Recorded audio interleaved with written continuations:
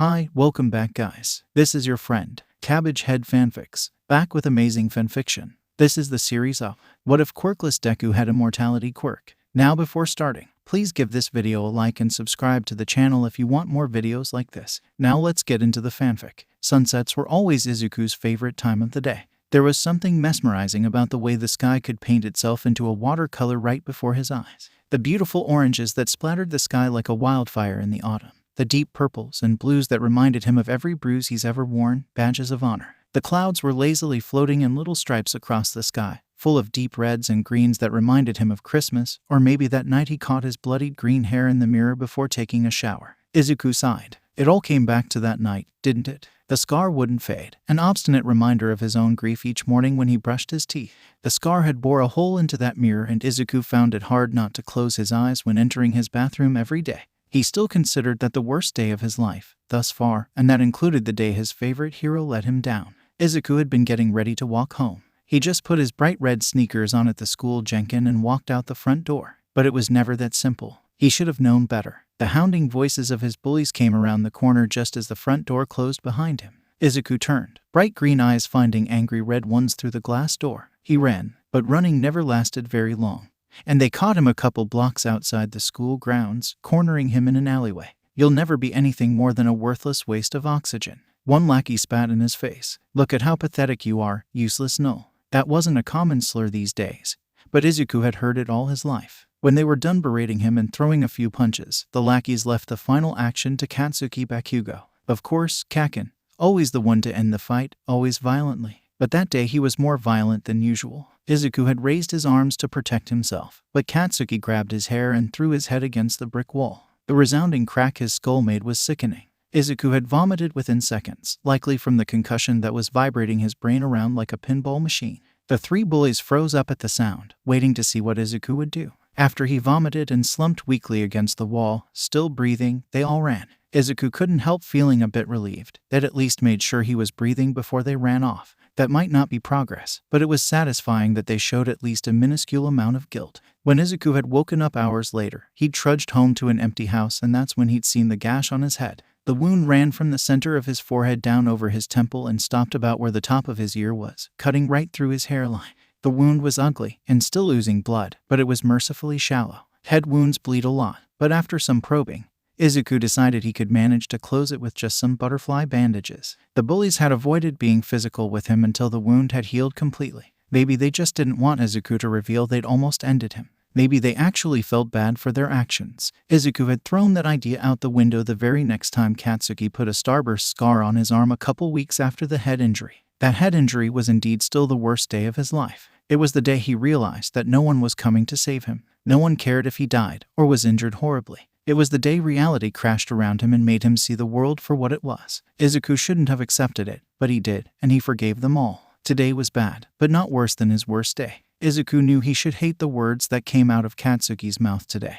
but in all reality they just felt inevitable. Izuku had heard similar remarks all his life. Being told to end himself was normal. It was part of life for a quirkless individual. So, in truth, it wasn't those words, those god-awful words, that had driven Izuku to be standing on the roof of his apartment building at sunset, watching the sky fade from orange to purple to deep blue. No, those words had only been an excuse, a validation for his feet to find the staircase. What drove him up here was the last raw and frayed nerve that had finally fizzled out like a burnt wire. The very last drop of the remaining will to push forward and hold on was drained from his heart the moment he walked up to his apartment today. Of course, Izuku knew his mother hadn't been home in weeks. He'd known for a while. Inko Midoriya had never said goodbye. She didn't leave a note or even a voicemail. But when Izuku arrived home today, an envelope had been taped to his door, addressed to the Midoriya household. Izuku hadn't read farther than, "We regret to inform you." His legs had already moved, the hard soles of his sneakers slapping on the concrete as he started to run towards the roof. Even being outside, he felt suffocated. His chest was aching for air, as if someone had shoved a pillow over his face. He knew what those words meant. He knew it without even reading it. It was a standard form letter from the Hero Commission,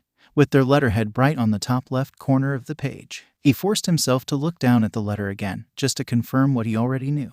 "We regret to inform you that today, August 8, 20XX, Inko Midoriya was involved as a bystander in a villain attack. Despite the best efforts of the medical staff on scene, they were unable to revive her. Please see the enclosed check addressed to her only living relative on record. Izuku Midoriya, as a formal apology for the actions of the villain that caused the injuries that claimed her life. It wasn't a effing apology. This was hush money. The irony was the Hero Commission wouldn't have even bothered to include the check if they had taken 2 seconds to look Izuku Midoriya up in the Quirk registry. Being quirkless meant he was owed nothing by anyone, especially not by society or the government.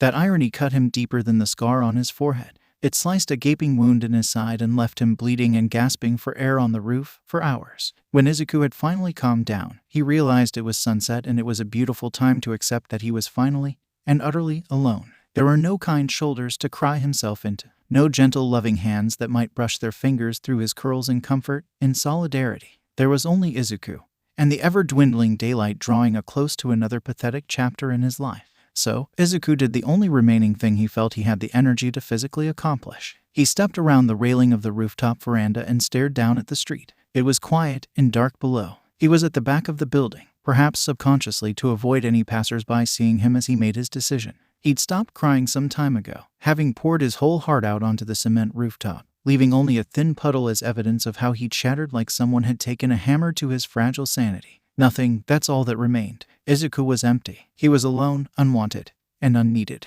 What could one quirkless child bring to the world besides their fragility and liability? Nothing. That's all the world had left him with, all the world had ever given him. Izuku didn't see the flash of black and yellow that bolted across the rooftops towards him from the left. He didn't hear the screams of a scared man trying desperately to reach him in time. Izuku turned to the side and leaned backwards, letting his body free fall over the lip of the roof in slow motion. It was in that last second before his feet had fully left the ledge that something thin and fabric-like rushed towards him. Izuku could only imagine it was a rope trying to strangle him as he fell. One last dig into his neck from the universe that wanted to be absolutely sure he wouldn't come back. The fall felt like eternity, but perhaps moments as big as this always feel like time has stopped. Izuku looked up to the now dark sky, the stars just barely beginning to pop out. He would miss them. They were the only constant remaining in his life, something he'd always found comfort in. The only thought that echoed in his head was, I don't want to die, but I don't know how to live anymore. He heard the crunch of bone splintering on asphalt before mentally registering he'd reached the ground. Everything went black. Shouta had been on his new patrol route, having only been assigned a couple weeks ago. The commission was trying to catch a few petty criminals that were burglarizing the residential sides of town late at night, so they decided to send Eraserhead in for good measure since the daylight heroes were failing miserably. It had taken about 3 days to find the trail, but he had caught up with the little gang and caught 4 of 5 members a few days after he first tracked them down. This neighborhood was quiet, average middle-class income level, nothing fancy. But it was a good spot for nighttime break-ins. TVs, laptops, video games, hell, even cash. Everyone had something these criminals could sell for a profit. He'd been chasing the last guy for days now, and couldn't find even the faintest hint the hole was still in the neighborhood. Tonight, he'd been scouring a new section of the route that he rarely stopped on. This area was the lower end of the income bracket, and most folks around here didn't likely have anything fancy to steal or sell. That made it a good hiding place. Shouta had spotted the kid on the roof, standing there staring at the sunset like it was the only thing that had meaning anymore. At least, that's what Shouta assumed his face was saying. He was too far away to actually make out the details. But the way he tilted his head back, his arms hanging limply at his sides, it looked like the kid had lost all meaning. Shouta's body was moving before that sentence had finished forming in his mind. The kid was moving. He was moving towards the back ledge of the roof, outside the railing. No, Shouta pushed his body to move faster, to get there quicker. He tapped the comm in his ear angrily, barking into it loudly. Get me police and medical at X and X Street, immediately. He didn't wait for the reply. The kid was staring up at the sky again. Then he turned. Shouta was close enough to see those deep forest green eyes. They were so empty, so lifeless, as if his soul had already been ripped from his body weeks ago, no, years ago. Who had done that? To a child? Kid, stop. He screamed, trying to break through the darkness that had swallowed this teenager's mind, but the boy was falling before Shouta could reach him. The capture weapon around his neck shot out like lightning, trying to grab a wrist, an ankle, anything. It was too late. As Shouta came to a skidding stop at the edge of the roof, he heard one of the few sounds that would haunt him for the rest of his life.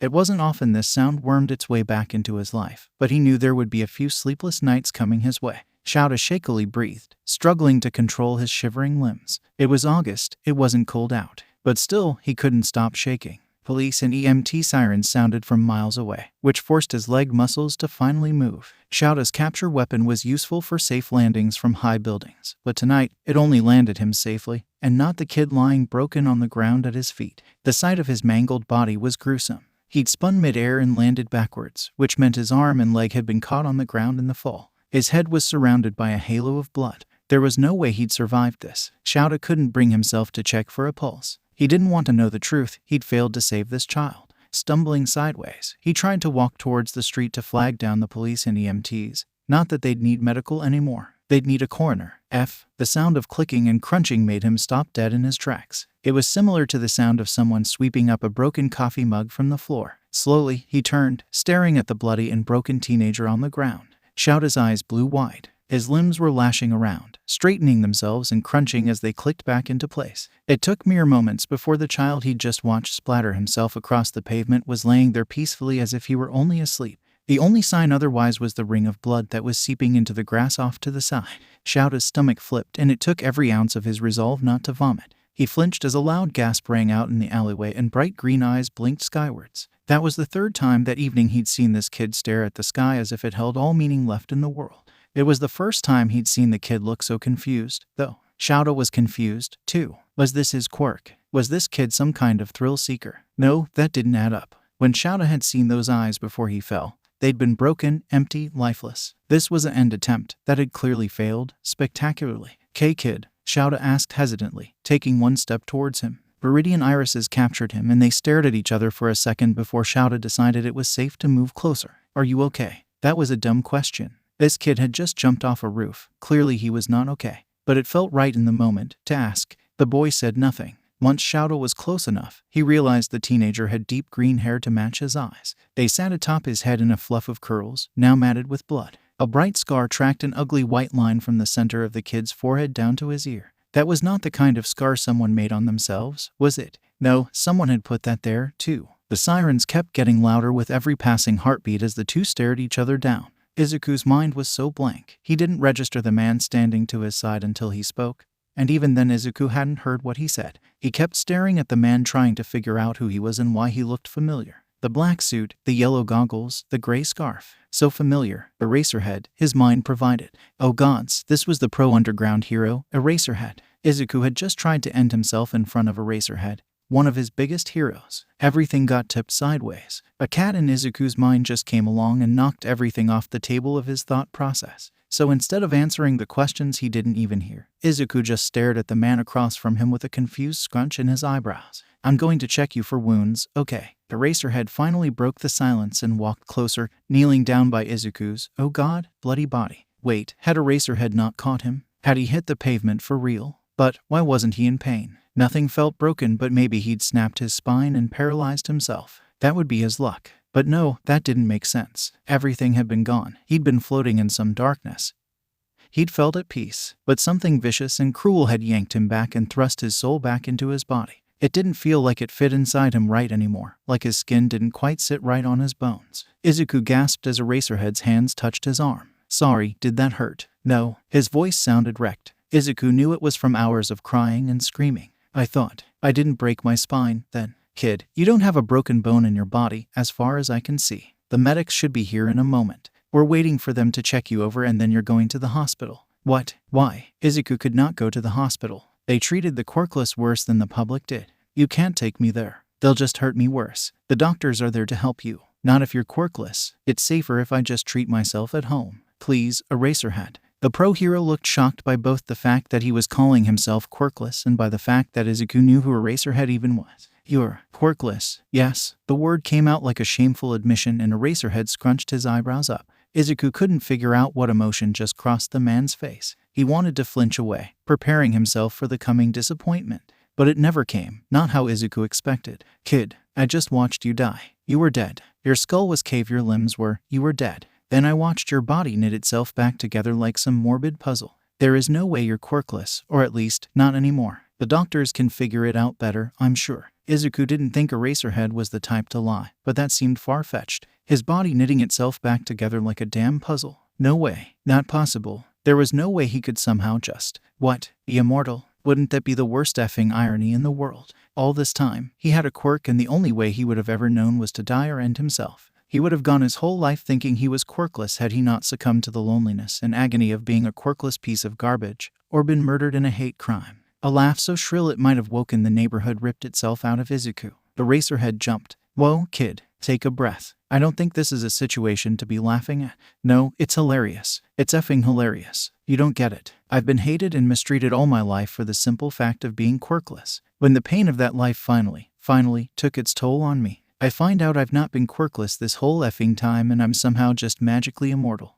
The one thing I never wanted to do was end myself. I still don't. Even when I tipped off that ledge, it was my last thought. I didn't want to die, and now the universe is laughing at me and telling me I can't die. How effing hilarious is that? Izuku gasped for air, having laughed his way through that whole rant. Cars pulled up at the end of the street just as he got his laughter under control. Izuku sat up. Eraserhead leaned back, almost looking scared the kid was going to bolt off. We're going to talk about that soon, but for now, just sit still and let the medics check you out, okay? Sure thing, Eraser. The medics took one look at how covered in blood he was and dashed forward, inspecting him for wounds. Both of them pored over Izuku's body, trying to find the cause of the ridiculous amount of blood that was surrounding him in a puddle. It took all that for Izuku to realize that his pants were so soaked and he was quite uncomfortable. Ooh, Eraserhead. This kid isn't injured. Why is there blood everywhere? Hey, I have a healing quirk. Izuku bit back a yelp as he tried to speak. Ooh, sorry. I was I did jump. It's been a rough life, but I was trying to outpace my healing quirk. The guilty look in his eyes was genuine, even if the reasoning for his magically healed body was a lie. Thankfully, no one questioned him. The medics both sighed. One even gave his shoulder a squeeze. Eraserhead was looking at him like he was vaguely impressed at the way he danced around the medic's question. Izuku knew that resurrection quirks were rare, like unicorn rare. Until they truly figured out what it was probably best not to even try and explain it to anyone. He couldn't avoid Eraserhead knowing now that the hero had seen him revive right before his eyes. But maybe he could manage to find a quirk therapist with the money the commission had left him. We gotta take you in for a psych evaluation, son, and further testing. Where's your parents? Izuku's body froze up, his eyes dropping to the ground. Eraserhead caught it immediately and moved closer to put a hand on his shoulder. Why don't you guys wait in the ambulance? I think the kid needs some air. I'll bring him over in a moment. Both paramedics exchanged a look and then stared at Izuku for a second before shrugging and heading off to the van. Eraserhead rubbed small circles on Izuku's back a few times before speaking up. The gesture was some form of comfort Izuku could not remember ever feeling. He sunk into it like butter melting on a hot plate. All right, kid, talk to me. What's going on? My mom. She hasn't been home in weeks and today I got a letter. Izuku tugged the letter out of his pocket. He was glad he'd stuffed it back in the envelope, otherwise it'd likely be illegible from the blood stain. Eraserhead took it and read over it, his face falling quickly the further down the page he got. Kid. Izuku just kept barreling on, not letting Eraserhead speak yet. My dad left when I was diagnosed quirkless at 4 and all I had was my mom and she never really did well after that. She kept losing her jobs because of me and I think she blamed me. Izuku gasped, a sob racking his chest as he spilled his guts with abandon. And then that letter. I have nothing left. That was on my door when today, and it was the last. I loved her anyway, and I wanted to think she'd come back, but now she can't. This was the last push. Eraserhead mumbled, finishing what Izuku couldn't say aloud. He nodded, wiping the tears from his face. The hero leaned over quickly. Izuku flinched instinctively, but all that happened was strong arms wrapped around him in a tight hug. The hug was kind, gentle, and loving. Was this what it felt like, to have someone care that you were here in front of them? Izuku didn't know what to do at first. His body was frozen as the seconds ticked by. Eventually, he hesitantly wrapped his arms around Eraserhead and buried his face into the man's shoulder and let himself cry. The way this child flinched when he went in for a hug hurt his soul in a way he couldn't explain. It was like he'd been burnt, but he pushed onwards. He hugged Izuku Midoriya. That's what the letter called him. He hugged him tight and offered as much of his strength as he could give. After a few tense moments, the kid just burrowed into him and sobbed openly. This child. He'd lost his father at 4 purely for being born quirkless. His mother had resented him all his life for the very same thing. And she'd just stopped coming home weeks ago. This barely 14-year-old had been alone and taking care of himself for weeks. Then a villain attack truly destroys the last shred of hope he had for his family. That didn't even begin to touch on the torture this child must have experienced in school and in public, being pushed to the point of jumping off a roof and flinching from hugs.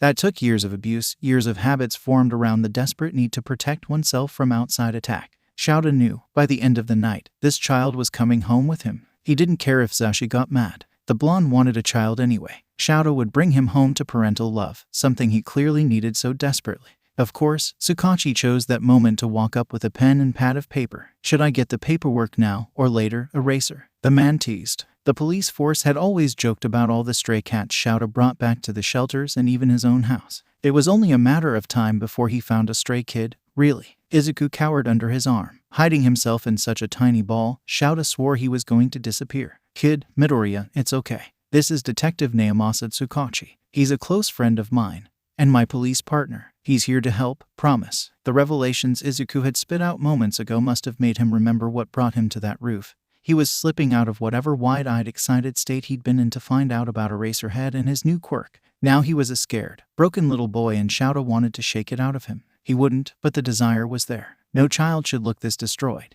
No person should have that much pain and emptiness in their eyes, especially at his age. Shouta looked up and Tsukachi must have seen what Shouta saw in those dark green eyes because he was staring at Shouta with the most intense look the Erasure hero had ever seen. Shouta sighed. Get the paperwork ready. I need to get the kid to the hospital for evaluations. Mark this down as a quirk manifestation. Not an attempted end, please. It might be both, but it will give the kid less grief and the media won't really bother with a quiet manifest. Tsukachi nodded. I'll have the first half of the forms done tonight. Come by the office tomorrow to sign them. He walked off after making a few notes. He was a good friend. Izuku had said nothing the whole time, just flitted his eyes between the two adults as he clung to Shouta's shirt. He wondered if the kid even realized he was doing it. He was analyzing everything, even checking for escape routes. The underground hero in him could see it in the kid's face easily. All right, kid, I'm gonna pick you up, okay? Izuku nodded. Good. Let's get you to the hospital so we can have someone I trust assess that quirk of yours. What if the kid stared at him as Shouta picked him up? He clung to his front and buried his face in Shouta's shoulder before speaking again.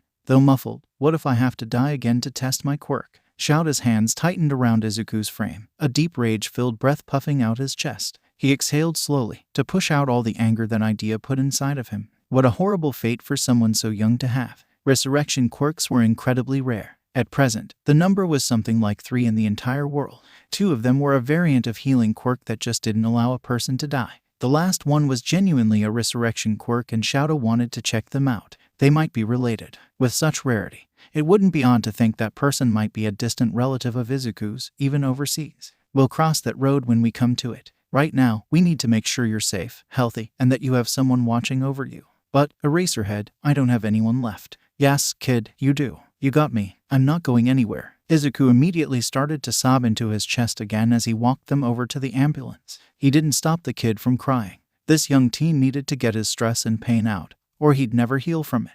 The healing was going to start now. Izuku didn't know what to make of Eraserhead. He was an incredibly complex creature by Izuku's standards. He could hold this face of utter boredom, but his eyes were softer than any Izuku had ever seen. His hugs were warm, and his words were soft. Izuku thought it was weird at first, but then he realized he had a quirk now, so maybe Eraserhead was just being normal like he'd be with any quirk kid. That brought up another question: how did Izuku have a quirk? It wasn't necessarily rare for a quirk to go undiscovered until a child was maybe 8 or 10 if there were special activation requirements. But 13 was pushing it. However, if it really was a resurrection quirk, it would make sense. Dying was a pretty specific activation requirement that Izuku would have never found if he didn't.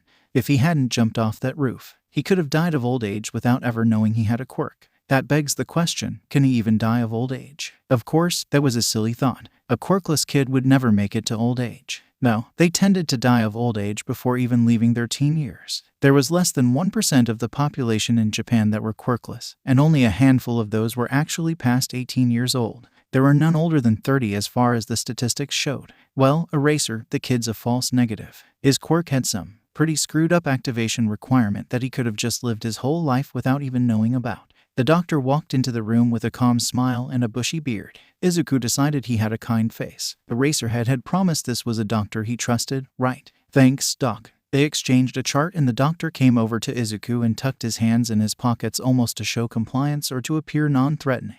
Izuku appreciated the gesture. So, Midoriya, you're a rare little kid. You have one of 2 genuine registered resurrection quirks on Earth. I've run the tests 3 times just to make sure. From what Eraserhead tells me, your body even heals all damage sustained at the time of death. Though, it doesn't explain this scar on your forehead. Did that happen tonight? And no, doctor, Izuku mumbled, worrying his hands in his lap and playing with the hem of the scrubs they'd given him to wear. That happened about 6 months ago.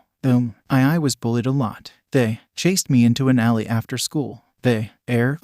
I hit my head on a brick wall. Eraserhead and the doctor exchanged a look. It was eerily similar to the look the paramedics had exchanged not even an hour ago before leaving Eraserhead to talk with Izuku. Right, so that happened in an event where you didn't sustain any fatal wounds. From that, we can assume that your body only heals the damage that happens when you die. Can you tell me what you felt when your quirk activated?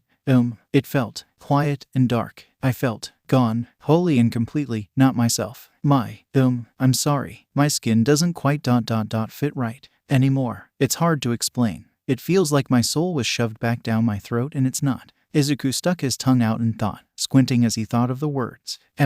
It's like putting your pants on backwards by accident. Ah, I see. Interesting. The doctor took the clipboard back from Eraserhead and made a few notes. Well, it looks like the activation factor is fatal damage. Obviously, this is not a quirk any medical expert recommends you practice or use on a regular basis. It could likely take a toll on your mental health. And judging from the psyche evaluation, you already need to get to work in that department. Eraser. The hero answered, looking up from Izuku's hands that wouldn't stop worrying into the fabric of his shirt. I can safely assume you're taking the kid home. Tsukachi is already working on the guardianship papers. Kid has no family. Noted. I'll list you as his temporary emergency contact for now and just get that changed officially once you have the paperwork done. Thanks, Doc. Anything else? Midoriya. Izuku looked up, feeling far more tired than only moments ago. Did that mean he was going home with Eraserhead? Why would the hero just want some random formerly quirkless kid off the street with no home and no family? Yes, doctor, he asked, trying and failing to keep the anguish out of his voice. The doctor put a hand on his shoulder. Izuku did his best not to flinch at the motion, but it was a learned habit and he was having a hard time breaking it. You have value and worth just as you are, with or without your quirk. Eraserhead here will likely force that into your head over and over until it gets through. But listen to me, ask for help when you need it. It's okay to not be okay. You've been through an ordeal, rest. Izuku just stared at him blankly in shock. No one had ever told him he had value, worth, without his quirk, even with a cursed quirk. Izuku heard the doctor telling Eraserhead Izuku would be kept a few hours for observation since his quirk had just violently manifested. Routine or something. Izuku registered it, but he didn't hear the words fully. He was still stuck trying to process being told he had value for just existing. It didn't add up. Hey, kid, I gotta make a phone call. You okay if I step into the hall for a minute? Izuku blinked back to reality. Oh, of course, Eraser. I'm just lost in thought. You can call me Shouta Aizawa. I'm only Eraserhead when I'm on duty. Oh, Izuku hadn't expected that. Please call me Izuku. I don't want to have my mother's name anymore. Okay, Izuku. I'll be just outside the door if you need me. Shouta stepped out of the room and closed the door so he could slide down onto the floor. His knees hit his chest and his whole upper body just bent over until his hair was covering any light from the hallway he was in. There was endless amounts of trauma in everything Izuku said, every little tick and twitch. Shouta was sure there would be so many more things to discover about this child.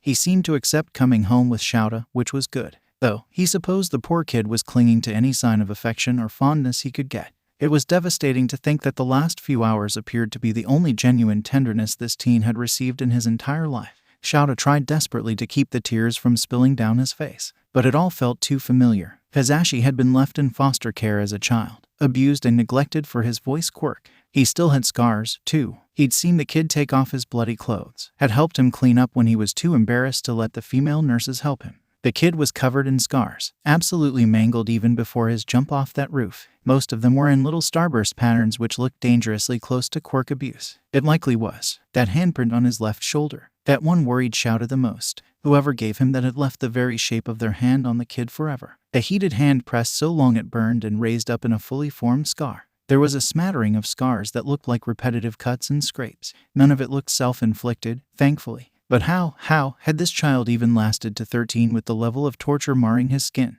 Shouta somehow knew the answer before really even thinking about it. He could see it in the kid's eyes, hear it in his voice. He was kind. He was forgiving. He was so much more than this world deserved from how it had mistreated him. Shouta vowed to protect this child to his death.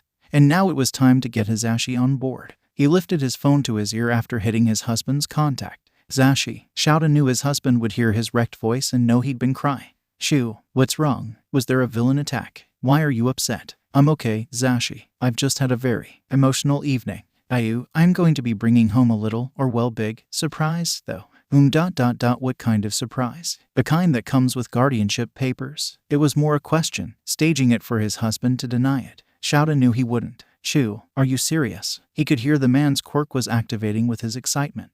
We're getting a little listener all our own. Well, for right now, we're just acting as his guardians. The kid, Zashi, he hiccuped, suppressing the sob before he went on. I couldn't get to him in time. He jumped. He fell. I watched him bleed out. I did. Then his body healed and he ... Oh god, he's got a resurrection quirk. It manifested tonight. He's 13. Shouta, sweetie, take a breath. It's going to be okay. Do you need me to come to meet you and give you hugs? I want to meet the little guy anyway. It took him a second to regain his voice. We're at Musutafu General, Hero Ward, room 413. They're keeping him for a few hours. That's pretty standard after a quirk manifestation. I'm surprised they aren't keeping him overnight, given the circumstances. He means the attempted end, Shouta knew without Zashi saying it. But we can talk more about that all later. I'll give Hound Dog a call and let him know we're going to need a time slot for the little listener. Thank you, Zashi. I love you. I'll see you soon. I love you, Shu, and don't worry, we'll help him heal. His phone clattered to the floor as Shouta grasped his fingers into his long black hair. He was not the type to break down, at least not in front of others, but right now all he could do was choke on the air his lungs were trying to fill with.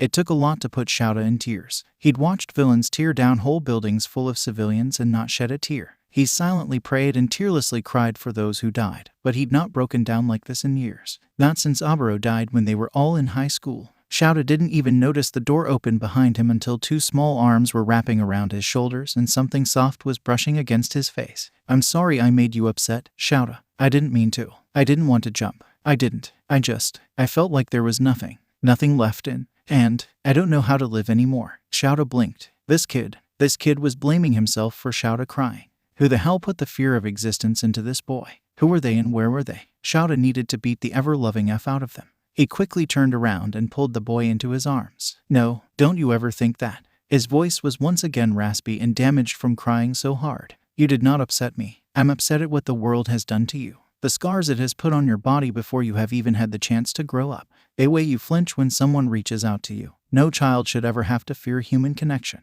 Izuku was once again bawling his eyes out against Shouta's chest. He was coming to terms with the fact that crying was just a part of this boy's nature. It made sense. He was so gentle and kind. Of course he'd have a bleeding heart. Shouta wanted to see him cry happy tears, though, not these wrecked sobs. It's okay, kid. It's okay. You're safe. I got you. He rocked back and forth, letting the crying child in his arms slowly drift off into exhausted sleep. It didn't even take that long. The doctor had actually warned him it was common with self-healing quirks for the holders to sleep for hours or even days afterward. They crashed from the raw energy used in healing and reviving themselves. He'd been shocked that Izuku was even still alert when they'd talked moments ago, but it seemed the after effects of the quirk activation was finally hitting him. Izuku didn't even stir when Shouta finally pushed them off the ground and carried the kid to his hospital bed. He was so small, and he weighed almost nothing. It was another thing he'd been warned about. Izuku was malnourished and would need further care for it, but they were holding off telling him since his mental health was so stressed right now. Shouta had been given a regime of foods and medicines and told to bring the kid back in a week for a checkup, but they weren't going to worry Izuku with the news just yet, so he could rest. Once Izuku was back in bed, he reattached the little IV hookup which the kid had expertly unlatched in his trek to Shouta's side. He was surprised the kid knew how to detach the line without yanking the needle out like most folks did. That made Shouta realize this kid likely had a lot of medical treatment in his life, and probably with bad experiences attached. Damn, Shouta settled down into a chair by the bed and decided it would be good to nap while he waited for Hisashi to arrive. Shit, he didn't tell the kid about that. Well, maybe he was a fan of Present Mike, too. Hopefully that would smooth things over enough. For now, Shouta quickly drew into a light sleep, knowing he would wake if even the slightest shift of the bed next to him occurred. Shouta's body snapped to attention when the door across the room slid open. He expected a nurse or doctor to come in to check on Izuku, but instead he found his husband. Shouta melted, opening his arms for Hisashi who was hugging him in an instant. Hey, I got you, Shu. I'm here. Hisashi reassured him. God, Shouta loved him, beautifully, terribly, suffocatingly. He loved his Hisashi. They parted after a few minutes and Hisashi pulled a second chair over to the bed so he could sit down next to Shouta, their hands clasped between them. Tell me about the little listener. Yeah. His name is Izuku Midoriya, but he asked to be called Izuku, doesn't want his mother's name anymore. Hisashi gave him a pained look but Shouta continued. I saw him on patrol, staring up at the sky. I didn't think much at first, just a kid stargazing as the sun was setting. But the look on his face, it made me move without even thinking. He looked so broken, Zashi, so empty. Hazashi squeezed his hand, staying silent to let Shouta get all the events of the evening out. He'd half told his husband over the phone what happened, but he was calmer now. I ran. I wasn't fast enough. Just as I tried to grab him with my capture weapon, he fell over the edge. I heard him. I saw him. He was. Oh God, he was so mangled. I knew he was dead. I didn't even have to check. He wasn't breathing. There was so much blood. But as I was walking to the street to meet the police, I heard his bones crunching and I swear I almost lost my lunch. But when I turned around, the kid gasped back to life, not a scratch on him, aside from the scars he already had. Scars? Hazashi asked. Shouta winced, reaching over the bed railing. He slipped the blanket down and showed Hazashi the kid's arm. Izuku didn't even stir in his sleep. Hazashi gasped, putting his free hand to his mouth. He's covered in burns, cuts, and scrapes. The one on his forehead was from being bashed against a brick wall. All of this because he was quirkless. I don't know who did it. He wouldn't say. But it had to be his peers. His father left when he was 4, again, for being quirkless. His mother neglected him, ignored his existence. She stopped coming home weeks ago, and today, Izuku found this letter on his door. Shouta unfolded the letter caked in dried blood from his pocket and handed it to Hazashi. It wasn't too long, and it only took a moment for Hazashi to read it and inspect the check inside, which had miraculously survived the bloody ordeal. Seriously, the letter. That's what the commission has reduced the value of human life to. A letter in, what, hush money. I can't believe this. I know. I was shocked. The kid didn't say out loud, but I guess this letter was the last push he needed, on top of years of abuse and neglect. I can't even imagine how he survived this long without incredible compassion and an ability to forgive that could rival the gods. Shouta turned back to his husband when a firm hand settled on his shoulder. We're going to give him so much love, he will get sick of us, shoo. He deserves it. Yeah, he does. Shouta turned and wrapped his husband up into a tight hug, burying his nose into those long blonde locks. The smell of his wintergreen shampoo was like home, familiar and welcoming. He loved when Hazashi wore his hair down. It looked so good on him, and Shouta could comb his fingers through it for hours. So, he's going to need a quirk counselor? Huh. Shouta winced, pulling back from his husband's arms slowly. Yeah, you thinking what I'm thinking? The rat? Yeah. With how rare his quirk is, I don't trust anyone outside UA to handle his case. I want us to visit his school on Monday and see firsthand what's happening. If things seem safe and the bullying isn't from there, we can let him stay. But if it is, I might ask Nedzu to finish up the last few months of his schooling.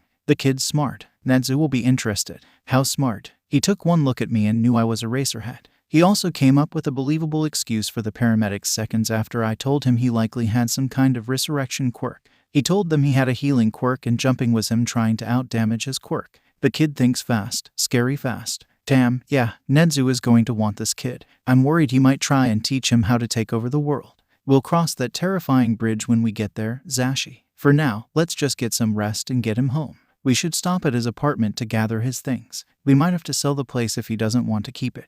Okay, shoo. Come on, close your eyes. I'll let you know when the little listener is awake. Doc said he might be out for hours. Side effects of strong healing quirks. They'll release him when he wakes. But his words dropped into a mumble as his eyes got so heavy they refused to stay open. With Hazashi here, Shouta could sink into real sleep, not a light nap he'd snap out of at the first sound. So, he slept, leaning on his husband's shoulder and clutching his hand. Izuku felt incredible when he woke up, physically at least. It was like he'd stuck a battery against his tongue and got shocked back to life. Mentally, well, that was a nightmare he was going to just ignore for the time being. He could shove all his worries and fears and pain into that little lockbox he kept in a closet in his mind, and think about it later. Locking the door to that horrible room in his mind, Izuku opened his eyes. The sight to his right was adorable and familial. Or at least, Izuku assumed it was. His mother had never sat by his side while he was in the hospital, but he'd seen this in movies and on TV when someone got sick. People who cared for them gathered around them, supported them. Did he have support? No. A pair of yellow eyes found him and a bright smile was offered to Izuku. This man seemed so familiar. Blonde hair, those pointy-rimmed glasses. Izuku's eyes analyzed the jacket, the leather pants, the rings and, oh dear God, that was Present Mike. Izuku's hands went to his mouth to hide the gasp. He was bouncing in his seat, a grin quickly forming on his face. Shouta was still asleep. He didn't want to wake the sleeping cat, so he whisper-yelled, in an effort not to wake his apparent guardian. You're Present Mike. Oh my God. Izuku squeaked a little with how high-pitched his voice was. Present Mike himself laughed a deep, hearty sound from his stomach. It was warm and Izuku liked it. It was the kind of laugh that said the person was sharing joy with you. Shu said you were smart. You took one look at me and knew. No one's ever done that when I'm out of my hero gear. But hey, you can call me Hazashi or Zashi like Shouta does, yeah. Oh, okay. I'm Izuku. just Izuku. See, can I ask why you're here, Zashi? He watched the look on Mike's face turn from happy to soft and caring at the way he used the man's nickname. Again, that look. Shouta had done it, too. Was it normal? Izuku thought it might be pity at first, but now he realized it was something more complex. It was affection of a kind. Well, Shouta told me he's going to be taking up the mantle of your guardian for now, if you'll have him. That package sort of includes me. Shouta's my husband. I knew it. Izuku shouted without thinking. Shouta snapped up, instantly in a fighting stance before his eyes even opened. Shoo, calm down. The little listener got excited. Sorry we woke you. Sorry, Shouta. I didn't mean to. But he told me that you were his husband and I had been trying to figure out who Eraserhead's significant other is for years. I saw you on patrol once and I saw you had this ring hanging from your neck and I wanted to know who it was because I thought it was so sweet that you were protecting them by not putting it out there, and then I watched an interview of Twilight Heroes and Zashi was playing with a ring that matched yours and I knew. He kept rambling, unable to stop the storm of words that flurried out of his mouth. Whoa, kid, take a breath. Oh, sorry, I do that sometimes. Everyone says it's annoying. I didn't mean to be a bother. Hey, no, that's not at all what I meant. Shouta settled back down in his chair, but this time he took Izuku's hand instead of his Ashi's. I've never heard someone talk so fast. Do you always analyze small details like that? Oh, yeah, I analyze heroes and villains. I shouldn't tell you that. Everyone finds it creepy, but it's just an easy way to get my energy out. I have dozens of notebooks full of my analysis. I guess maybe I don't anymore. He sunk back into the bed, trying to figure out how he could get his notebooks back if he was going home with Shouta and Zashi instead of to his mother's house. Little listener, we were going to stop at your place before we took you home. You can take anything you want from your apartment. We're not going to cut you off from who you are or the things you enjoy. Oh, thank you, kid. You don't need to thank someone for basic decency. Oh, right, I have a quirk now. I'm a normal human. Hizashi and Shouta exchange another one of those looks. He's seen it multiple times today and he still had no idea what the heck it meant. Izuku would have to ask someday, but he didn't think he'd get an answer right now. Hizashi leaned forward and rested a hand on his knee before speaking. What do you mean by that? He asked. Izuku looked at him, confused. Well, when I was quirkless, I wasn't. I was. Well, you know. Clearly, they didn't. He had to explain. I was worthless, useless, a waste of oxygen, a null. I was a liability to people around me. Before he could get more of the things he'd been told all his life out of his mouth, Shouta gently cupped a hand over his lips. The man had a horribly pained expression on his face. Directional pain, the kind you used when someone broke your favorite toy. Izuku had felt that look in his own eyes when his bullies burnt his journals or tore his school uniform. He didn't often let that look linger long. He felt it was dangerous. It looked even more dangerous on the underground hero. No, Shouta said. The word was sharp, like the edge of a knife. Don't you dare ever say anything like that about yourself again. This has absolutely nothing. Listen to me, nothing to do with the fact that you have or don't have a quirk. You as a person, as Izuku, you have all the worth in the world. His hand slipped back to the bed and Shouta took a breath, which seemed to calm the angry look in his eyes. Hizashi was silently crying beside him. Wait, why was Zashi crying? Little listener, Izuku, you do not need to have a quirk to have value. You're just a teenager. You deserve to just play and learn and live your life, not worry about a stupid quirk. If you let us, can we show you what that's like? Izuku found his face was wet, so he tapped a few fingers over his face to find tears. He didn't cry like this often. There were no sobs. Nothing choked his throat. Tears just poured from his face like someone turning on a faucet and broke off the handle. Both of his new guardians' words hit home in a way he never expected. They were being genuine, honest. He knew that without a truth quirk. The righteous fury in their eyes at the way Izuku described himself told him that much. But how could he have value without a quirk? That didn't make sense. But maybe he'd like to know. Oh, okay. The doctor walked in after a quick knock on the door. All three sets of eyes turned to him with anticipation and hope. Izuku just wanted to go home. Or well, he didn't want to be in this hospital anymore. It brought back too many nasty memories of past injuries he was unable to take care of himself. All right, how's our little patient, he asked, tucking his hands into his pockets again in that casual I am not going to hurt you way. I feel much better. Izuku wiped the remaining tears from his face and put on the first genuine smile he'd worn in weeks, maybe months. It still didn't meet his eyes, but it was a start. Excellent. I've got some paperwork for your guardians to fill out and a lot more paperwork for you to take home, but you're free to leave. Eraser, Mike, I know you will follow the instructions I've given. Just make sure you follow up in a week and we'll see where we are then. Okay, sounds good. Thank you, doctor. Shouta sighed, seeming relieved. Mike even smiled at the doctor when the thick clipboard was handed over to him. Izuku didn't want to know what all was in that stack. Not yet anyway. Obviously, it was all about him and his new quirk and condition. but that didn't mean he wanted to know just what it said about him, about how weak and fragile he was. "Kid, you okay?" Izuku looked up. The doctor was gone. Izuku had been glaring at his hands, which were warping the fabric of the blanket that rested over his legs. Izuku quickly dropped it. "Why yes," he yelped. I was just, that's a lot of papers." Izuku mentally sighed at himself. He knew he could trust Eraserhead and Present Mike. They were real heroes. But it was so hard to not feel like he was disappointing them or annoying them when he asked questions. "Don't worry, Izuku. Discharge papers are always hefty. We'll go over it tomorrow after you've had some sleep tonight, okay?" Mike was trying to be comforting, talking softly. "Okay." The nurse told him he could keep the scrubs since his clothes had been ruined by blood and had to be disposed of properly. Hazashi promised they would pick up any clothes he wanted from his place on their way to his new home. New home. Those words felt weird on his tongue, like dancing cats or rabid dogs. He'd never really called the apartment home. It was his mother's apartment. He just lived there, surprisingly rent-free. And Ko often reminded him of that fact over the years. The car ride was quiet for most of the trip. Neither man tried to speak with Izuku at first, and Izuku just stared out the window. It was dark outside. Izuku looked at his phone, which had somehow survived the fall with only a few small cracks, and realized it was 3 in the morning. Oh, that's why it was dark. He looked back out the window and stared up at the sky. He could see Orion up there, his favorite constellation. "Do you like stargazing, kid?" Shouta spoke up from the front, stirring Izuku from his thoughts. Oh yeah, I guess. I don't know. The stars have been one of the few constants in my life, and I guess they just comfort me in a way." "What's your favorite constellation, little listener?" Zashi turned in his seat, looking honestly interested in Izuku's opinion.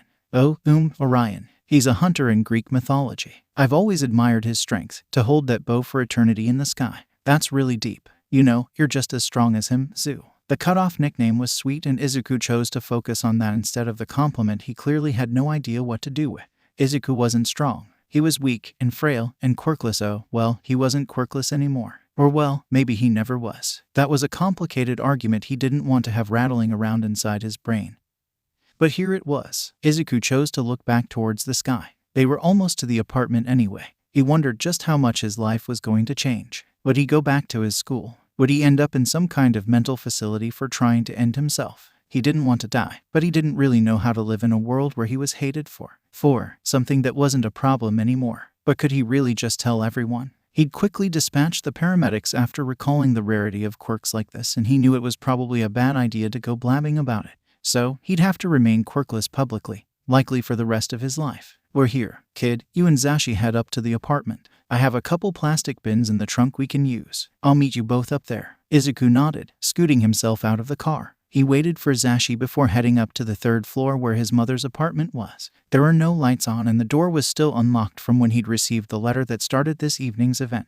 Izuku pushed it open and flicked on the lights. The house itself was tidy, but dust covered most of the surfaces from weeks of disuse. The kitchen and Izuku's bedroom were the only exceptions. The place felt as hot as the outside, and he wondered if maybe he'd forgotten to turn on the air conditioner. It didn't matter now, did it? Zashi took off his shoes and looked around a bit, heading right to the kitchen to check the fridge. Izuku knew it was empty except for some energy drinks and bottled water. His blonde head peeked above the fridge with a concerned glance. "I was going to make sure nothing spoiled, but I know," is all Izuku said. In the weeks since his mother had been gone, he'd picked up a few odd jobs around town to pay for groceries. His mother would mail him some cash once a week, but it barely lasted more than a few days with how little she sent. He knew, objectively, that what she had done was illegal and highly neglectful. But he loved his mother regardless, and he just hoped beyond hope that she would come back. The need for a mother's love kept him patient all that time without her. "When was the last time you saw your mother?" Zashi asked, his voice almost scared of the answer. 6 weeks, Izuku answered, flipping on the switch to his bedroom door, which was across from the kitchen.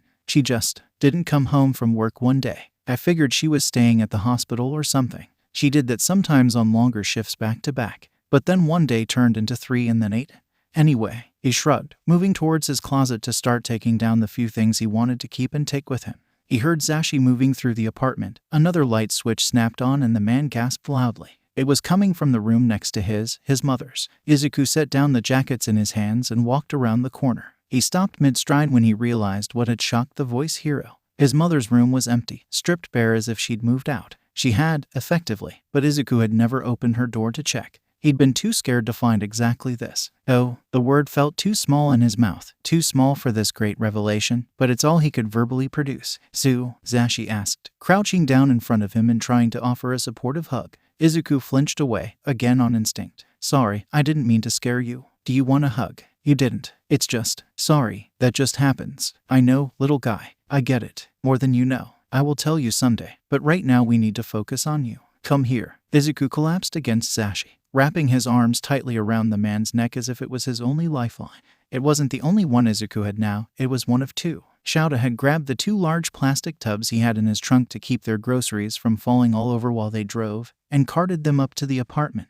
It wasn't hard to find. He'd watched his husband follow Izuku up to the 3rd floor. They'd left the door open. He didn't see either of them at first as he walked in and set the tubs down by the door. He heard the pair quietly talking in a room down the hall. When he turned the corner to find them, he realized he'd passed Izuku's room and this must be the mother's room, or what was left of it. There was nothing but a bare bed frame, a clearly empty dresser, and a desk with nothing but a few empty picture frames laying discarded on top. Izuku had told them his mother had stopped coming home a few weeks ago, but this was abandonment. If that woman wasn't dead, Shouta would have had the wrath of hell itself to deliver on her. He took a shuddering breath and looked down to find the little green-haired kid grasping at Zashi's neck like it was the only thing that could keep him from drowning in his own tears. Dear God, this kid needed so much help. Shouta crouched down, catching his husband's pained eyes and returning them with a look just as sorrowful. He rubbed soft circles on the kid's back. From the look on Zashi's face, he knew the kid hadn't been aware of this room being empty. Why would he? Kids don't usually go into their parents' rooms unless they have a nightmare. In this case, he couldn't imagine Izuku would run to his mother for nightmares.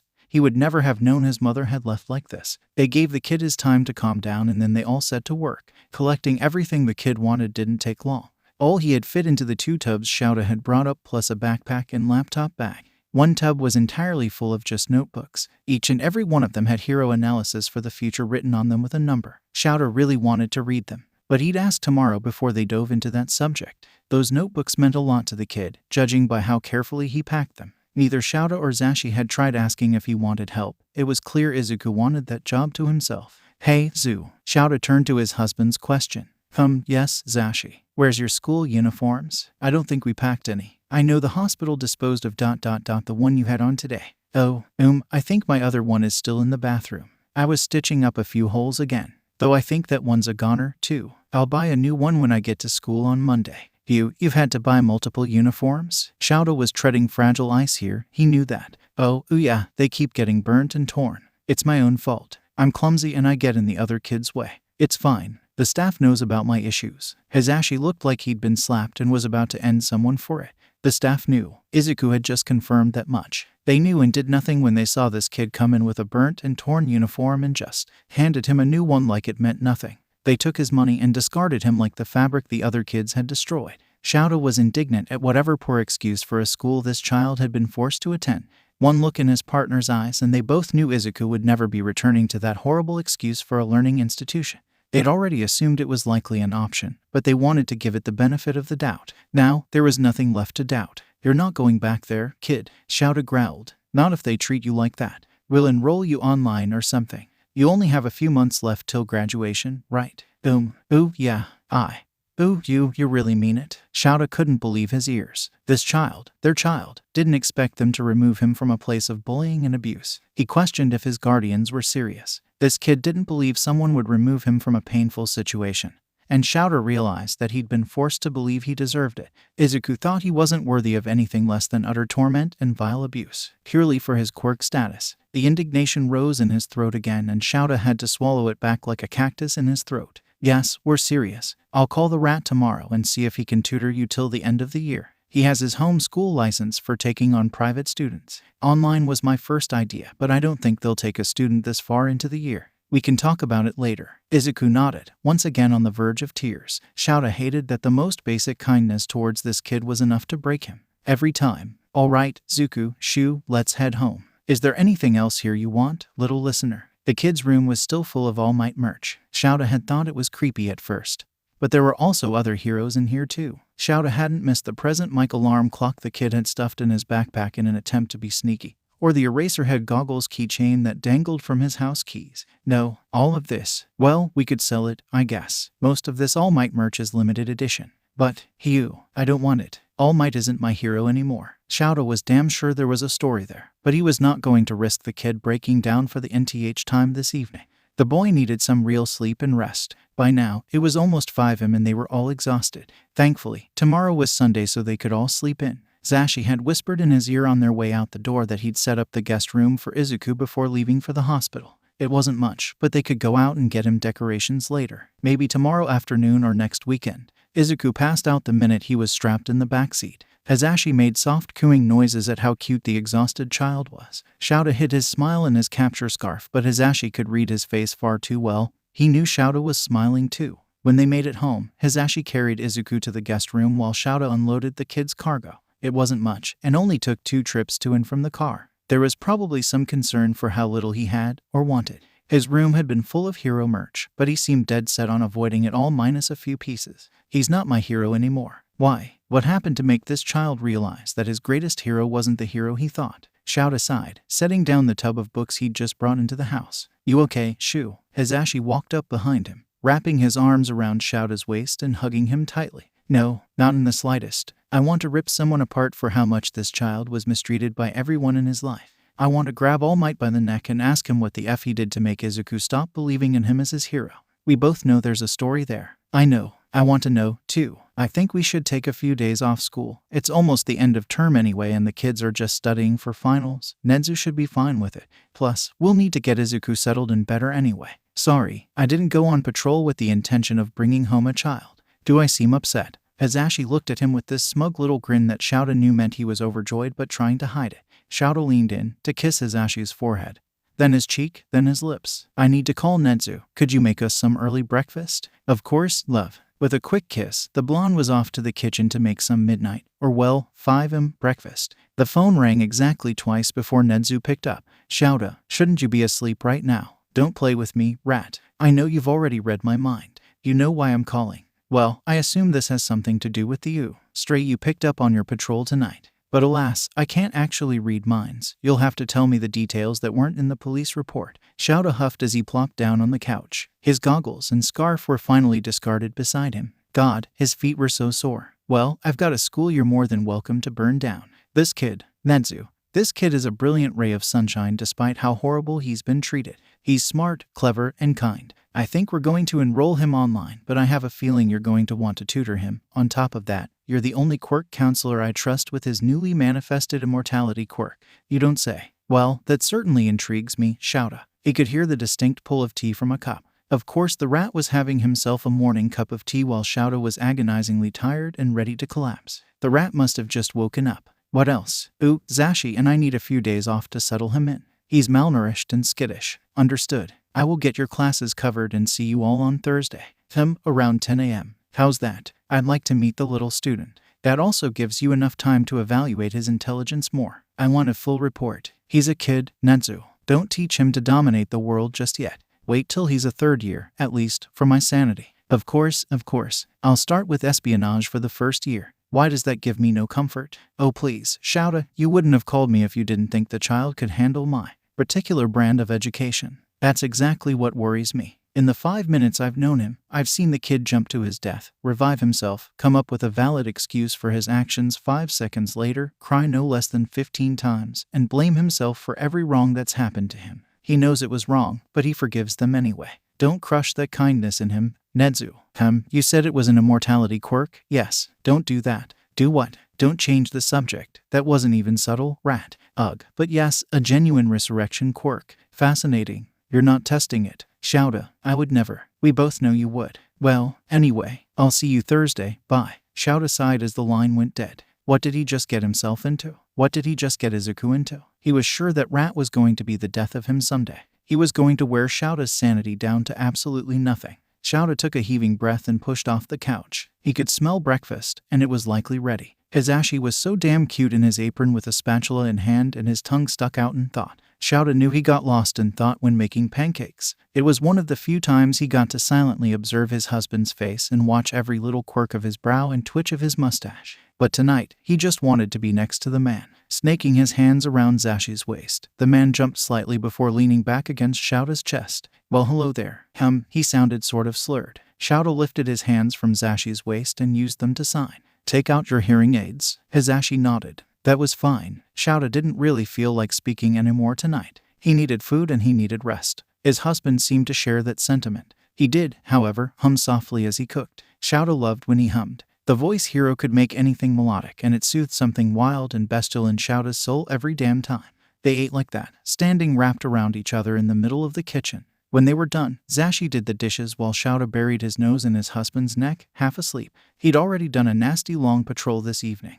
And then the stress of failing to catch a falling kid and then bringing him home. It had been an exhausting night. Shouta realized halfway to their room that Hizashi was carrying him. They were both strong enough for it, easy, but it hadn't happened in a long time. Shouta smiled, letting himself drift off just as Hizashi mumbled I love you in his ear and placed him in their bed, curled up around him. Izuku startled awake, having no idea where he was. The room was painted in hues of gray and the bedding matched. It was some kind of guest room. Oh, right, he'd gone home with Eraserhead and Present Mike. He was staying with Eraserhead and Present Mike. Wait, that had to be a dream, right? Everything had to be a dream. He looked off to his right, only to find his Present Mike alarm clock staring at him from the bedside table. It read 2 p.m.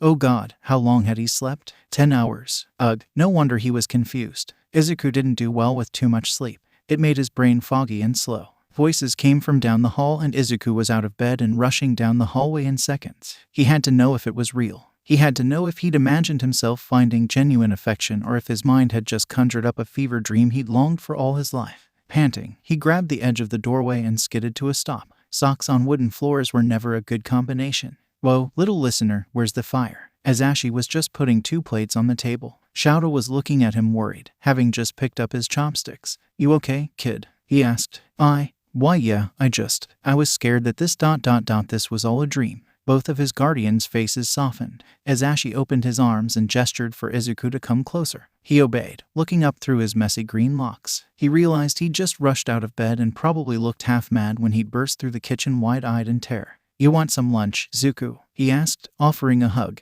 Izuku happily took it and took a deep breath of wintergreen from the man. Was that his shampoo? Izuku liked it. It was like walking through a forest and finding the biggest tree to hold onto for stability. Yes, please. Hizashi gave his hair a ruffle and guided Izuku to a chair across from Shouta. The underground hero had been silently munching while watching the exchange. When Izuku settled down, Shouta set his chopsticks down and sighed. We have a few things to go over when you feel up to it, Izuku. Hizashi put a plate down, then put a hand on his hip, give the listener a moment to wake up. Shoo, don't dive right into business. Izuku chuckled, taking up a set of chopsticks and digging in. After a few bites where his eyes were rolling back in his head from how damn good the food was, he nodded. Shoot, I'm a little groggy, too much sleep, but awake. Izuku knew they had to get to this eventually. It was better to rip the band-aid off and get it over with before it stewed too long. Izuku knew eventually they'd decide they didn't want him, some random kid who tried to off himself. A weakling who had a cursed quirk and now a cursed lonely life. But Shouta interrupted his spiral. The doctor said you're malnourished, so we're going to follow his diet plan to get you back on track. Also, you're going to be put into private schooling with Nedzu over at UA until you graduate middle school. After that, we'll work on a plan for high school. Are you with me so far, kid? Izuku blinked. That sounded long-term. That sounded very long-term, like years long-term. Were they really willing to devote that much time to rehabilitating him? Why? He blinked a few times, his chopsticks hovering over his plate in shock and disbelief. Oh right, Shouta had asked him a question. Yes, I am with you. Okay, those are the more logistical issues. We're going to start you in therapy with Hound Dog at UA as well. Given your status as our charge, you can use his services. I'm about to head to the police station to sign the formal paperwork and then we'll be your official guardian. Are you okay with that? Izuku settled his utensils beside his plate and stared at his food, confused. Why were they doing this? Why were they helping him? He was just a waste of oxygen. He was just a worthless Deku. Stupid, worthless, waste of space, stupid Deku. Hey, kid. Look at me, stop. Izuku snapped out of his spiral, realizing he was panting for air and gripping the edge of the table so hard his knuckles were white. You are none of that. You are not stupid or worthless. Please don't say those things. No one will ever call you that again. And not because of your quirk status either. Had he said all that out loud? Izuku took a few careful breaths, releasing his hands from the table so he could tangle them in the hem of the scrubs he was still wearing from the hospital. Little listener, can you look at me for a minute? Izuku peeked his eyes between his curls. Zashi smiled faintly. We value you. Okay. We care about your well-being. We want to see you safe and healthy and happy. Not for any other reason except that you deserve all those things and more. Everyone does. You are not any less than anyone else. Okay. Izuku nodded, wiping a few stray tears from his face. Finally, getting his voice back, he nudged his chin towards Shouta. Yes, I'm okay with it, you being my guardians. Both of them smiled at Izuku. When they were all done eating, Shouta left to sign paperwork. He said he'd be gone for about an hour. Zashi had cleaned the table, and despite Izuku's offer to help, he'd refused. Izuku didn't know how to handle being taken care of like this. He'd taken care of himself since he was a child. This felt like he was being pampered for no reason. It was weird. So instead of hanging around the kitchen while Hizashi cleaned, he decided to wander around the house. There were pictures hanging up everywhere. Some were old and faded, showing faces he didn't recognize. He could pick out Shouta and Hizashi in most of the images, but not all of them.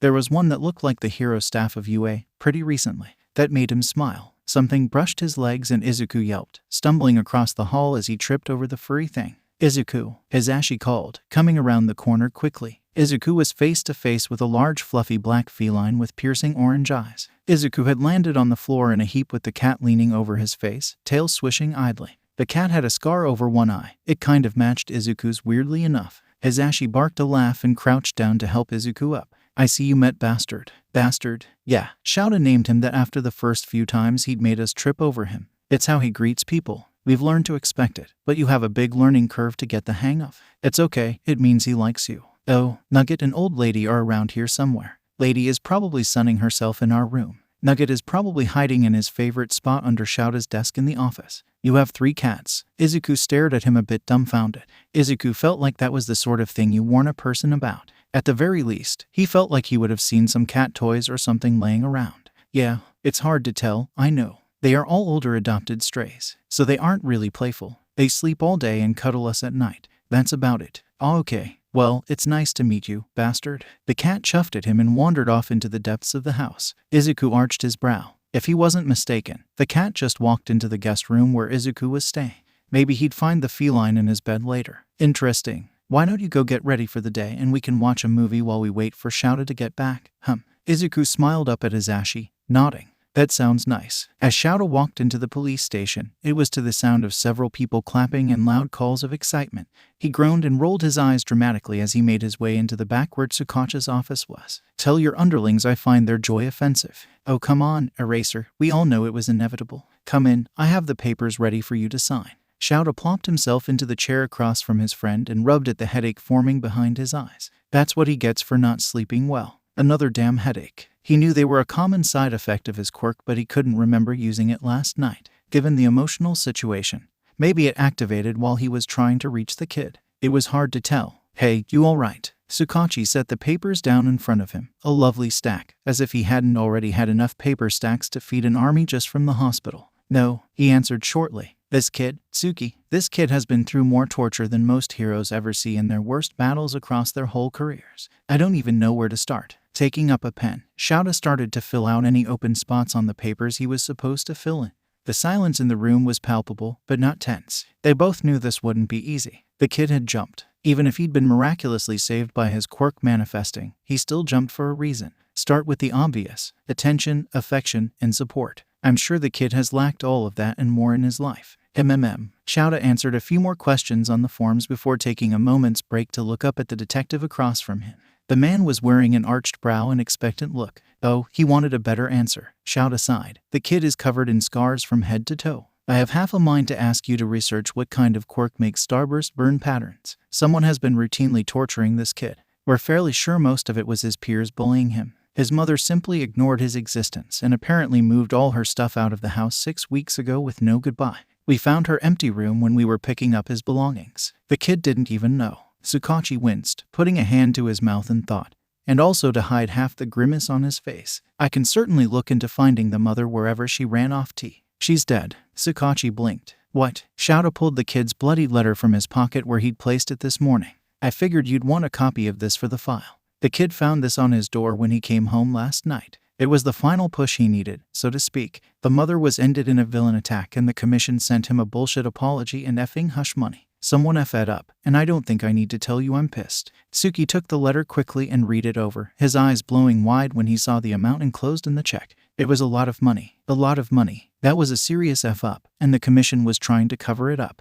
leaving a young kid with that much money. It was an easy assumption that some hero made a big mistake and the commission was trying to cover it up so the kid didn't ask where his mother was. The commission had lucked out. Izuku likely didn't even want to hold a funeral for her now after everything she'd done to him. Holy shit. Yeah, I'm fairly sure the kid realized what this actually was. He's too smart for his own good. I'm going to put Nedzu after his old school. And this as well. I know the rat wants to burn down the commission. This can fuel his fire or whatever. Anyway, I thought you'd want a copy. Yeah, right. 1 second. Shouta went back to filling out the forms as Tsukachi left the office to make copies of the letter for his files. Shouta knew this was all only going to get more complicated from here on out. This kid was still a bit of a mystery and he wasn't sure how he'd manage to earn enough trust to unravel those mysteries. But he would try his damn best. Coffee? Suki asked as he walked back in, holding 2 cups because he knew Shouta would absolutely never refuse coffee, even the bitter crap someone made in the police station. Thank you. Shouta took the offered cup, his free hand pushing the completed forms across the desk. Tsukachi set his own cup down and went to make copies of the stack for Shouta to take home. Shouta sat there for a moment, silently thinking over everything that had happened since last night while lazily drinking his coffee. They needed to make a run to the mall and get some necessities. They also needed to start therapy as a P-Hound dog had set an initial meeting up for tomorrow morning, which was good. Shouta hoped the kid wouldn't refuse therapy. It was going to be a challenge to instill into this child that he was worthy of the help they were giving him. He was worthy of so much more. He deserved to live a happy and carefree childhood, but that had already been stolen from his bruised and bloody hands. How could they even begin to clean that blood off his hands? It was blood other people had put there, other hands that had marked his skin. The sight of that burned handprint on the kid's shoulder came to the forefront of Shouta's mind and rage filled his gut again. He choked it back down with a large gulp of coffee. He would find whoever did that, and they would be punished. He had to wonder how this child was still so sweet after all these scars. If this is what he looked like on the outside, what sweet hell did his mind look like? All right, you're all set to go, Eraser. Shouta looked up to Tsuki who was holding a large manila envelope out. Oh, right, papers. He stood up and tucked the envelope under his arm, discarding the empty coffee cup in a trash can in the process. Thank you, Tsuki. Just let me know when you want help getting the adoption papers started. The detective had the nerve to wink. Yeah, let's see about getting the kid to open up first, and maybe heal a little. Yeah, I'll start researching those burn patterns in the Quirk registry, but that sort of thing isn't commonly recorded, so we might have to get the info from the kid when he's ready to talk about it. I know, if he's willing someday, we'll be ready. Agreed. See ya soon. See ya, Tsuki. Shouta walked into the apartment 15 minutes later to the sight of Izuku sleeping on the couch, with his head in his Ash's lap while the voice hero carted his fingers through the kid's green curls. It was so domestic and adorable. Shouta could almost imagine they'd had the kid for years and none of the awful things that happened to him were real. Welcome back. He leaned over to kiss his husband's lips and brush a hand over Izuku's head. We're officially his guardians. Suki was already asking about adoption papers, the bastard. I mean, give the kid time to settle in and trust us, God. As Ashi chuckled low, kissing Shouta's forehead in reply. He clicked the button on the remote to turn the TV off. I thought the kid said he'd slept too much earlier. He did, but I think the stress of everything just keeps pulling him under. He passed out not even 10 minutes into the movie. Just laid his head right down in my lap and curled up so small I thought he was trying to disappear. Yeah, he did that to me last night, too. I think it's a hiding mechanic. I have to wonder how many times he's had to hide from people trying to hurt him. I don't want to know, shoo. I don't. Shouta squeezed his husband's hand, trying to share strength. This was going to be hard, facing everything this boy had gone through and more. It was going to really be tough for the soft bleeding heart that was his Ashi to hear and see. So, Shouta would take most of it. He'd take the brunt of the damage and he'd put on his usual bored face and let himself break in the privacy of their bedroom and never tell his Ashi the darkest parts. Shouta. A groggy voice came from between them. Shouta looked down to meet bright green eyes. He almost gasped. In the split second before the kid realized he was awake, his eyes were so bright and open it was like the whole galaxy was spinning in them. But then he must have remembered himself because that bright curious look turned to empty dullness. It pained Shouta to see those beautifully curious eyes turn dead. He knew, in that instant, he would do anything it took to put the constellations back in those wonderful emerald eyes. Hey, kid. Good morning again. How you feeling? Okay. Hazashi chuckled again and brushed some hair from the kid's face. Hazashi must have read his mind because he said what Shouta was thinking. I think you need a haircut, little listener. What do you say? Oh, Mom used to make me get them. I just hadn't thought about it since she. Shouta and Hazashi shared a look and Shouta crouched down beside the couch as Izuku sat himself upright. Do you want to grow your hair out? That's fine if you do. I've never tried. Mom never let me. Said it wasn't appropriate for a boy. Little guy, you can do whatever you want with your hair. We'll support you either way. Zash is right. It's just hair. You don't have to decide now, even. You can just let it grow for now, and if you change your mind, we'll cut it. Oh, okay. I'll think about it. Do you have any hair ties I can use for now? Of course, kid. Shouta took one of the few around his wrist off and handed it over. Want me to show you how I put Zash's up? As sure. Izuku scooted to the edge of the couch. Shouta sat down beside him and started to explain as he worked. Izuku flinched a few times at being touched, but Shouta did his best to adjust how he was moving so the kid could see his actions and not panic or flinch at them. It seemed to help when he could see Shouta's hands. Okay, there you go. Let me know if you need help doing it later. Yeah. Izuku patted his hands across his head. A few wild curls escaped the tie and dropped over his face cutely, but most of it was contained in the tie at the back of his head in a small fluffy bun. The style suited Izuku pretty well. It did reveal he had an undercut which looked semi-maintained. That was likely the only part of his hair the kid could do by himself without making a hatchet job of it. Shouta knew that pain. It's why he just let his hair grow long. Thanks, Shouta. It looks good, Zashi complimented as he pushed himself off the couch. Alright, our schedule is all messed up, so let's get to the mall and get you some necessities. I'm sure none of us will be hungry for dinner anytime soon. I'm sorry. Zashi and Shouta turned to the kid with confused looks. For what? Shouta was careful to show his hands ahead of time as he reached to offer a hand to Izuku. The kid took it after a moment's hesitation. For messing up your schedule. It's my fault. I shouldn't have jumped. It was stupid and I knew it was wrong. No. Stop it. That's not what Zashi meant. You didn't mess up our schedules. The situation kept us up late. That's all. It's not at all your fault. Izuku, Zashi crouched down in front of him, offering out his hands, too. They made a messy pile in Izuku's lap. The kid was clutching them for dear life. While we wish so deeply we could have prevented you from falling, believe me, Shouta was so upset that he wasn't able to catch you. We do not, in any way, blame you for what happened. We are so incredibly happy that you didn't die. But we want you to stop blaming yourself. What other people have done to you is not your fault. You are hurt and you need help healing. This won't be easy, but we're going to support you every step of the way. Izuku was doing his silent crying again. Shouta had learned that happened when he didn't know how to process the emotions he was feeling. When he sobbed, it was desperate and confused and overwhelmed. But this, when the tears poured from his eyes but the boy himself looked empty and lifeless, this was how he screamed. Shouta could hear it in the back of his mind. It ached in his chest so horribly. Without thinking, Shouta pulled Izuku into a tight hug, and for the first time since he met the kid, Izuku didn't flinch at the touch and just sunk into the feeling as he closed his eyes. Zashi joined them a moment later. Izuku was worried his whole world was going to implode with all the curveballs these two kept throwing at him. Logically, he knew it shouldn't be shocking to him that he should be treated well. He knew that what his bullies did was wrong. He knew it wasn't fair or nice or even humane. He knew that. But it was so hard to believe that he was anything more than what he'd been told all his life. He was a waste of space, of air, of time, of resources. A waste. But no matter how many times he said those words, Zashi and Shouta were quick to correct him. In the span of the 24+ hours he'd been with them, they'd not hesitated even once to make him feel wanted.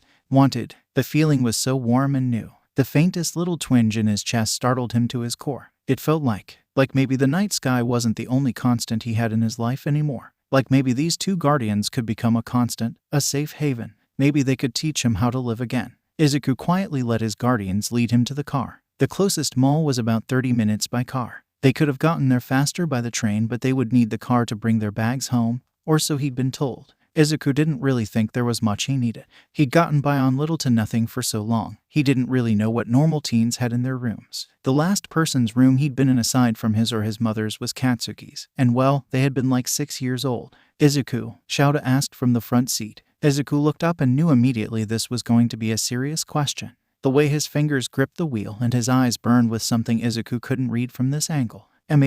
He replied, his hands tucked into the bottom edge of his jacket, repeatedly brushing the hem under a fingernail to try and soothe himself. Can you tell me something? Izuku tilted his head, but nodded once. Shouta continued, Who burnt you? They. If it was one of your teachers, they. You need to understand how not okay that is. It wasn't a teacher. His eyes turned to the window for a while, watching the cars speed past. Should he tell them? Should he get Katsuki in trouble? That didn't seem fair. He was only doing what everyone had taught him was right. It wasn't like he wanted to hurt Izuku, right? Izuku knew they weren't friends anymore, but he wanted to have faith that one day they might repair the burnt-out bridge between them. Kaken did. But he never meant to really hurt me, I don't think. Izuku, Zashi started. Izuku cut him off. No, Kaken was my best friend. We've known each other since birth. He only did what all the teachers told him. I won't give up on him. Not like Mom. If I give that up, I'll really have nothing left. I know he hurt me. I know he did bad things, but he wants to be the best hero. He always has. I know he can learn. I know he can change. I won't give up on him. Izuku even stomped his foot on the car floor for effect.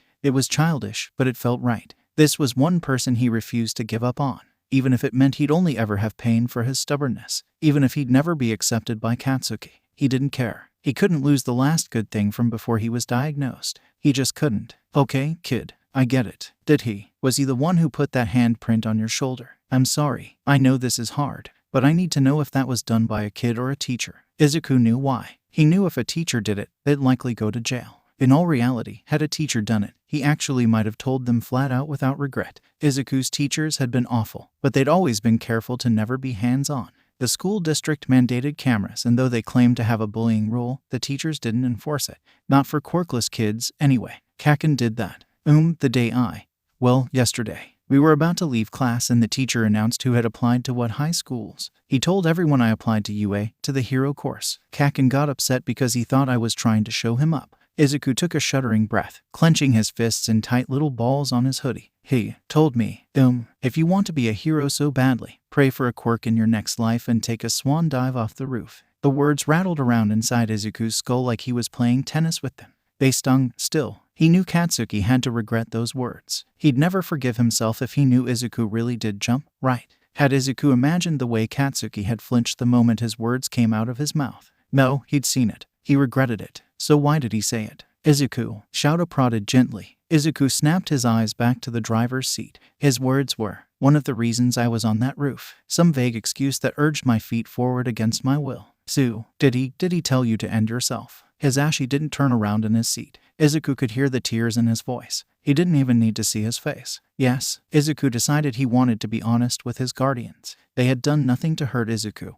and were really trying to help him. They deserved his honesty, right? I'll let Hound Dog know. He can discuss that with you further. We're not qualified, and we're too biased. Shouta seemed to rely on logic a lot, and Izuku thought it was a good mindset. But it didn't always come to the right conclusion. Sometimes emotions made more sense. But in this, he was right. Izuku could see the rage on Shouta's face. He wanted to rip Katsuki apart without even knowing his real name or what he looked like.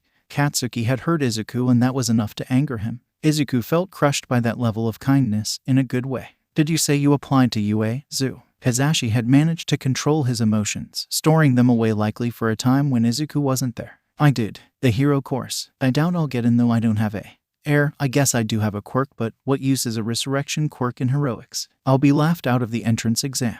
Why would you think that, Izuku? Shouta pulled the car into the mall parking lot and slowed down so he could look for a parking spot as they talked. Oh, I was doing it again, wasn't I? Talking like the people who'd hurt him. That is, Shouta mumbled. Once he found a spot, he pulled the car in and unbuckled so he could turn around.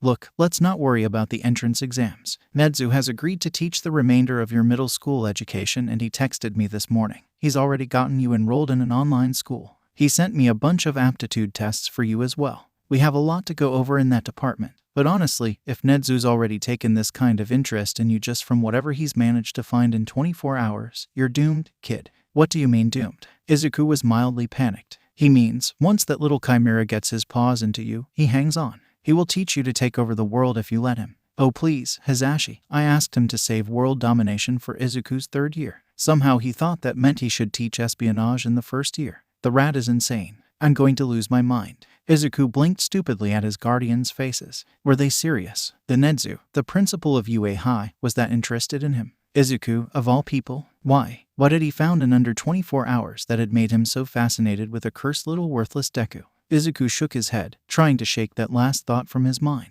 He was trying to do better. This was going to take time. Izuku sighed. Okay. I would be honored to be his student. That seemed like the right thing to say. Do not let him hear you give him that much flattery.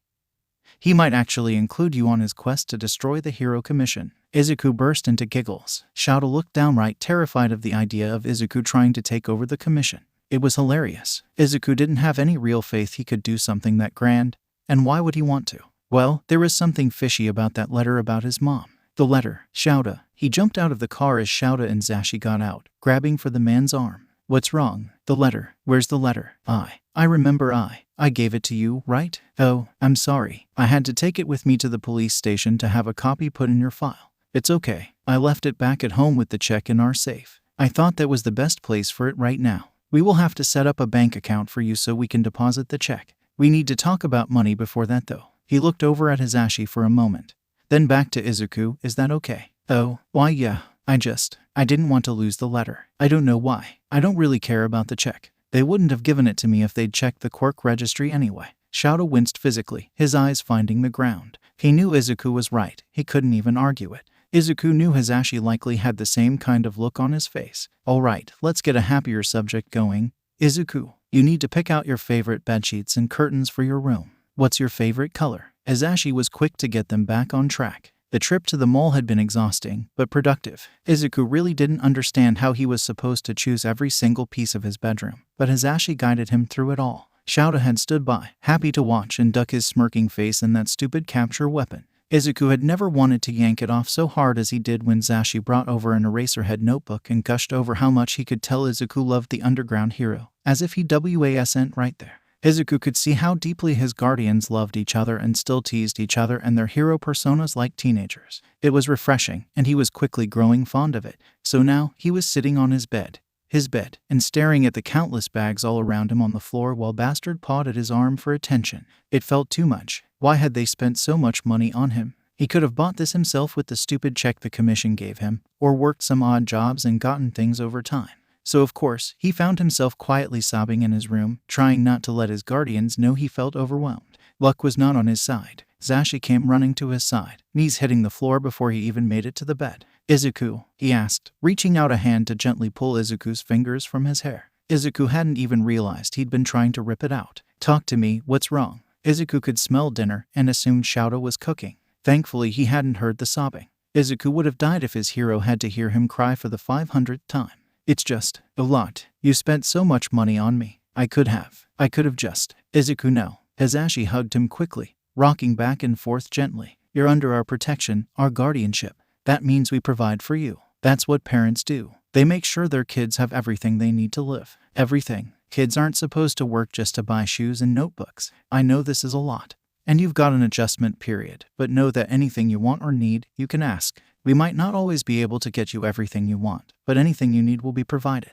That comes with the package, little listener. Izuku could only nod his head until the sobbing stopped and he was able to breathe normally. Shadow called to them from the kitchen to let them know dinner was ready. It was actually about 10 in the evening by the time they all sat down to eat, but they'd all woken up late anyway. Izuku carried Bastard with them, petting him gently to comfort himself. The feline jumped out of his arms once they reached the kitchen, and ran off, likely to get into trouble. Shadow was starving after their small adventure. He hated walking around malls. There were too many people and too many stores, and it was all just too much. Izuku seemed worse off, though. When Hisashi came back into the kitchen with Izuku slowly trailing behind, he'd whispered that the kid had broken down over how much stuff they bought him. He didn't seem to understand that necessities were, well, provided for him. Once again, Shadow was filled with ire for the way Izuku had been raised, lacking the things he needed to survive. Shadow wanted to throw a chair at a wide variety of heads, but instead he just scarfed down his food and watched Izuku play with his own plate.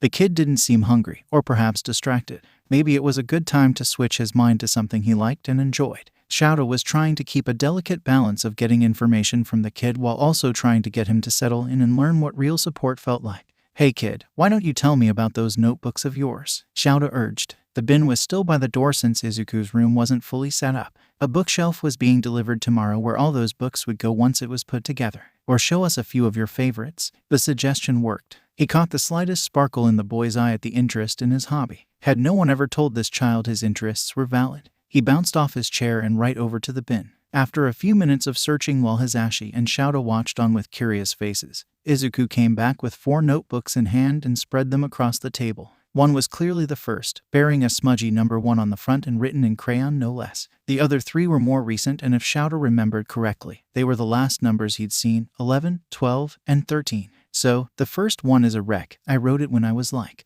5. But it's got some of my all-time favorite heroes in it. Kaken is in there too, but you can just skip over that entry. Shadow would most certainly not be skipping over that entry, even if he couldn't read the 5-year-old Izuku's handwriting.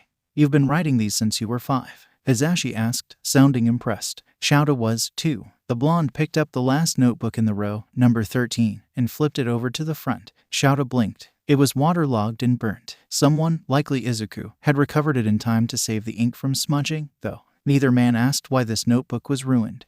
Yeah. I've always wanted to be a hero, so, I thought analyzing them could help me better understand how they do what they do. You can also just, skip over yourselves in there. Wait, we're in here, Shouta asked, leaning over to Hisashi and flipping through pages around his hands. I'm not skipping that, kid. But that's so embarrassing. I don't want you to think I'm creepy for writing about you. Hey, kid, stop worrying. I'm sure it's really neat. Shouta found the page on his own hero persona first. Each entry had a little sketch of the hero and an explanation of their gear first, along with any known names or aliases. He was slightly concerned the kid knew his gear and full hero name, but then it kept going. The kid had multiple patrol routes he'd taken over the last 2 years, down to the hour. He had quirk information and even that note about him being married and possibly to present Mike. This kid had seen one glimpse of a ring around their necks. One glimpse each, and he'd figured it out. Some would call that an assumption, but Izuku actually listed out his reasoning for believing his theory in the notebook. And it was sound. The next page had some theories about Shouta's quirk, which were rich and well written. Some of the theories were scarily accurate considering he was right in at least half of them, but he likely had no way of knowing he'd been right. The kid was making incredible logical leaps from just observing him in the field and public information gathering. There was even a page dedicated to his fighting style, then one dedicated to his strengths and weaknesses. Some of the listed weaknesses he had never even thought of. Kid, Shouta said, handing the notebook back to Hisashi, who went searching for his own entry. Izuku looked down at the table, wriggling in his chair nervously. Izuku had already told them everyone found this hobby creepy and annoying. Shouta found it brilliant. He couldn't hold a candle to this kid's level of intelligence. Maybe only Nedzu could. Oh gods, the rat was going to lose his ever-loving shit when he saw these notebooks. Something occurred to Shouta, and it must have hit Hisashi at the exact moment because their eyes met and a flash of fear went right through Hisashi's eyes. Shouta took a breath. This kid was dangerous in a way that scared them. He could do this with just his observation skills. What could he do with actual education, resources, and support? There may not be a limit. The realization that had he died, they would have lost one of the most brilliant minds of this generation was painful. The realization that if the abuse had pushed him towards villainy, this whole world would be ash in mere months, was even more painful. Izuku, Shouta tried again. This time, the boy looked up at him. This is incredible. Honestly, you're brilliant. However, I know. It's a stupid hobby. It's creepy and you feel like I'm invading your privacy. He buried his face in his hands. Shouta sighed, pushed his chair back, and walked over to Izuku's chair. Not at all. I think it's a very educational hobby. There are such things as quirk analysts. You could probably become the most prolific one if you try. But that's besides the point. I was going to say that while this is incredible, it's also dangerous. Wait, what? Izuku looked up, his hands going limp on the table. Kid, your theories about my quirk.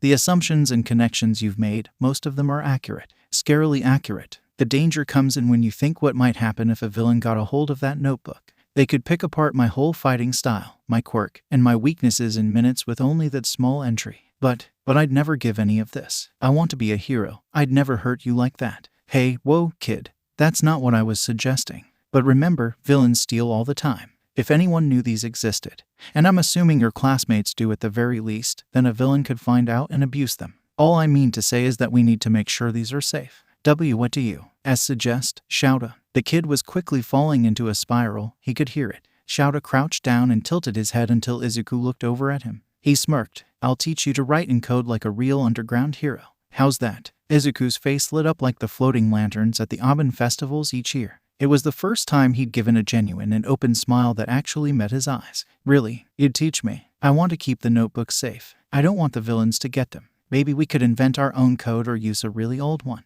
Or one from another country. I know English pretty well, so we could use an old English code. Like from one of those old murder mysteries or... Whoa, slow down, kid. We'll get there. Speaking of English, Zashi might want to test your English skills. He's the English teacher over at UA. Do you like learning English, Zu? Hisashi leaned over the table, a bright smile on his face. He adored the English language. Shouta was terrible at English. Absolutely terrible. That was one of the few things Zashi could hold over Shouta's head and tease him about for the rest of their lives. Shouta loved him, regardless. I think Nedzu included an English aptitude test in his email. Do you want to work on those? Nedzu wants them back by Thursday when we meet with him. I've been given a mandatory few days off patrol as well. Wait, because of me? Shouta shook his head before the kid could make assumptions. Not in a bad way. But, I witnessed you. I didn't catch you, Izuku. All heroes are required to report those things, even if you didn't. Even if you didn't actually die. It affected me. So, in these situations, heroes are taken off patrol for a few days and evaluated by a psychiatrist. It's standard procedure. Oh, okay. Do you want to talk about it? I'm really sorry, I didn't mean to upset you. I was trying to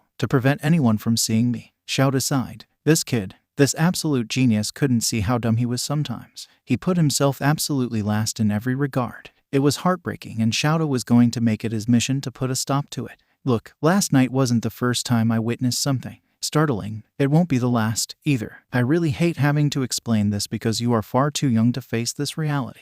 But, as heroes, we can't save everyone. I know kids look up to us and always expect us to save the day. Don't forget we're just human. Sometimes we slip and fall. Sometimes we don't make it in time to reach out our hand. Sometimes we fail, just like everyone else. He's right, little listener. As much as I want to save every single person I meet, I'm only one person. I can't possibly do everything. That goes for all heroes. So, don't let yourself think it's your fault. You were hurting, and you did the only thing you thought you could do. It might not have been the right decision. I will never think end is the right decision, but that doesn't make it your fault that Shouta witnessed it.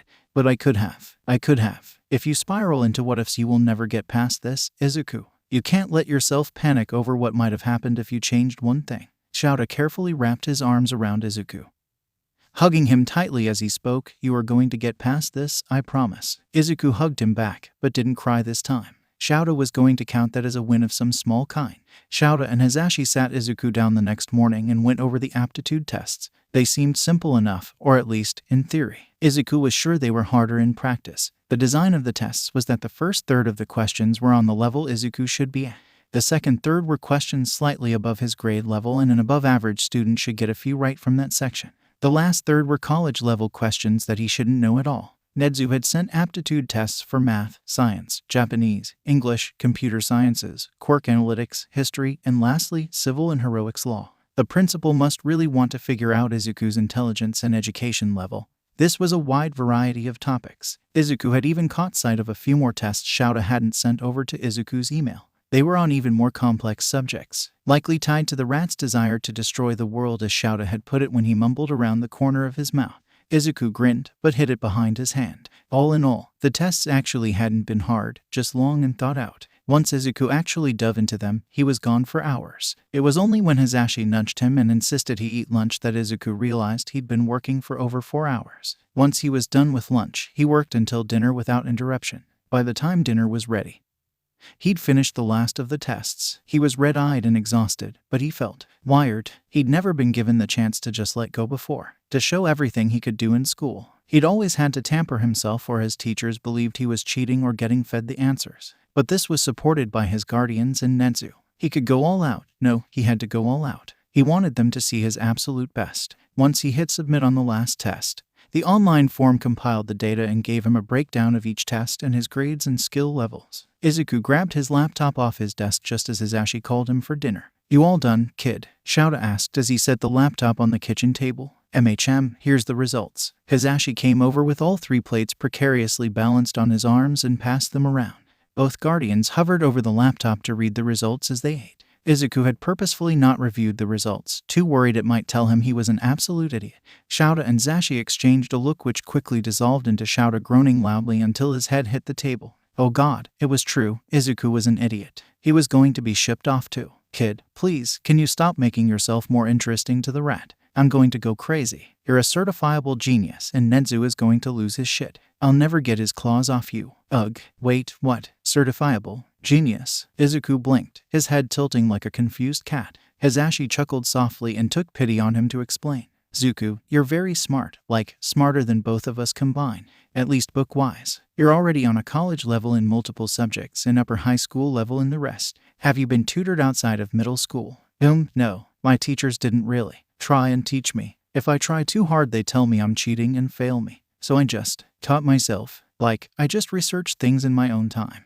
And found books at the library and reputable resources online in the subjects that interested me, and even some that didn't. I even audited some college courses for free when I had free time." Shouta groaned again and put both arms over his head. The phone in his pocket started buzzing and he groaned even louder. Both Izuku and Hisashi were laughing so hard they had tears in their eyes. They all knew exactly who was calling, and Shouta clearly didn't want to answer it. After the 5th ring, the underground hero snapped the phone on speaker and tossed it haphazardly on the table. "You're on speaker, rat." "Oh good. Izuku, it's so nice to meet you, academically." Good to meet you, too, sir." "Huh, sir. Oh please, call me Nedzu. Thank you for completing those tests. I'm sure the last few I sent were held back by your guardians." Shouta grumbled and growled in response to that. "As I thought. Anyway, this is perfect for now. I have officially decided you will be my private student from here until you graduate with your bachelor's degree. Given these tests, I estimate that it should be, perhaps 4 years from now if we work really hard."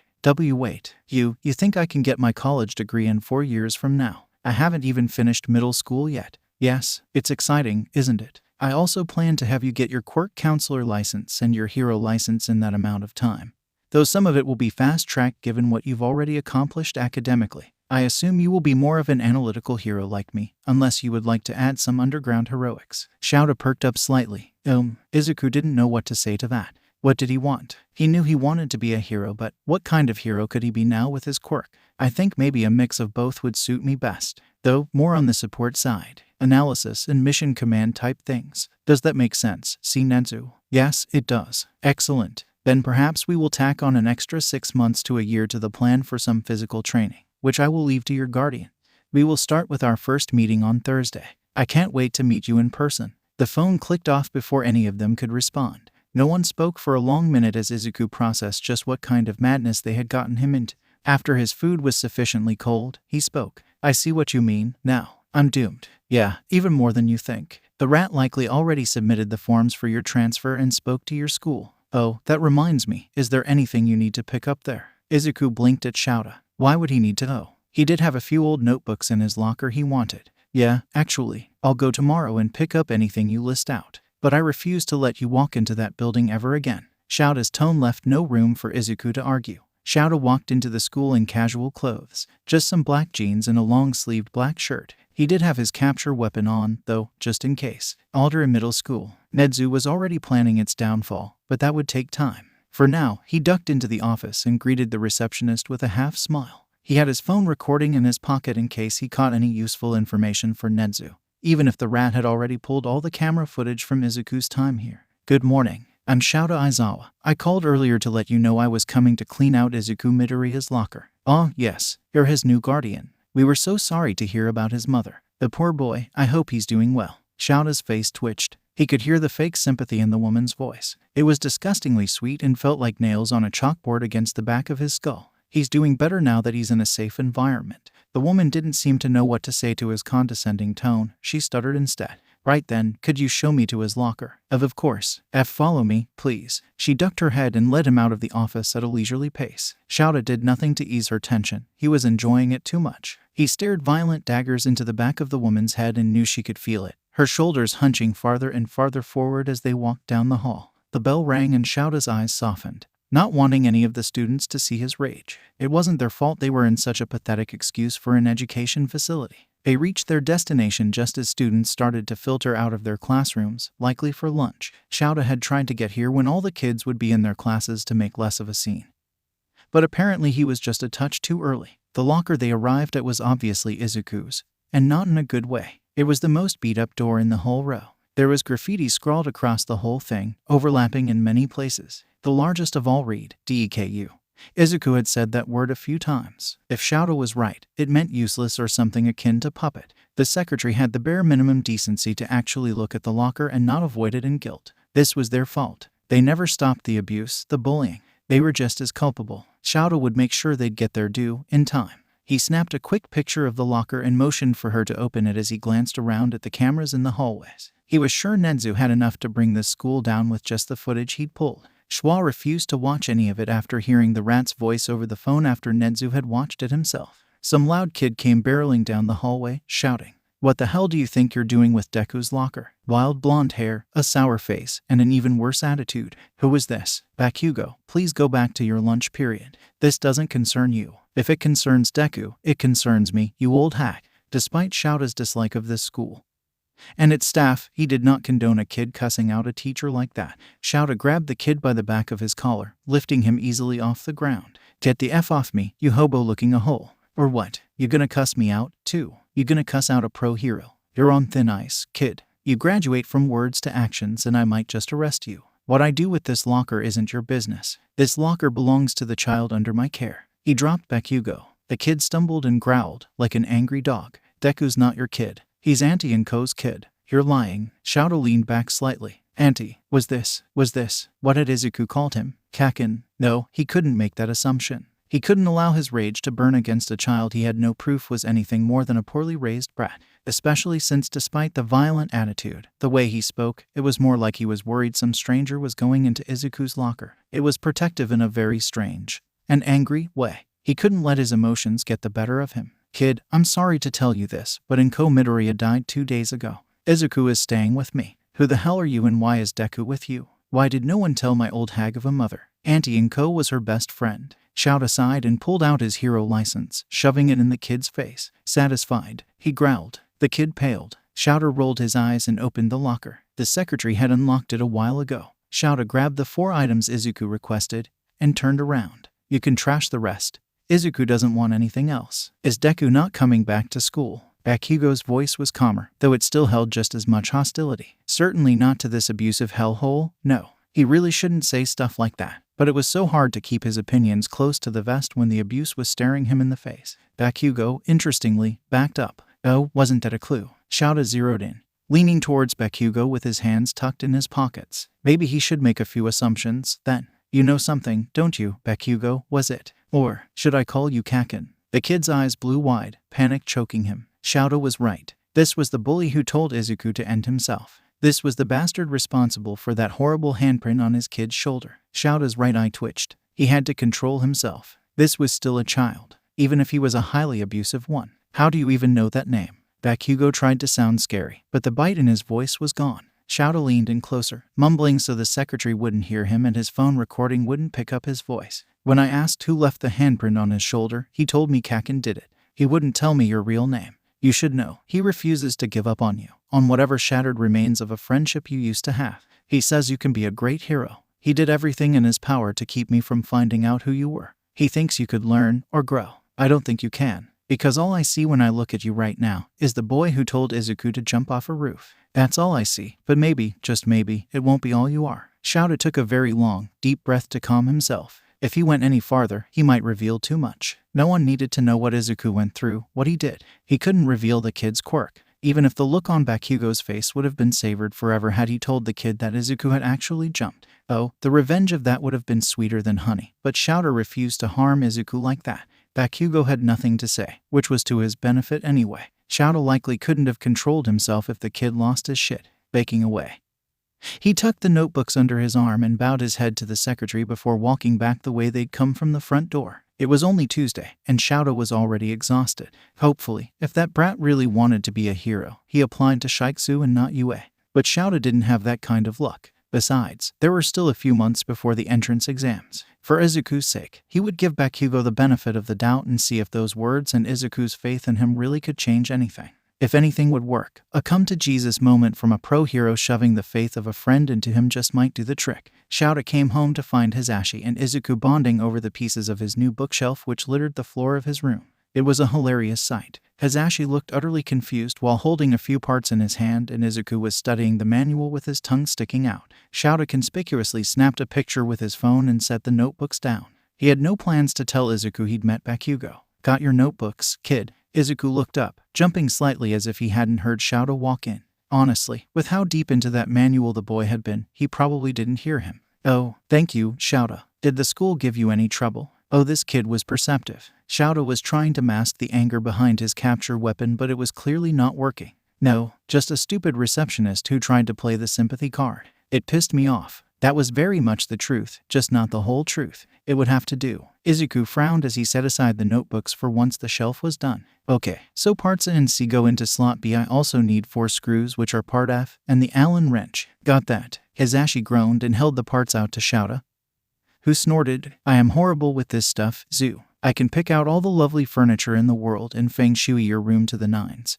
But I can't do this technical stuff. That's okay, Zashi. Shouta, do you have time? Of course. He leaned over so he could kiss Zashi's forehead and then settled right between the man's legs. He was going to drill this shit into Zashi's head. Every time they bought furniture, he tried. Sadly, the information hadn't stuck just yet. Izuku was sweaty and tired by the time they finished installing the bookshelf in his room. It was huge, but in all reality, half of it was taken up by the notebooks he'd already made. He organized them by date and then set aside the ones he most wanted to code first, the more dangerous ones that had more genuine information. Most of the ones from his childhood were pretty safe, but Shouta had said he wanted to check them first before they deemed them hazard-free. He was vaguely worried Shouta had seen more than he let on at the school, and that thought wouldn't escape his mind, no matter how hard he tried to look past it. The way Shouta had been trying so hard to hide his anger when he looked at Izuku. Granted, it wasn't anger directed at Izuku. No, it was directed to his left, to his shoulder. The scar on his shoulder, most likely. That didn't sit well with Izuku. Maybe Shouta had just been thinking about it since he was at the school where Izuku was hurt. Yeah, that was probably all it was. Izuku, Azashi called from the kitchen. Come help me with dinner, please. Coming. Izuku went into the kitchen expecting to find Shouta at the table working like usual before dinner, but today he was nowhere to be found. Hazashi was in his apron, putting some rice into the rice cooker. Shu had to run out. It was time for his evaluations. Could you cut up the meat and veggies while I work on the sauce? Of course, Zashi. Izuku happily skipped to the counter to wash his hands and start preparing the meat and veggies for their dinner. It looked like some kind of stir-fry over rice. Today had been a good day, and Izuku was getting used to the idea of having good days, that those were normal. Even with tough emotions and hard talks, these had still been the best few days of his whole life since his quirkless diagnosis. So, what's your favorite food, Zu? Katsudon. Mom used to make it all the time when I was little. Auntie Mitsuki also made some amazing katsudon, but it was always too spicy for my liking. Kaken loved it though. Azashi looked thoughtful at the statement. Izuku didn't know if that was good or bad. Would you like katsudon for dinner tomorrow? I think we have everything we need here. We had gotten pork cutlets for a recipe Shouta wanted to try, but we can always try that another day. Oh, no, that's fine. If you already have food plans, I don't want to mess them up. Izuku slid the cut-up meat into a bowl and washed off the cutting board to start on the veggies. Izuku, I only meant to say we had them on hand so we could use them. We want you to enjoy your time here. If katsudon is your favorite meal, then I want to make it often. Maybe not enough that you get sick of it, but I do want you to have the things you like. Oh, okay. Thank you, Zashi. The blonde hummed beside him as he stirred the sauce he was making in a pot on the stove. Izuku wanted to bond more with Hazashi. It felt easier to do so with Shouta, but perhaps that was because Shouta had been the hero who saved him, even if he'd failed at first. He'd still been the one there when Izuku woke up and felt like his skin didn't fit right. He'd held Izuku when he sobbed at the realization of his quirk. He'd helped clean all the blood off Izuku's body. He never once pitied any of the scars. He didn't feel like he knew Zashi that well, in comparison. What do you do outside of hero work and your radio show? Like, hobbies. Oh, well, I love cooking and reading. I have dozens of books floating around the house. I also like to garden. I don't think we've shown you the backyard yet, have we? No, I haven't seen it. Well, you're in luck. I need a few herbs. Come with me. Zashi walked them out the side door of the kitchen, which led to a small backyard with a high fence. It was perfect for maybe one kid and a dog. Off to the side was a raised box garden with every herb you could imagine and a whole heap of veggies. There were even a couple fruit trees in the corners of the yard. Izuku loved it. Whoa, this is really amazing, Zashi. You think? I love it. It's my happy place. Izuku jogged over and wrapped his arms around Zashi's waist, hugging him tightly. Zashi laughed a little. What's this all about, little listener? I was thinking how I didn't feel like I knew you too well. Shouta was there when I jumped, so well, it's sort of. He knew what he was trying to say, but the words felt weird or maybe like Hazashi would judge him for saying them. It's okay, Zu. Something like that is intimate. A lot of people ironically call it trauma bonding, but that's actually what it is. When people go through something traumatic together, they bond in a way that's hard for others to understand. He was there for you at your lowest. And you feel close to him because of it? Yes. Izuku nodded against Zashi's waist, tilting his head up to look at his guardian. Zashi ran a hand through his long green curls and smiled softly. It's okay if it takes you and I a little longer to get to know each other. You can ask me anything, okay? Let's get back inside. I don't want the sauce to burn. Izuku waited for him to grab the herbs he needed and they both went back inside. Shouta was actually just walking in the door when they came through the sliding glass door to the yard. Ah, there you are. I was wondering who left the stove on. A smirk on his face made Izuku think he was teasing Zashi. The blonde ran over to the stove, mumbling about burnt teriyaki sauce and it being Shouta's fault. Izuku snorted and went back to cutting up the veggies. Shouta settled in at the kitchen table and took out his laptop to work on whatever case he'd been working on for the last few days. So, did you pass? Izuku asked tentatively after a few minutes.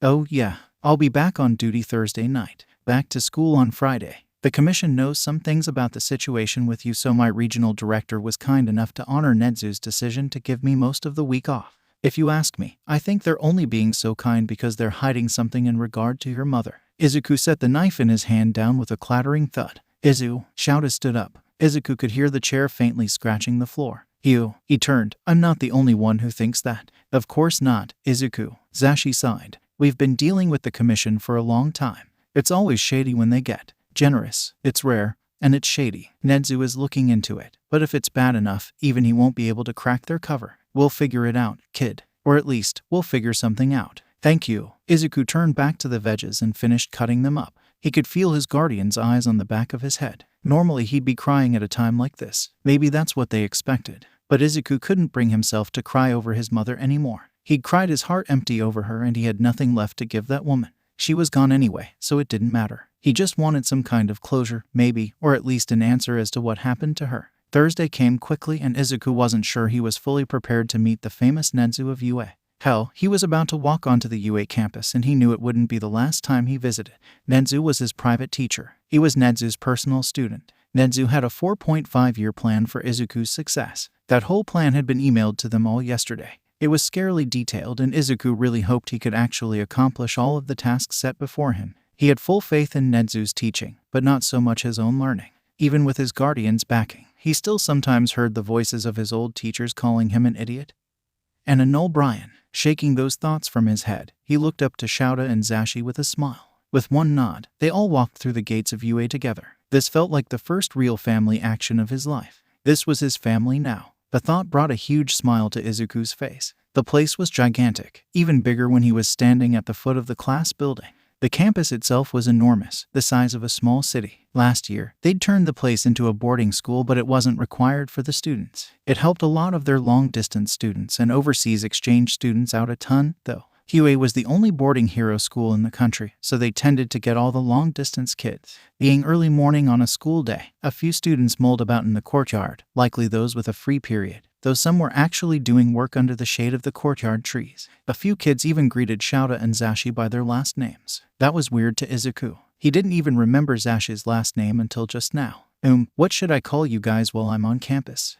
You can call us whatever you want. You're not a UA student. You don't have to obey the decorum, just the basic behavioral rules. Nedzu should go over that when we meet with him. Zashi is being polite. Call us what you've been calling us. We like to give our students a freight every now and then. Shouta winked. Freak 'em out if they think we'll blow up on you, then scare them when we don't. It's harmless fun. Shoo, stop it. Don't be mean to the listeners. Izuku chuckled. Nedzu's office was on the top floor, which meant an elevator ride and a long hallway to walk down.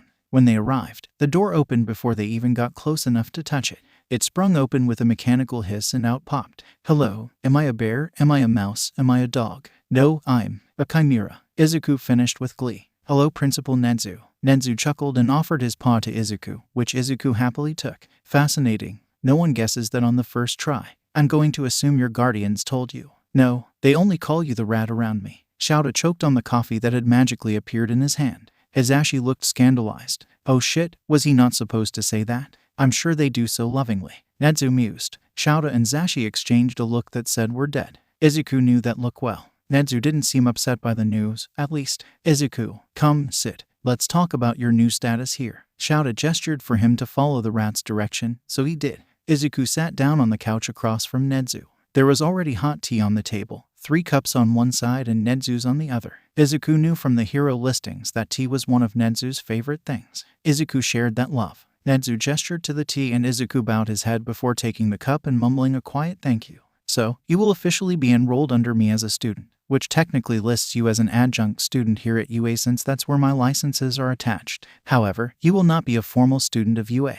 You won't be on their schedule, nor will you be in their uniform or their dorms. Next year we're starting mandatory dorm housing, but you will be living with your guardians in the teachers' dorms. Is that acceptable? Oh, I didn't know. But yes, of course. We were waiting until the announcement was made to tell you. Sorry, Zu. No, it's okay, Zashi. I wouldn't mind spending more time here. It's like its own world, away from the public. I prefer that. Understatement of the year. Shouta agreed. Good. Then as a quick note, you won't be required to follow any of the school's decorum or uniform policies. However, you do have to follow the basic code of conduct and student behavioral guidelines, just so it's fair. Otherwise, you report only to me. If you have any issues with any students or teachers, you either tell your guardians or you come to me. You will have full access to the campus to use all our facilities as you need, but you will be spending most of your time with me. Wow, that's a lot. Well, you're a very special student, so let's go over the curriculum a little. Yes. Izuku nodded, pulling out his laptop quickly. He'd already made a whole document of notes regarding the classes he'd be taking, which had both scared and impressed his guardian. It was a cumulative doc shared with them and Nedzu, who had already made several comments on the document. You will be taking your basic courses like Japanese, English, math, and science online.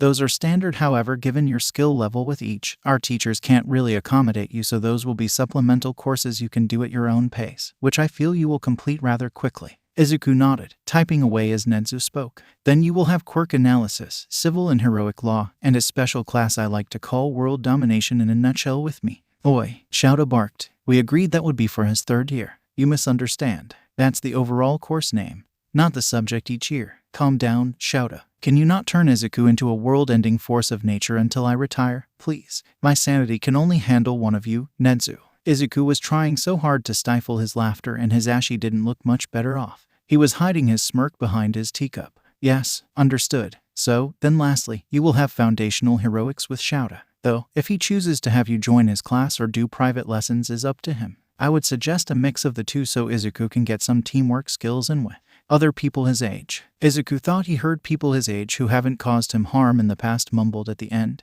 But maybe he imagined it. Nedzu was drinking tea. It was hard to tell. Squinting, he went back to note-taking. I'll probably do a mix, plus some weekend lessons where Zashi can join in. He has a different perspective being a Twilight hero that I think would help Izuku out. Oh, excellent. Izuku smiled at Zashi behind Shouta's head, and his guardian smiled back with a thumbs up. Right then, Nedzu went on, I decided for today we will just go over your online courses briefly and have you work on those for a couple weeks and see how far you can get. If you can finish the rest of the work required to graduate middle school, we can get a jump start on your high school work before the break hits. You want him to finish 4 months of work in the next couple weeks? Zashi asked. That's pushing him a bit hard, isn't it? He also has therapy starting and more doctor's visits. Shouta, calm down. I think we both know the boy is brilliant and highly capable. Let's see how he does. It's not a requirement, and I'm not pushing him to make it mandatory. I'm asking him to see how far he gets and offer an incentive if he does so and does it well. I can do it. Izuku interjected.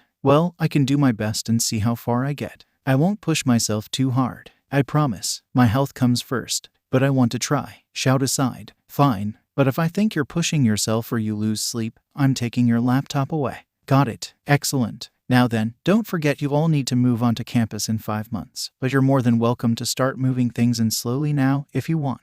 The teacher's dorm was finished last weekend and it's ready to go. What I hear you saying is that it'd be easier to have access to Izuku if we moved in sooner. Oh, sure. That too. Nedzu was pretending to be blasé about it. But Izuku could hear the excitement in his voice. Man, his guardians were right. Once Nedzu got his claws into something, he didn't let go. Should Izuku be more concerned right now? Probably. All he really wanted to do was jump into his schoolwork and finish middle school once and for all so he could move on with his life. Lastly, Izuku, we will be doing quirk counseling together. Your guardians have entrusted me with that task. Now, we will be working carefully around your quirk, but I want to forewarn you that we may have to tread some murky waters. Are you prepared to do that? You mean I might need to die again? He didn't ask. He knew what Nedzu was saying. Yes, I think so. I know I need to learn what my quirk can do, how it affects me, how it will impact my life moving forwards. It's scary, and I don't want to die, but the doctor confirmed it's a resurrection quirk, so, I should be safe. Nedzu Shouta didn't finish. Nedzu's paw was up to stop him. I promised I would be careful and do my best to avoid that option, yes. However, we all know what his quirk is. Unfortunately, the best way to test it is to activate it. That isn't step 1. That's step 15. So please, don't get upset with me yet. As Ashi took Shouta's hands and Izuku watched them have a conversation with just their eyes for a long minute. Finally, Ashi nodded to Nedzu while Shouta just shook his head. That was about as much agreement as they were going to give, it seemed. By Sunday night, Izuku had a plan to finish all of his middle school work in under a month, hopefully under 3 weeks if he worked hard. He decided to tell Shouta and Zashi at dinner that evening. He'd had his first therapy session on Friday afternoon. It went well, he liked Hound Dog, but it was hard to face a lot of the things he discussed in therapy. It was difficult to be forced to face all the wrongs that had been done to him and accept that he was hurting as a result. He wasn't broken. Hound Dog was very adamant about this. Not broken, just wounded. Monday they'd returned to the doctor and got the stamp of approval that Izuku was well on his way to better health. His weight and blood numbers were up. No quirk side effects besides the initial exhaustion. The doctor was happy, but they were still keeping him on a strict diet to improve his nutrition. All in all, it was a productive weekend and Izuku felt empowered. Nedzu and him had an active chat going on the school's communication server and were constantly trading information and ideas about his mother's case, as well as the case Nedzu was building against Aldera Middle School. He'd also sent Izuku a few random cases to analyze when he had free time, and it really helped Izuku feel alive again. It didn't take long to realize that one of the reasons he'd been so damn dead inside was just the lack of education and mental challenges. Chowda and Zashi were quick to notice the change in his demeanor and commented on it a couple times. He only told them he was really enjoying his lessons with Nedzu, not really knowing what else to say on the subject, or being too embarrassed to tell them what it really felt like. The next week was a flurry of activity. They'd agreed to move into the teachers' dorms, along with a few other teachers who wanted to get the move over and done with before finals week and the break. They wanted to spend their break relaxing since the next semester meant new first years for everyone.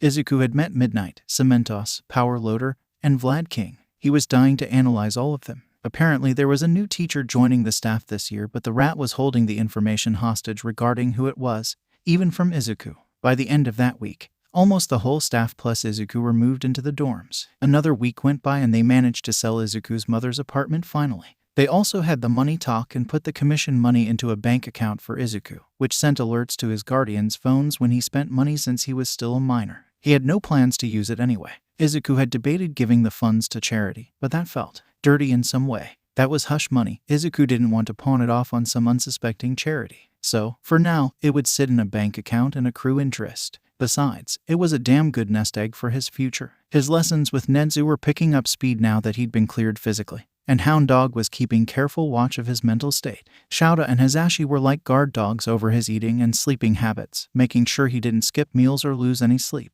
At first, they'd been taking his laptop away at bedtime, but eventually he found a pattern of work and sleep that fit him, and he'd usually shut off his laptop around 9 p.m. and be asleep by 10 p.m. That meant he was usually up by 5 a.m. Chowda did not find this impressive. Hazashi did, though. Apparently, Izuku took after the other sunshine in the house, which only made sense. Izuku didn't see Chowda and Hazashi much the following weeks as finals drew closer for the UA students. The UA entrance exams were coming up, too. Izuku was so relieved he didn't have to worry about that, but he also felt slightly bad that he'd somehow got this amazing opportunity when every other kid had to fight to get in, literally. When he told Nedzu his feelings, the rat had told him he was being silly. He was brilliant and a standard heroics track would be boring and wouldn't offer much challenge mentally. While it might challenge him physically, that's not the path Izuku wanted. He wasn't A, built to be a limelight hero, and B, didn't really want to waste his true passions like that. Nedzu always seemed to know the right thing to say. Izuku felt like his whole life was changing so fast. He was making strides with his education. They were apparently ahead of Nedzu's timetables, and while that didn't scare him, it did bring him immense pride. Nedzu's work challenged Izuku, and it was quickly making him rethink everything he'd ever been put through or been forced to believe. Of course, Chowda and Hazashi were also helping in that regard. Every affirmation and reassurance solidified Izuku's quickly shifting demeanor. He was gaining confidence he never knew he had. He learned that curse words fit on his tongue just right, but placations felt sour. Hazashi hated this newfound language, but Chowda only smirked every time Izuku said shit or damn it. The one time he'd said F when he stubbed his toe on a table, Chowda scolded him half-heartedly about language. Overall, Izuku was happy and he felt at home. The staff had taken him in like family, and Midnight was now Auntie Nem. Vlad King was Uncle Vlad. Nedzu was fast becoming Rat God, which was apparently an inside joke among the staff that made Izuku giggle. By the end of the 4 months he originally had left of middle school, he was already halfway to getting his quirk counseling license, which Nedzu had wanted to focus on first since it was Izuku's strongest skill, his analysis. After a few advanced placement tests, he was able to skip a good chunk of the coursework, which kickstarted their plan. They'd done small mental work on his quirk, exploring with hypnotism under Hound Dog's watchful eye. Nothing had come of it, though, and they were back to square one. The more things they tried with his quirk, the more it was becoming clear he was going to have to die again. Shouta and Hisashi were still adamantly against it. Izuku was on the fence. Izuku's guardians had agreed to tell the other UA teachers about Izuku's quirk since Nedzu and Izuku thought more ideas might help. But everyone seemed against letting anyone lay a finger on Izuku. He understood, but he also wanted to learn about his quirk desperately. So, that left his quirk lessons in a standstill while they focused on his license and general education. Shouta, Zashi, please, Izuku begged, both hands clasped together in front of his face. He'd been arguing with them all afternoon and he was sure they were about to break. Izuku, stop. I'm not letting Nedzu kill you to test your quirk, Shouta shouted. He doesn't have to kill me. I can. If you finish that sentence, you will be grounded, with no schoolwork, for a week. Izuku's guardians had learned pretty quickly that the only real way to punish Izuku was to take away his education or his notebooks. It made zero sense to them.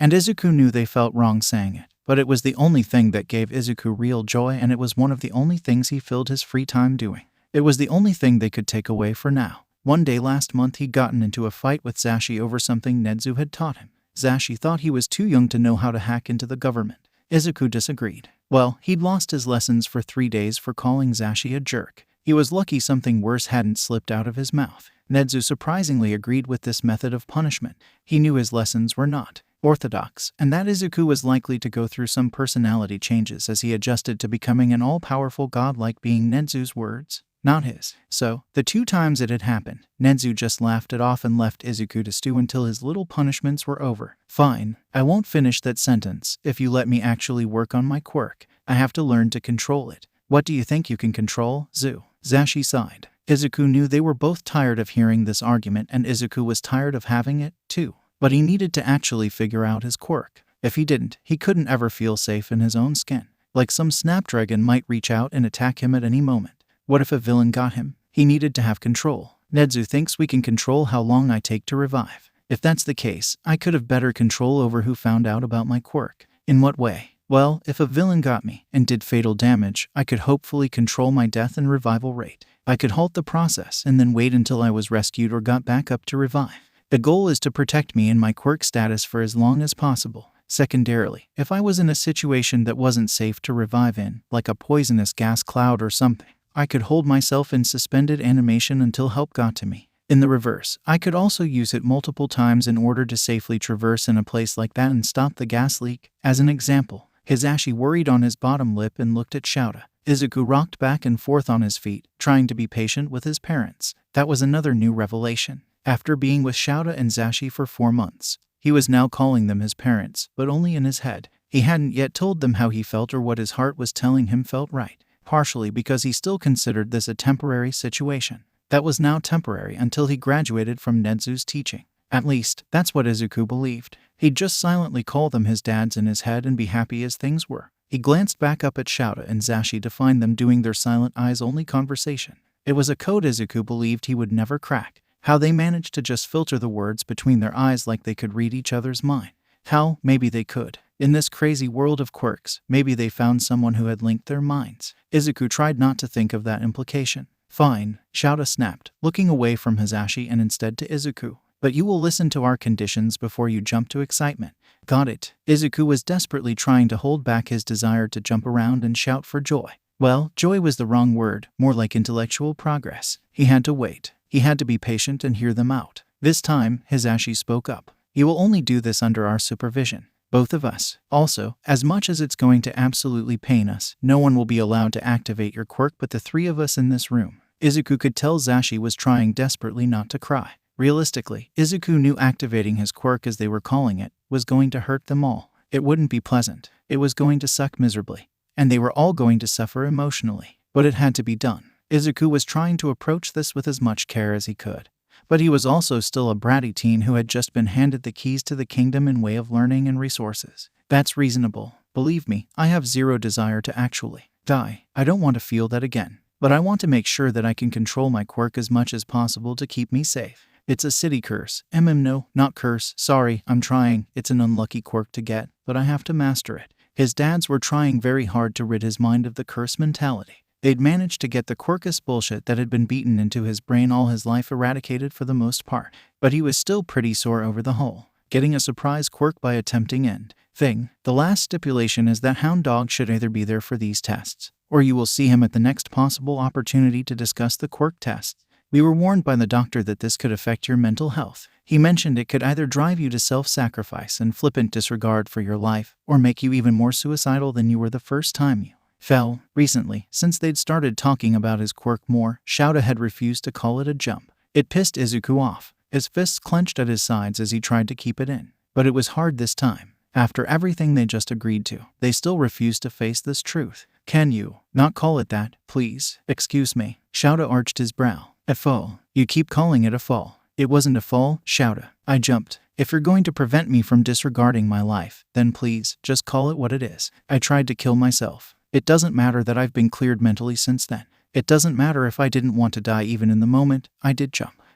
It feels like you're trivializing it or that you can't accept who I was or more. I don't know. It hurts when you just call it a fall. Shouta's eyes had been getting wider with every passing second Izuku spoke. He hadn't really cried or sobbed in months, but right now he was fighting the urge to break down. Kid, Izuku, I didn't mean to. I'm sorry. I never meant to trivialize your attempted end. This isn't an excuse, but please understand that it did hurt me, too. I couldn't catch you. I couldn't stop you having to go through this again. It's hard, but I know it's necessary. So please, just give me time to adjust, okay? I'll face it head on, I promise. Izuku lurched forward, wrapping his arms around Shouta's neck tightly. Shouta hugged him back. Izuku spoke without thinking. Thank you, Dad. Shouta froze under him and Izuku realized his mistake. Quickly he pulled back and waved his hands in front of his chest. Shit, sorry. I meant it, but I know that I'm not your, so anyway. Zuku. Hisashi put a hand on his back. He flinched for the first time in a couple months. Izuku, honey, if you want to call Shouta Dad, that's perfectly fine.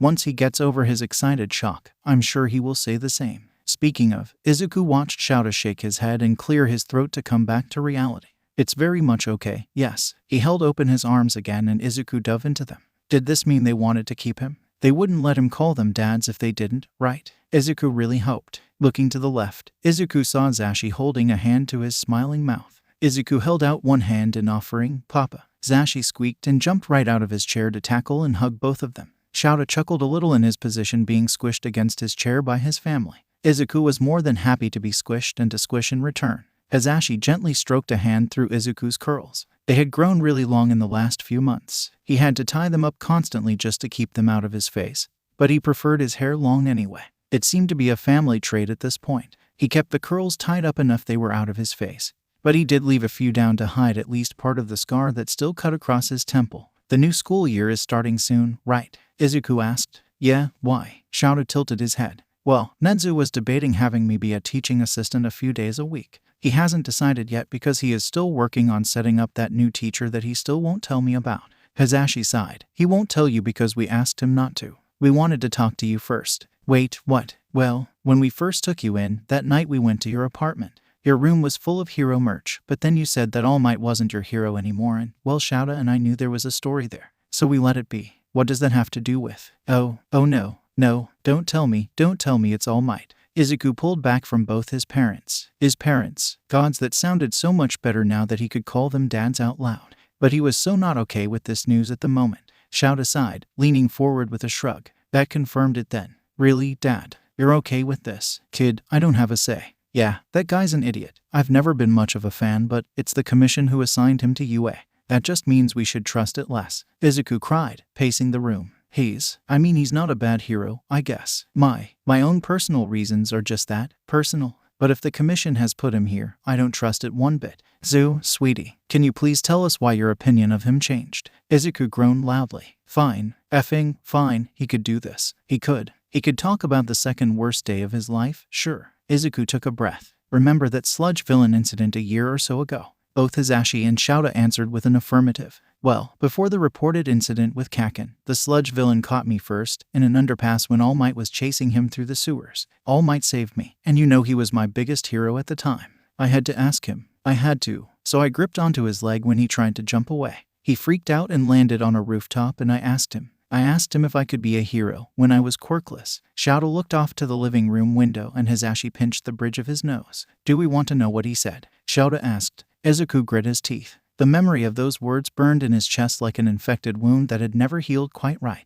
He gripped a few fingers into his shirt and twisted it. He said no. He said my dream wasn't realistic, that I should be a police officer or something. Then he showed me this giant injury that cut half his left side out and said it was just too dangerous to be a hero without a quirk.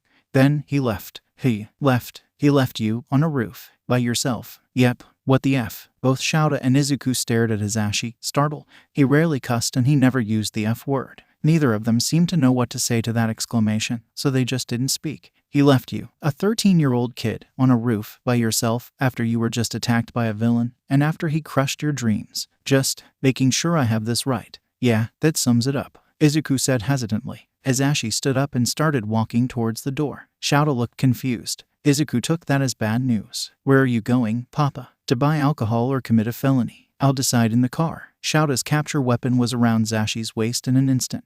Izuku dashed in front of his blonde dad and waved his hands. Please don't go off and kill All Might. I really think that's a bad idea. Oh, is it? He crushed my baby's dreams. He deserves far more than just a simple death. No, I am going to burn down his whole career with Nedzu's help, then trample on his legacy, and then I'll kill him. Shouta, let me go this instant. Not happening, Zashi. I love you too much to let you end up in Tartarus for killing All Might. Izuku needs us both. Visitation rights don't count. Hisashi slumped, sighing deeply. Well, that was progress, right? Izuku approached slowly with his head tilted to the side in a bit of worried fashion. It's okay, Zashi. It was a year ago. I've grown past it. He put his hands up when Zashi seemed ready to argue. That doesn't mean it doesn't hurt. It does. It might always hurt. But I'm not angry about it anymore. I'm maybe a bit bitter, but I'm not angry. I get why you kept the new teacher from me. And I appreciate you both trying to ease me into it. Izuku's words calmed his blonde dad down enough that Shouta released his capture weapon. Hisashi reached out for a hug and Izuku was more than happy to oblige. Papa's hugs were the best, the warmest. The knock to the door startled them all. Hey, what's all the screaming about? Auntie Nem, always the loving worrier. She must have heard Papa losing his sit and came running. Zashi wants to kill All Might. Doors open. Shouta called back. Why would you tell her that, Shu? Zashi flopped his hands in the air in exasperation. Why are we killing All Might? Nimiri opened the door, looking ready to fight a beach, or just All Might. Same thing, really. Izuku coughed at his own line of thinking. He crushed our baby's dreams. That's why. Hisashi clutched Izuku to his chest and Izuku yelped in surprise. Your baby did you guys sign the papers without me? Izuku heard the slap of Shouta's hand on his forehead before he saw the bright red print on the man's skin. Well, now you ruined the surprise, Nem. Wait, what? Izuku looked up at Hisashi. What surprise? Nothing, never mind. Nimiri shouted. I'm gonna go. Just don't leave me behind if you go kill All Might. We'll take my car. Jesus Christ. Shouta mumbled. Izuku had zero idea what was even going on anymore. What papers were his parents signing? Why did Auntie Nem want in on killing All Might? He was too confused for his own good. Too many questions meant too little sleep because too much thinking. Izuku sighed, just enjoying the hug he was wrapped up in. He'd think about it later. Shouta hated this. Absolutely. 100% despised this whole idea. Shouta, Hisashi, Hound Dog, Nedzu, and Izuku were all piled into the smallest gym on campus. Gym Iota. It was big enough for about 4 pairs of students to practice hand-to-hand at once. It was also the oldest gym, one they had never refurbished. That was purposeful. This gym was only for quirkless combat and hand-to-hand. It never really saw any action to begin with. Hound Dog was off to the side talking to Izuku. Nedzu was pacing in thought, one paw on his chin. Hisashi was still pissed about the All Might discussion last night and pouting in the corner. He'd come around in a few minutes once Izuku actually needed them. Can you do this, Shouta? Nedzu startled him out of his thoughts. What? Can you do this? I know you and Zashi have stipulated that only you two and Izuku will be able to activate his quirk. Can you actually do it? Because we need to recognize this for what it is. We're killing him. It's not just a healing quirk. He dies and he revives. This is genuine. Can you face that? Shouta pursed his lips, sucking air in a hiss through his lips. That was a damn good question. He glanced over at Izuku, who was having an animated conversation with his therapist. He didn't seem excited. He seemed curious and hopeful for knowledge, perhaps. That was a good mindset to be in, he supposed. We had a talk. I can do it. For Izuku, he would. The kid was right. As much as Shouta hated it, he had to control his quirk. If he didn't, he'd be putting himself and his peers at risk in the future. It still burned a hole in his chest to think about what he was about to do to his son. He nodded once and Nedzu walked away to fetch Izuku. All right, are we ready to get started? Nedzu asked. Hisashi came over, looking calmer, and gripped Shouta's arm. It's okay, Zashi. We know he needs this. It's scary. It's painful, but we'll get through it. We're going to couples counseling after this, though. Agreed. Zashi stepped back to the wall to observe. Izuku walked over to Shouta and smiled faintly. Shouta wanted to smile back so badly, to reassure his kid that everything would be fine, but he didn't know how. This was not an ideal situation. Shouta assumed it would get easier as time went on. But that scared him more, that he might get used to this. Izuku. Yes, Nedzu. I want you to first try and retain your consciousness. We know that the first time, you said you were just gone, absent. Try and retain your mental faculties while you are gone, so to speak. Okay, ready, Dad? Absolutely not. Let's get this over with. Izuku nodded and turned to face away from him. They'd talked about this beforehand. The quickest and least painful way was for Shouta to snap Izuku's neck, to break his son's neck. The fear of his quirk not activating, not saving him, not reviving him. It sent shivers down his spine. He was so scared to hurt Izuku. So many hands had already left so many scars on him. He didn't deserve another one. He didn't deserve even a single fingerprint on his body ever again. Shouta held back his tears to the best of his ability and stepped up behind Izuku, wrapping one arm around the boy's neck, the other upright in a stranglehold. Neither of them spoke. There was too much and nothing to say, all at once. He wanted to apologize, but he knew that would anger Izuku. He wanted to say that he'd always be here for Izuku, that he'd keep him safe. But how could he say that when he was about to snap the boy's neck? Shouta glanced over to Nedzu, who was sitting in a small chair they'd brought, along with a few pieces of recording and measuring equipment designed for quirk testing on a table nearby. Shouta understood none of it. Nedzu nodded. Izuku's neck snapped 3 seconds later. Shouta cradled his son's lifeless body to his chest, sadness and anger immediately gripping him like a vice as tears dribbled down his face. He gasped for air, as Ashi was at his side, wrapping them both up from behind. Shouta cried, horribly, openly. He just let every little bit of pain from watching Izuku jump to his death the first time fill him and spill over with the pain of what he just did. It took 3 whole minutes. 3 agonizing minutes, but finally that blessedly grotesque sound of bones crunching came and Izuku gasped for air as his eyes snapped open. Shouta buried his face in Izuku's shoulder, trying to stop the sobs so Izuku wouldn't see him breaking down. He knew Izuku figured this would happen, but that didn't mean he had to see it happen. Hey, Dad, it's okay. I'm okay. I promise. It didn't hurt. You didn't hurt me. Those last 4 words soothed his soul like a balm to a burn. His breathing eased and his arm muscles relaxed just enough to let Izuku get some much-needed air. Nedzu was furiously writing and taking notes from the measurement devices on the table next to him while mumbling to himself. Hound Dog was also taking notes. Izuku, what did you feel? Nedzu asked. Shouta was just about to tell the rat to give the kid a effing minute. But he saw the look in the Chimera's eyes and knew it was useless to argue with him right now.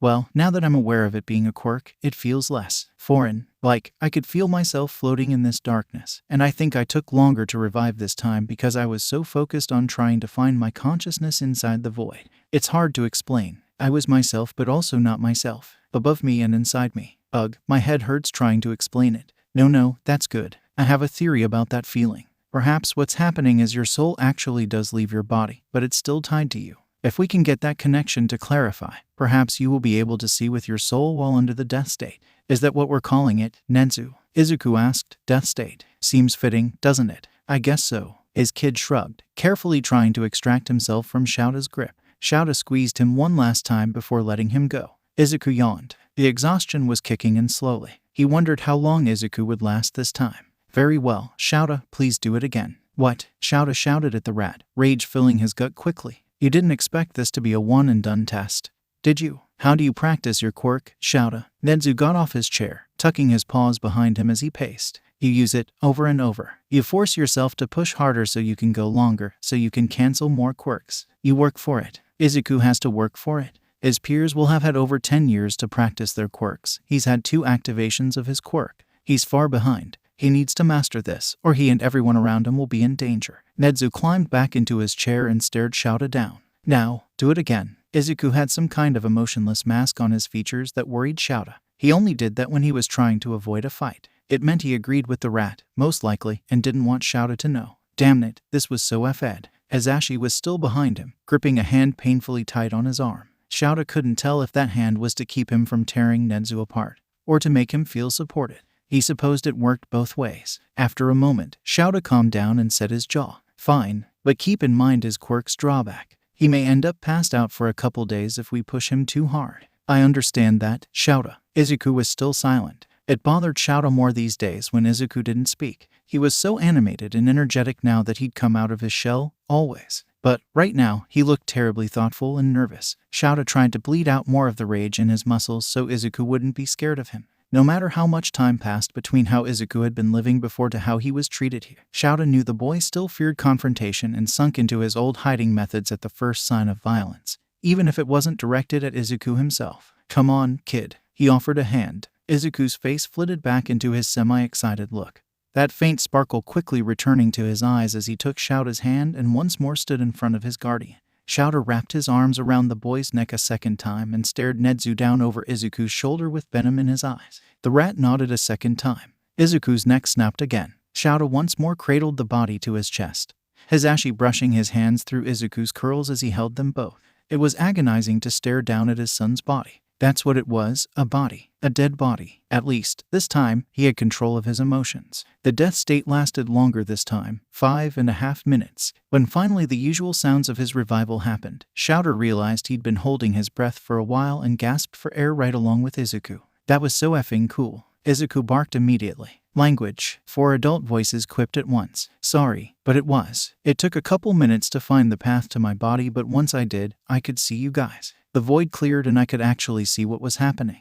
It was all in slow motion. It was so cool. Holy shit, I was a ghost. Shouta rolled his eyes. Of course his kid would get excited over being a ghost. Of course. Well, either way, at least they were making serious progress. At least, they were, until Izuku started to wobble on his feet while going on and on with Nedzu about all the things he'd seen and experienced as a ghost in those 5.5 minutes. Shouta was quick to wrap the kid up in his capture scarf just in time to catch him slipping into unconsciousness. All right, we're done for today. Nedzu nodded. Shouta placed Izuku in Zashi's arm, too exhausted to carry the boy himself. Today took a nasty toll on him mentally. As they walked out, Hound Dog placed a firm hand on his shoulder and offered a reassuring smile, or what Shouta believed was a smile. It was hard to tell around that muzzle of his. It helped, regardless. Shouta and Hisashi would be seeing him later for some couples counseling, for sure. When Izuku woke up, he felt that same surge of energy he'd gotten the first time this happened. He felt ready to take on the world. Though, he also felt like something was missing.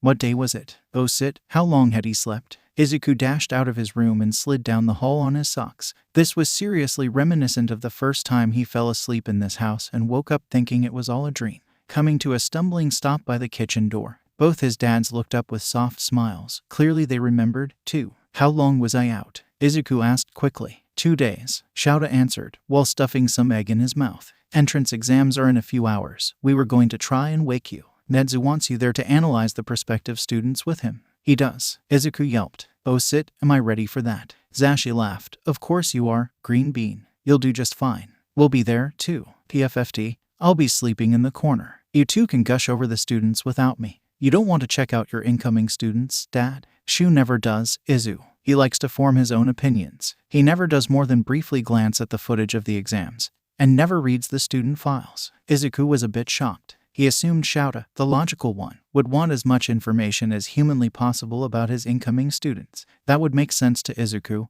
at least. But apparently, the logic-minded underground hero wasn't always so logic-minded. Or was he? I don't want to let preconceived bias cloud my mind about these kids. I need to evaluate their skills and heroic potential without any influence. Okay, that actually made sense. Shouta had been teaching for a while now. He likely knew how to judge a potential hero better than Izuku could. That just begged the question, how could Nedzu think Izuku had any right to analyze these kids? He was only a kid himself. Izuku internally sighed, rubbing his face as he tried to knock the insecurities from his mind.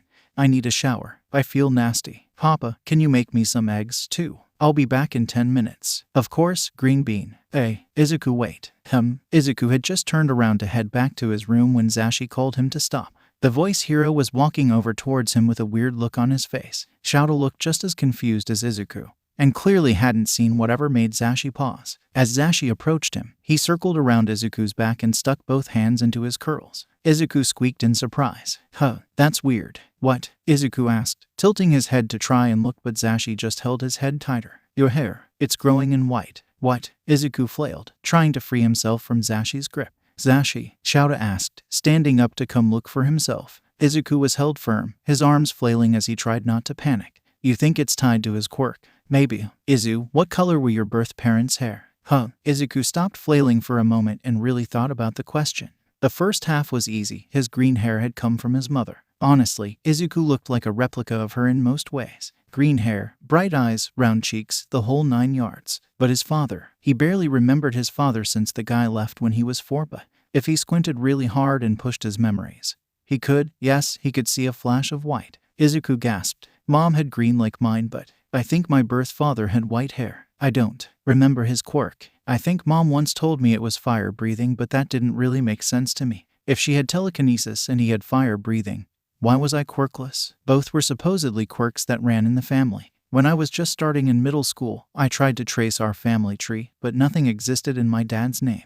What do you mean, nothing? Shouta sounded suspicious. I went to the local government office. His name was there, with a record of his living in the prefecture, but nothing else. No birth certificate. No marriage certificate for him and my mom, nothing. No police record. No education record. It's like he existed. And that was it, the bare minimum. I dropped it after a year, thinking he just deleted the stuff himself to escape us. Mom said he moved to America. That's really weird. I know, Papa. I know. Maybe I should have thought of it sooner. But weirdness aside, why the hell is my hair growing in white? He finally managed to yank himself free and bounce over to the hallway mirror nearby. Sure enough, when he pushed his green curls aside, he found his roots were snow white. Even the undercut around the back was starting to sparkle with white at the very base of the hairs. He honestly wasn't sure what to make of it, but he suddenly wanted a haircut. Papa, what? Yes. Zashi and Shouta had been talking quietly off to the side when Izuku startled them. I want a haircut, right before the new school year starts, after this grows out a little. A wide grin stretched across his lips. You want to show off your new hair color, kid? Hell yes. Izuku punched the air. Language, Zashi chided, but he was grinning. The viewing booth was huge. Izuku had never been behind the scenes of UA yet. Even though he'd been Nedzu's student for 4 months now, he had only been into the main classroom building and a few of the gyms and training grounds. He had yet to see anything special like this. The booth was underground, the entrance just outside the back of the main classroom building. It was dark and clearly made by Cementos' quirk. The whole right wall, about 15 feet long, was covered in screens and monitors of every kind. Some had camera feeds of the various training grounds. Actually, most of them did. The lower monitors, the smaller ones, had charts and numbers and data constantly flowing. Izuku could tell those were for monitoring the mechanics and internal workings of the exam. The left wall, behind him, was covered in monitors, too, but these were all dedicated to the students' faces and information. Today was day 2 of the exam. He'd missed day 1, but that was only the written exams, which Nedzu hadn't needed him for. Day 2 was the physical exam. There were 245 students this year taking the exam. They had 4 recommendation students who were already accepted, and their names and faces were up there, too. Only 40 students would make it into the heroics course, technically 36 since 4 spots were already taken by those recommendation students. Izuku had brought his laptop and made a whole folder in the shared drive he kept with Nedzu for the entrance exams. He made a document for the recommendation students and took a few notes. Nedzu had then explained he could tap the screen where their picture was and it would bring up their exam footage. It was so high-tech, Izuku loved it. There was still at least 2 hours before the exam, so Izuku watched all 4 files and made notes. Shouto Todoroki, Momo Yaoyorozu, Satsuna Takage, and Juzo Honuki. He did recognize Todoroki as Endeavor's son. That would be interesting. Yaoyorozu was the daughter of some big-shot hero lawyers. He didn't know anything about the remaining 2 students. All in all, Todoroki seemed to be the strongest of them all, except that he was only using half his quirk. Half hot, half cold. He never used his flames. Something was up with that. Izuku felt something spark in his chest, a familiar sensation of hopelessness. Maybe Todoroki was similar to him in some way. Yaoyorozu used her matter-creating quirk in interesting and inventive ways, and could really come in handy as a hero, but she seemed to lack confidence in herself. Takage had a really neat lizard-like quirk that allowed her to split herself and put herself back together. That could be amazing for rescue efforts. Honuki's softening quirk would be invaluable for offensive and defensive purposes. 2 hours passed by quickly and the other teachers started to filter into the underground room. Shouta walked over, gave Izuku a quick hair ruffle, then slunk into a corner in his signature yellow sleeping bag. Hizashi and Izuku had a betting pool going on about how long it would take his students to try and steal it. So far, most of the teachers had bet on under 2 weeks. Hizashi and Izuku were the odd men out, having both bet more than 3 weeks into the semester before any student was even brave enough to approach the object. Shouta was pretending he didn't know about the betting pool, but he'd slipped Izuku a 50 and bet on 2 months. Izuku had been shocked, but hey, the man knew his students, right? Or well, he put the fear of the gods in them and got to know them that way. Good morning, UA teachers, and Izuku. Everyone greeted him in kind, minus Shouta, who groaned and slumped sideways. Izuku chuckled. We are about to get started. Hazashi, you are good to head inside and get the kids briefed and pumped up. The rest of you, get out your notes, or in Izuku's case, keep taking them, and get ready to claim some students. Claim? Izuku leaned over to where Auntie Nem was sitting next to him, asking her quietly. Oh, yeah, well, the homeroom teachers get to make a list of their top 5 favorites from the exam and generally get those kids assigned to their class. If there's any crossover, the teachers flip a coin. Seriously, you guys bet on students? Izuku looked scandalized. Oh, sweetie, we bet on everything in this school. You already know that. She was right. He did. Izuku snorted, shook his head, and went back to his laptop. It was just about time to get started, so Izuku grabbed an elastic and tied his long curls to the back of his head. This revealed the white roots that had started to show this morning, though he didn't realize it till Nimari gasped. He asked, looking up. The whole room of teachers were looking at him with varying degrees of worry on their faces. Oh, right, Zashi noticed it this morning. Apparently, my quirk is turning my hair white, like my birth father's. Weird, I know, but I kind of like it. The teachers all calmed down once they heard that Izuku was okay with the change. And it wasn't something to panic over. Nedzu was looking at him with an intense curiosity that Izuku knew to fear. That was not a good sign. But it vanished as quickly as it had appeared and Izuku shrugged it off for later. That was a concern for future Izuku. Present Izuku had an exam to analyze. Nedzu was grading him on this anyway. This would be his last project before he finished his first year of high school. His final, so to speak. If he did well, he could start working on his provisional hero license. His quirk counseling license test was in 3 weeks, just before the new school year started. He was ahead of schedule and moving fast. It was exciting and Izuku was absolutely enthralled with his education. There's no countdown in real life, go. Zashi's loud voice crackled over the speakers, dulled by the sound system they had set on low so the teachers could focus. The kids were off, and Zashi walked in a moment later. He also had kids to pick. He was a homeroom teacher for the general education department, and even here he could pick students he wanted to sponsor, so to speak, since not everyone got into the heroics program.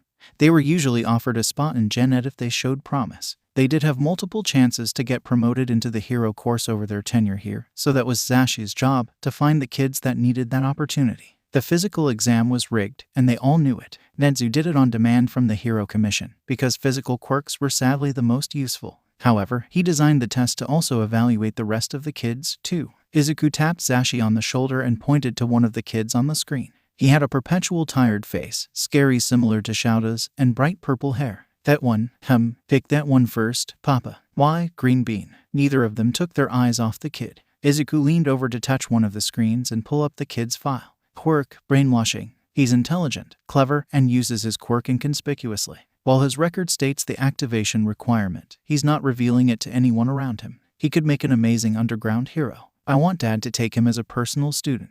Pick him if he doesn't get into heroics. Thank you, Zu. Zashi marked down Shinso's name on his form and went back to the other screens. Izuku spotted a few kids he marked down for later. Ochako Uraraka, anti-gravity quirk. She could make an amazing rescue and construction hero. Mizo Shoji, dupli arms. Reconnaissance would be his strong suit, for sure. Ijiru Kirishima, hardening. He would be a brick wall of defense. There was also Tetsu. Who the hell named him? That had a very similar quirk to Kirishima's. They would likely be great training partners if they ended up in the same class. The last one he wrote down was Kinoko Komori. Her mushroom quirk fascinated Izuku. He wanted to see just how far she could take it. Could she use it on humans? Would that suffocate someone to death? Why did that interest him? Well, he wanted to know if someone could use that quirk against her or those around her. She'd need to train really hard if that was the case, to avoid being a hazard to her teammates. Then, after he was just about to wrap up, something loud on the screens made him flinch so hard his laptop clattered to the floor. Thankfully, he was already sitting on the floor, so the device likely wasn't damaged. The smell of burnt sugar filled his nose. A searing pain in his shoulder sparked. His breathing wouldn't stop getting faster. He hadn't heard Kaken's explosions in over 4 months. He didn't think he'd have this kind of reaction. It was so hard to breathe. Why couldn't he remember how to breathe? Nimari was right there, asking him if he was okay, but he couldn't answer. In an instant, Hazashi was by his side and Shouda was running towards him. His vision swam, he felt faint. That smell was taking over all his senses. He couldn't escape it. It was suffocating.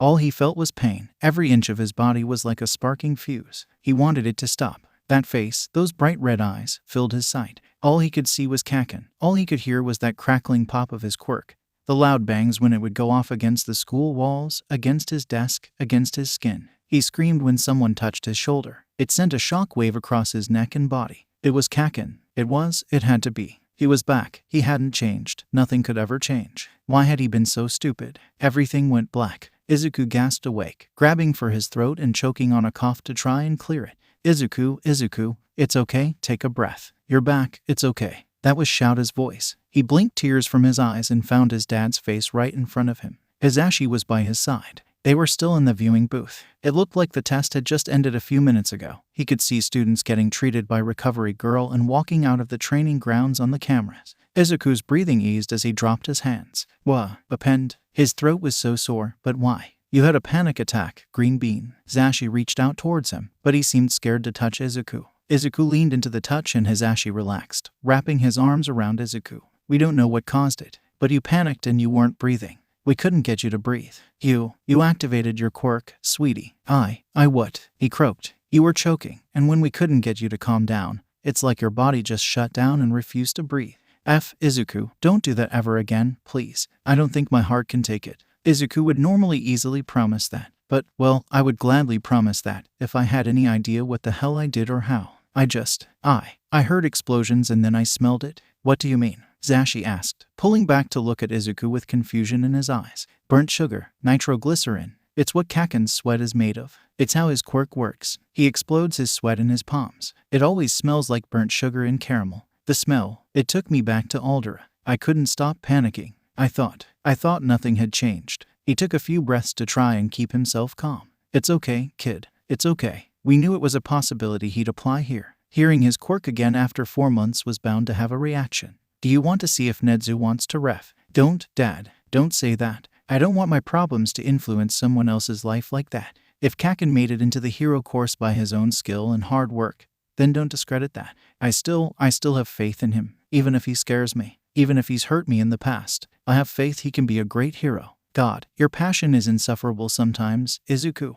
But Izuku knew Shouda was grinning behind his capture weapon. Hisashi kept poking around in his hair though, and Izuku was starting to get worried. What is it, Papa? Izuku asked, reaching up to take the man's hands from his head. Your hair. It's more white than it was this morning. What? Izuku opened his laptop, leaving the screen off so he could use it like a makeshift mirror. Sure enough, the white had extended halfway down his green curls. It looked really haphazard, but also really cool. It would be hard to explain this to Katsuki though. That thought made him stop. Did he even want to? Did he want to see Katsuki again? He'd likely have a few interactions with him if he got accepted. He was certainly getting accepted. Izuku knew that without even checking the scores. That was a problem for future Izuku. Are you feeling better, kiddo? Auntie Nem asked, coming over with a bottle of water for him. Yes, thank you, Nem. I think I'm all right. Your hair looks wicked, at least. I wonder if it's going to just fade all to white if you keep activating your quirk. The whole staff had been avoiding using the term dying when talking about his quirk. It was fine. Izuku didn't mind that so much. After all, it's not like he was purposefully killing himself and they were avoiding the subject.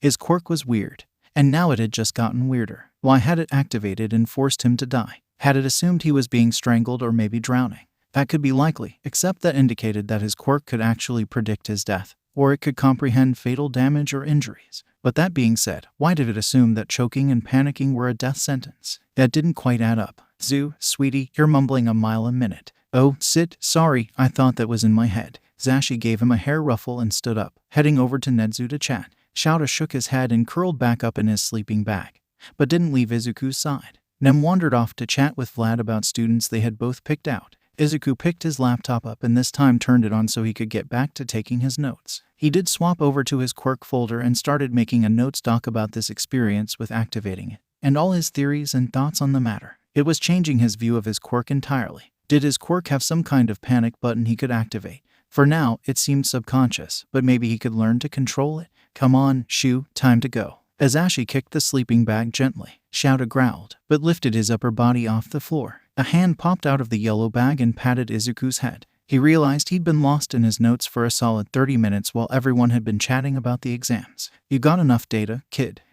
Oh yeah. I need to compile it into a more formulated analysis with a few charts for comparison, but it shouldn't take me more than a few hours tonight after dinner. This is technically my final. Your final? Hisashi asked. Yeah, I finished my first year's worth of work on the online courses, and Nedzu gave me an analysis project based on the entrance exams to finish out my first year's studies. Once that's done and graded, I'll be moving up from espionage to intergovernmental manipulation. Izuku was practically bouncing as he stood up with his laptop clutched to his chest. The whole room let out a collective groan. Nedzu, stop turning out little ray of sunshine into a mini-you. Vlad called from the doorway as he left. Or at least give us all some warning. He's so far ahead of his peers. Cementos added. Izuku chuckled, following his dad's out of the viewing booth. He ran smack into Hizashi's backside though, and peeked around to see what stopped the flow of traffic. Excuse me. Sorry, I was hoping I could talk about the points for the exam for a moment. That was Ochako Uraraka. Izuku had been taking notes on her. What was she doing here? Sure, listener, what's up? Zashi was always good with kids. Shouta put the fear of God into his students, but Zashi always made them feel welcome. Well, I didn't get his name, but this loud kid with spiky blonde hair saved me from the zero-pointer at the end of the exam. I was trapped under rubble and he used his explosions to free me. I wanted to give him some of my points, since he saved me and wasn't able to get more points. Izuku froze. That could only be Katsuki, right? Spiky blonde hair, loud, explosion quirk. Of course it was. He had sacrificed points to save someone. The little ember of hope that Izuku had been tending for years sparkled to life a little brighter inside his chest. Could Katsuki be learning, changing? Maybe, just maybe. Oh, I'm so sorry, I didn't see you there. Hello. Izuku looked up from the floor, realizing Uraraka was speaking to him. Zashi had moved a little and Izuku's face wasn't as hidden anymore. Hello. He greeted back with a dip of his head. Don't worry, Uraraka-kun, Bakugo-kun will be just fine. Your points are your own. I'm sure he did well, so head on home and you will get your results in a week, okay? Zashi offered her a little head pat. Shouta put an arm around Izuku's shoulders and led him out of the booth with Zashi trailing behind as he waved to the pink-faced girl. She likes you, Zashi quipped as he stepped up to meet the other two in pace. What? Izuku barked. I mean, that's cool and all but, I don't really like girls. Oh, that's okay, too. Whatever you prefer, Izu. No dating until you're 30, kid. Shouta groaned. Hizashi broke into laughter. Izuku hid his face in his hood the whole walk back to the dorms. Why did his dads have to be so embarrassing? Shouta was not ready for this. It was too early. He'd gotten used to his slightly later schedule while on break from school. The month between the entrance and exam and the new school year had flown by. Shouta had spent it mostly helping Izuku with his schooling, and then patrols at night. Hizashi had been busy with his radio show during the day, then at night he'd swap off with Shouta and help their kid after dinner when Shouta was out. Nedzu had apologized for the heavier workload, but he wanted to cram as much in as possible before the start of term. He'd have to slow down Izuku's schooling pace once the term started since they would all be busy. Izuku was making great strides and in the last month already completed a quarter of his second-year work. Nedzu had not been joking. He'd really started to cram stuff in there before the year started. The kid now had his quirk counseling license. The test was last week. Apparently it was pretty boring, and though Hizashi and Shouta were remiss they hadn't been allowed to see it, Nedzu and Izuku assured them they hadn't missed anything. It was a lengthy written exam and a small practical, which was basically Izuku just doing live analysis and problem solving. Nedzu was holding firm on his idea to have the boy be a teaching assistant in Shouta's class 2 days a week, but he was going to wait until a week or two into the term before initiating that so they could all settle in. Shouta wrapped his capture weapon around his neck as he finished getting ready. Of course, his two sunshines had been up since 5 a.m., and Shouta had only just woken up not long ago around 6 a.m. They had already gotten ready and eaten. Izuku was at the kitchen table, already clacking away at his laptop keyboard, hard at work. They had half an hour before they needed to walk over to the main building on campus. The kids wouldn't be moving in for another week as the dorm buildings had been getting a renovation since dorm life was becoming mandatory, so they still had time before they would see their students on campus daily, which was a relief to Shouta. An adjustment period, so to speak. Eggs, Shu? Zashi asked as he leaned over the counter to peck his husband on the cheek. He replied. Morning, Dad. Shouta never got tired of hearing that, or of hearing Izuku call Zashi Papa. Never once did he get tired of that. Shouta glanced across the counter to find the giant smile on Hizashi's face. Today was going to be a good day. Shouta knew it. As he sat down, he placed a thick folder on the table, sliding it towards Izuku. The kid didn't react at first, too engrossed in whatever he was working on. But when Shouta used the folder to nudge his hand, the kid jumped. Open it, Shouta urged, a smirk not even hidden on his face. Zashi came over with a plate for Shouta, but he ignored it for now, instead taking Hizashi's hand as they waited for Izuku to see what was in the folder. The kid gave them both a suspicious look. He'd seen it before. It was Izuku's worried look. Despite everything, they knew he still didn't believe this was all for real and forever. He still believed somewhere in the back of his mind that Shouta and Hizashi would abandon him like everyone else had in his life.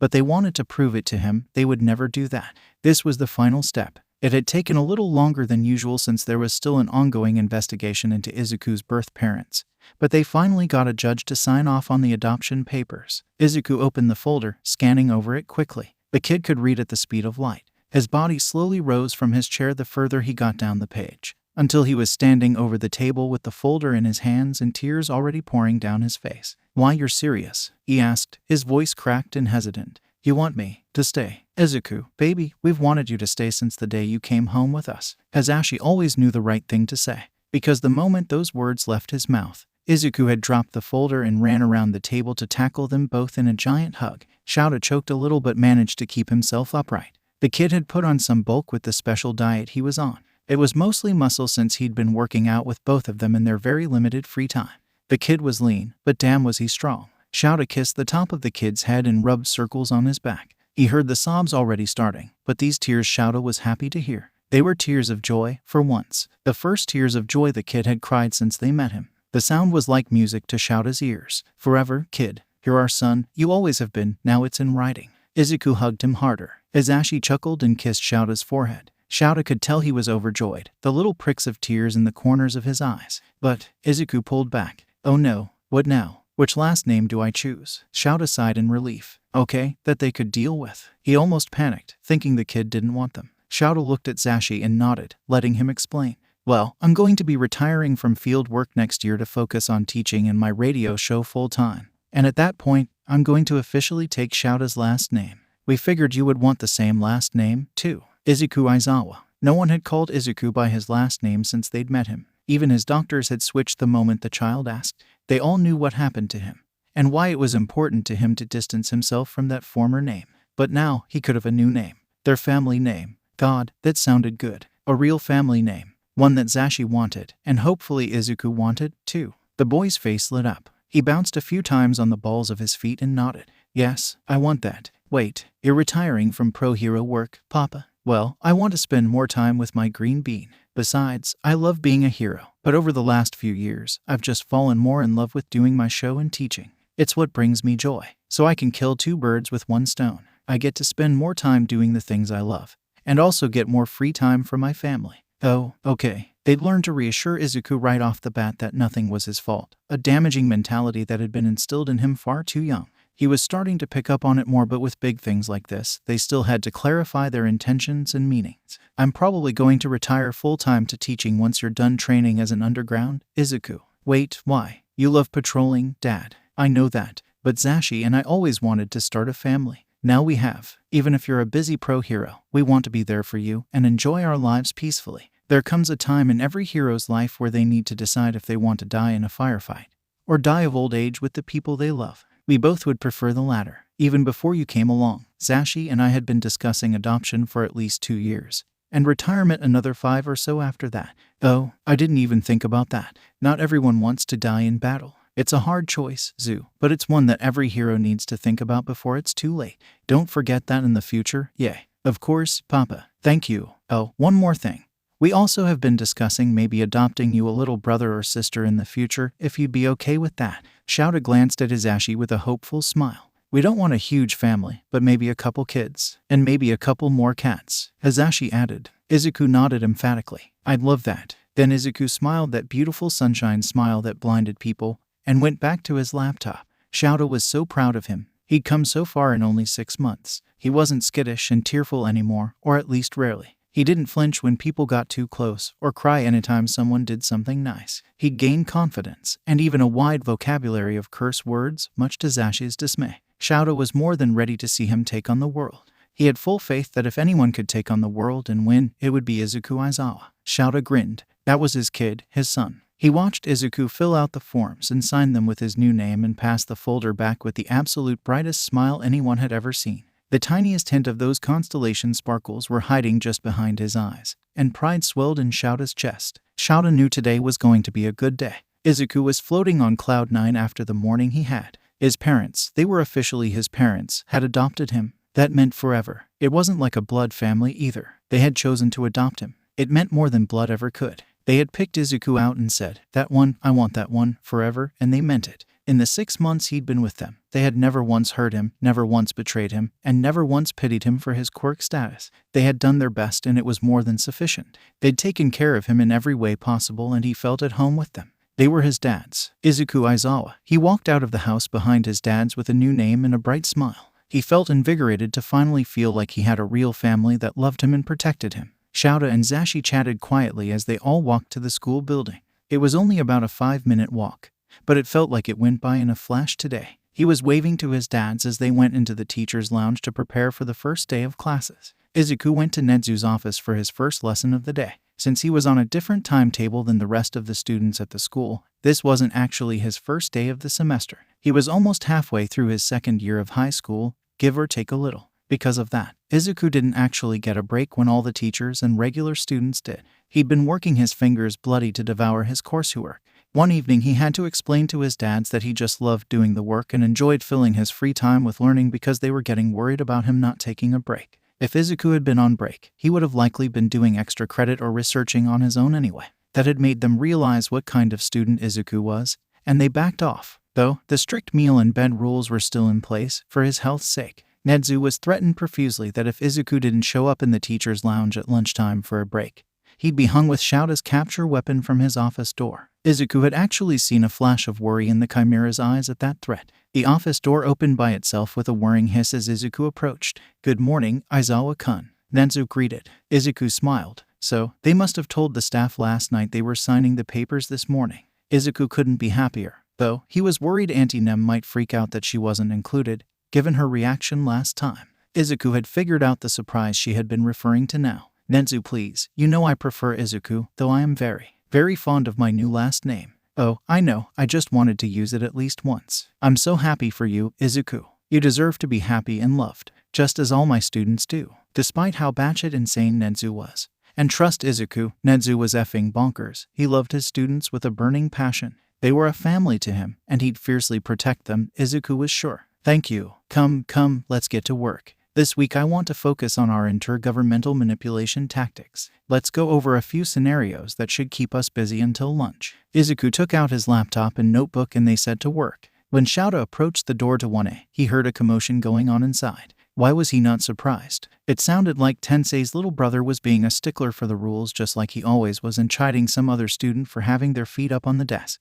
It wasn't until he heard those familiar pops of explosions that the door snapped open and his capture scarf was wrapped around Bakugo's wrist before anyone even knew he was there. A few people gasped. Some made exclamations of excitement at seeing a pro hero. Bakugo looked like he was about to piss himself in fear. Their eyes met, and though Shouta did not activate his quirk, Bakugo's cut off promptly. Shouta calmly walked across the room, the capture scarf reeling Bakugo in so they met halfway in front of the whole classroom. The burning rage in Shouta's eyes was not hidden. This was still the kid who had told his son to jump off a roof. This was the child who'd been one of the leading causes of his son's first death. He was the cause of most of the boy's scars. He still hated this kid. So of course, the universe, and likely Nedzu, were out to destroy his good day by putting Bakugo in Shouta's homeroom class. However, something popped into Shouta's head. The memory of that pink-cheeked girl, who was actually standing in the back of the room with her hands on her mouth, asking them to give Bakugo some of her points because he rescued her in the exam. Shouta swallowed his hatred and released the kid's wrist. "You still have a long way to go to prove me wrong, but the entrance exam was a good start." With that, he turned to the podium and glared at the class. They all immediately found their seats, minus Bakugo. The brat took an extra second to consider Shouta and his words. He didn't look back to his teacher, only nodded to the ground and sat down quietly. Good, maybe he could learn.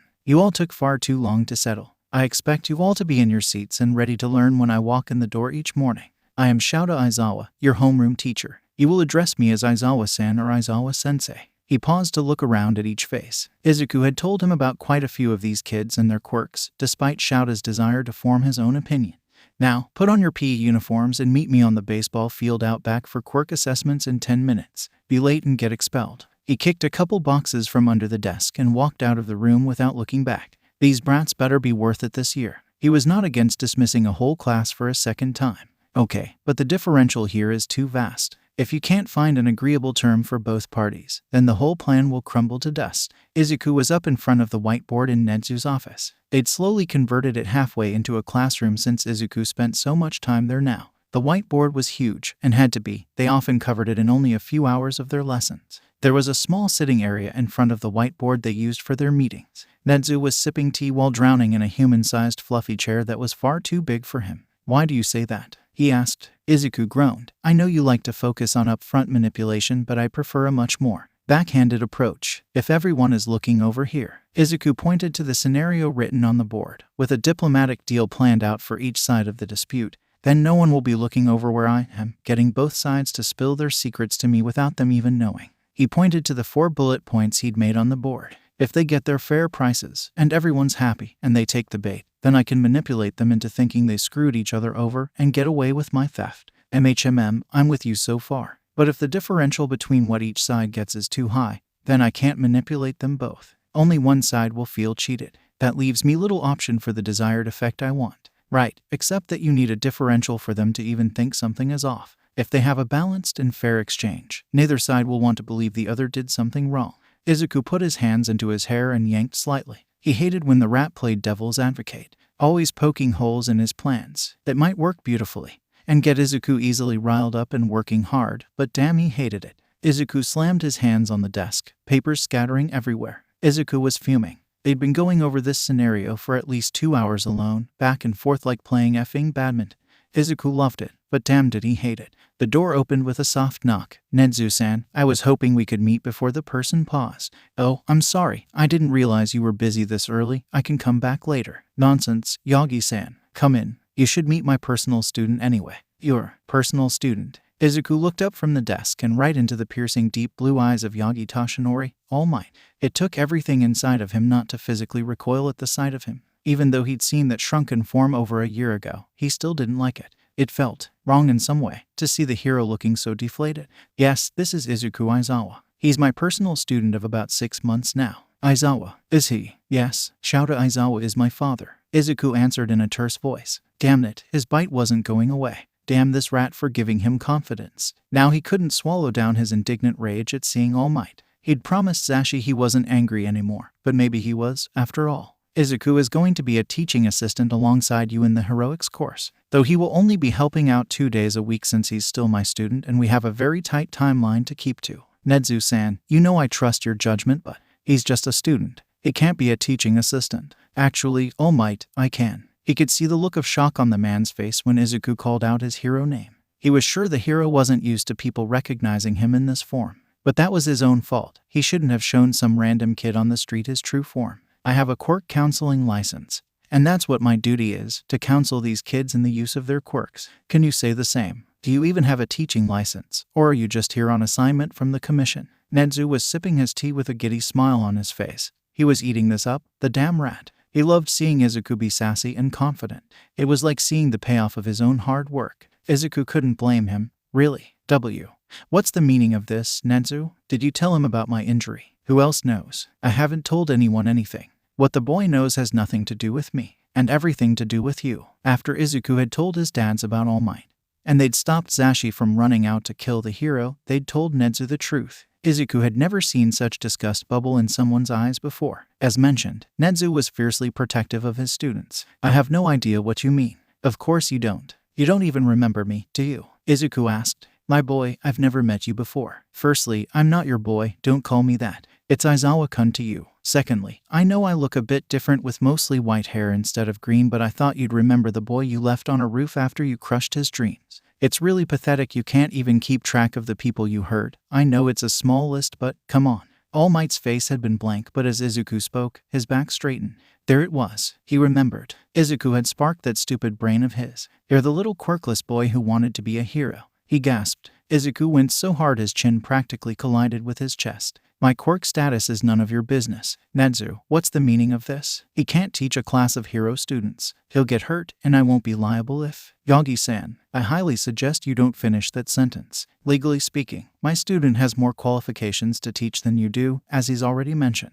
You trust me to teach. All I have is an IQ quirk. Why is Izuku any different? Hell, I'm not even human. It's different, Nedzu, you know that. His body isn't the same. It's weaker. He could get seriously injured running around after the hero course students. You don't get a say in this matter, Yagi-san. How I run my school is up to me, and me alone. You are here because the commission demanded it, because of your stupid need for a successor. Which, by the way, the hero course teachers know about, which includes Izuku. So, you can either shape up and deal with how I command my ship, or you can walk away. Maybe Shiksu would take you as a teacher. Nedzu poured himself a new cup of tea and hummed softly as he put sugar and creamer into the cup. Izuku was half smirking at the rat and his free tongue. He knew Nedzu could really snap at someone, but he'd never seen the wild look in the animal's eyes before. Izuku decided he loved that look and wanted to see it again. This is ridiculous, All Might huffed, like a child. Izuku rolled his eyes. Why had he ever thought this man was his hero? However, that seemed to be the end of it because All Might stormed out of the office as fast as his skinny legs would carry him. If the differential is too unbalanced, then I won't be able to manipulate both sides into thinking the other cheated them out of something big.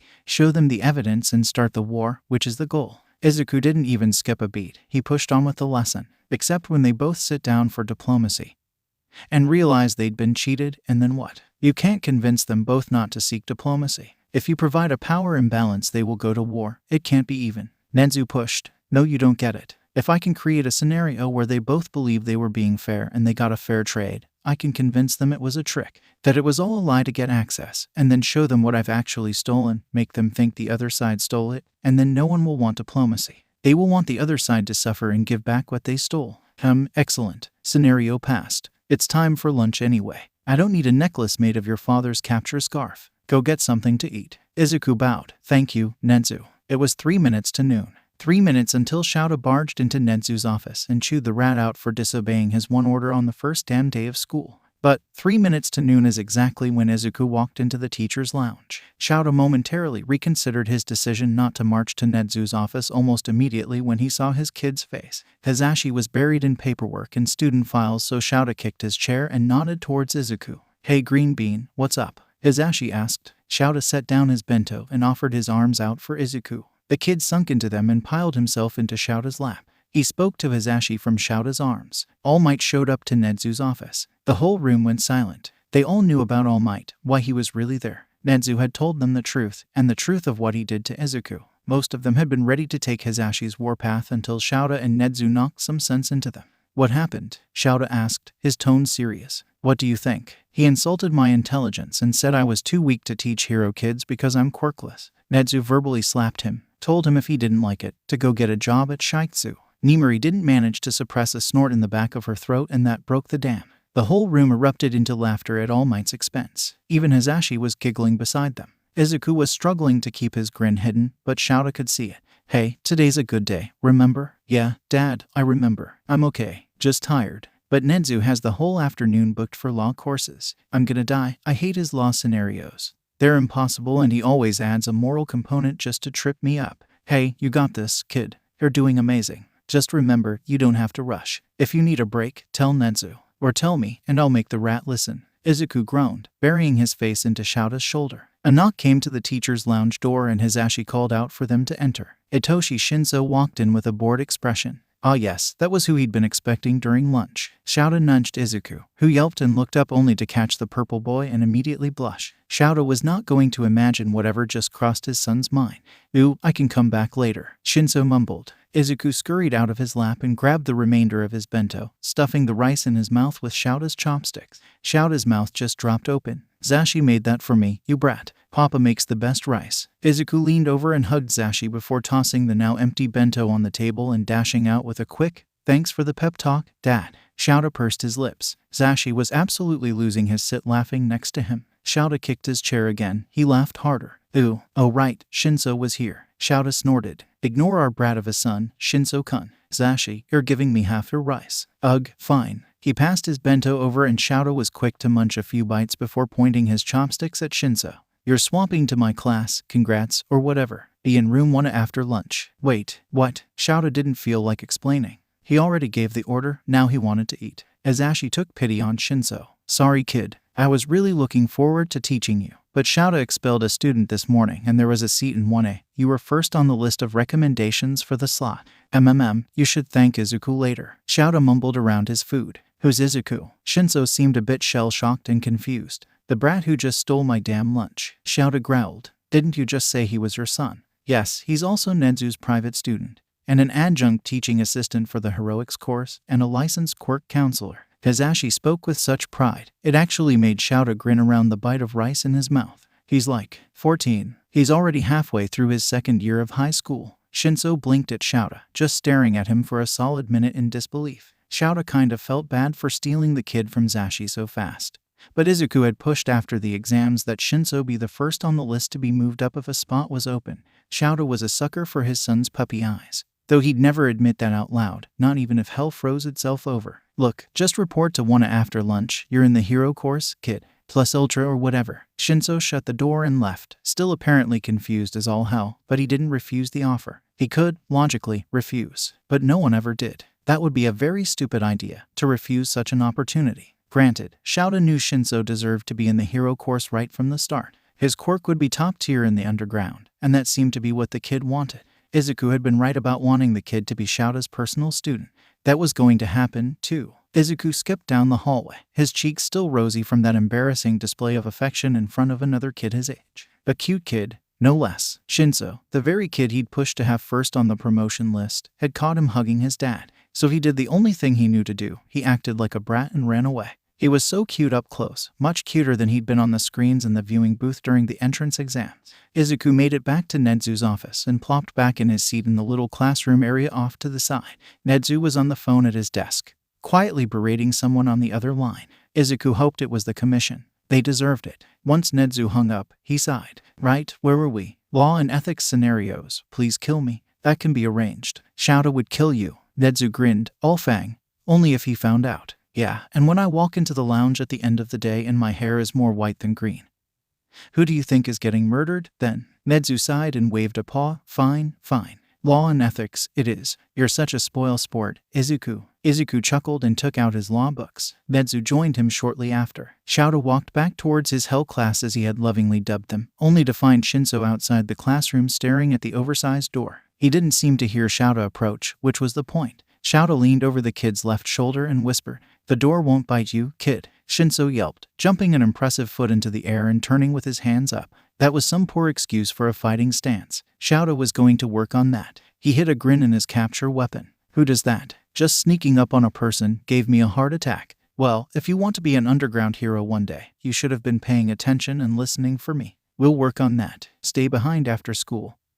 And we'll start your lessons. You're my only student looking into underground heroics, so you'll be getting extra lessons with me. Wait, seriously, did I stutter? Get inside and sit down. Shinso blinked, then quickly scrambled into the room as Shouta walked in after him. Everyone was in their seats this time and quiet. Shinso took the only open spot which had belonged to another student this morning. Now, Shouta started as he took to the podium. I'm sure you're curious about the change. That's Satoshi Shinso, your new classmate. I expelled mine this morning. Get out your foundational heroics books. We're starting with safety procedures this week. We won't begin physical lessons until next week. Sensei, one of the kids raised their hand. It was a blonde with a lightning strike in their hair. Call me something. He went on when Shouta nodded. Why can't we dive right in? We're all super excited to be here and more than ready to get our hero on.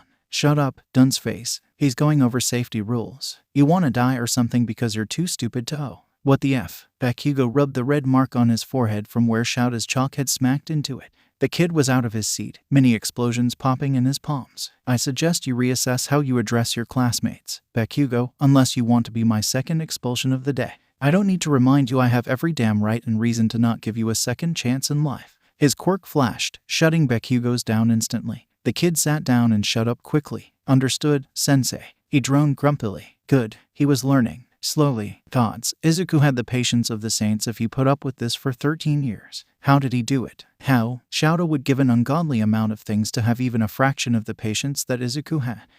Electric Blonde mumbled. No physical training until we finish Chapter 1 of the Foundational Heroics textbook covering safety and training procedures. Shouta waved a hand and the kid looked back to his textbook. Shouta returned to the board to finish writing out the points he was going to make in this lesson. Of course, not even 15 minutes into his lecture, something came thudding down the hall. Shouta looked up, thinking one of the students was in a rush, but then he heard it. I am here. Oh no, not that. Anything but that bumbling idiot. Coming into the room like a normal person. All Might burst through the classroom door in his buff mode and signature pose. Dear gods, he looked like an imbecile. Every student cheered and threw their hands up, excited to see the number one hero in their classroom. Everyone except, interestingly, Bakugo. He was instead seething with unbridled rage at the sight of the number one. Now that was curious. Did he know what happened to Izuku? Or was he just pissed off at how all the heroes had left him in that sludge villain's mouth to suffocate until All Might did actually arrive?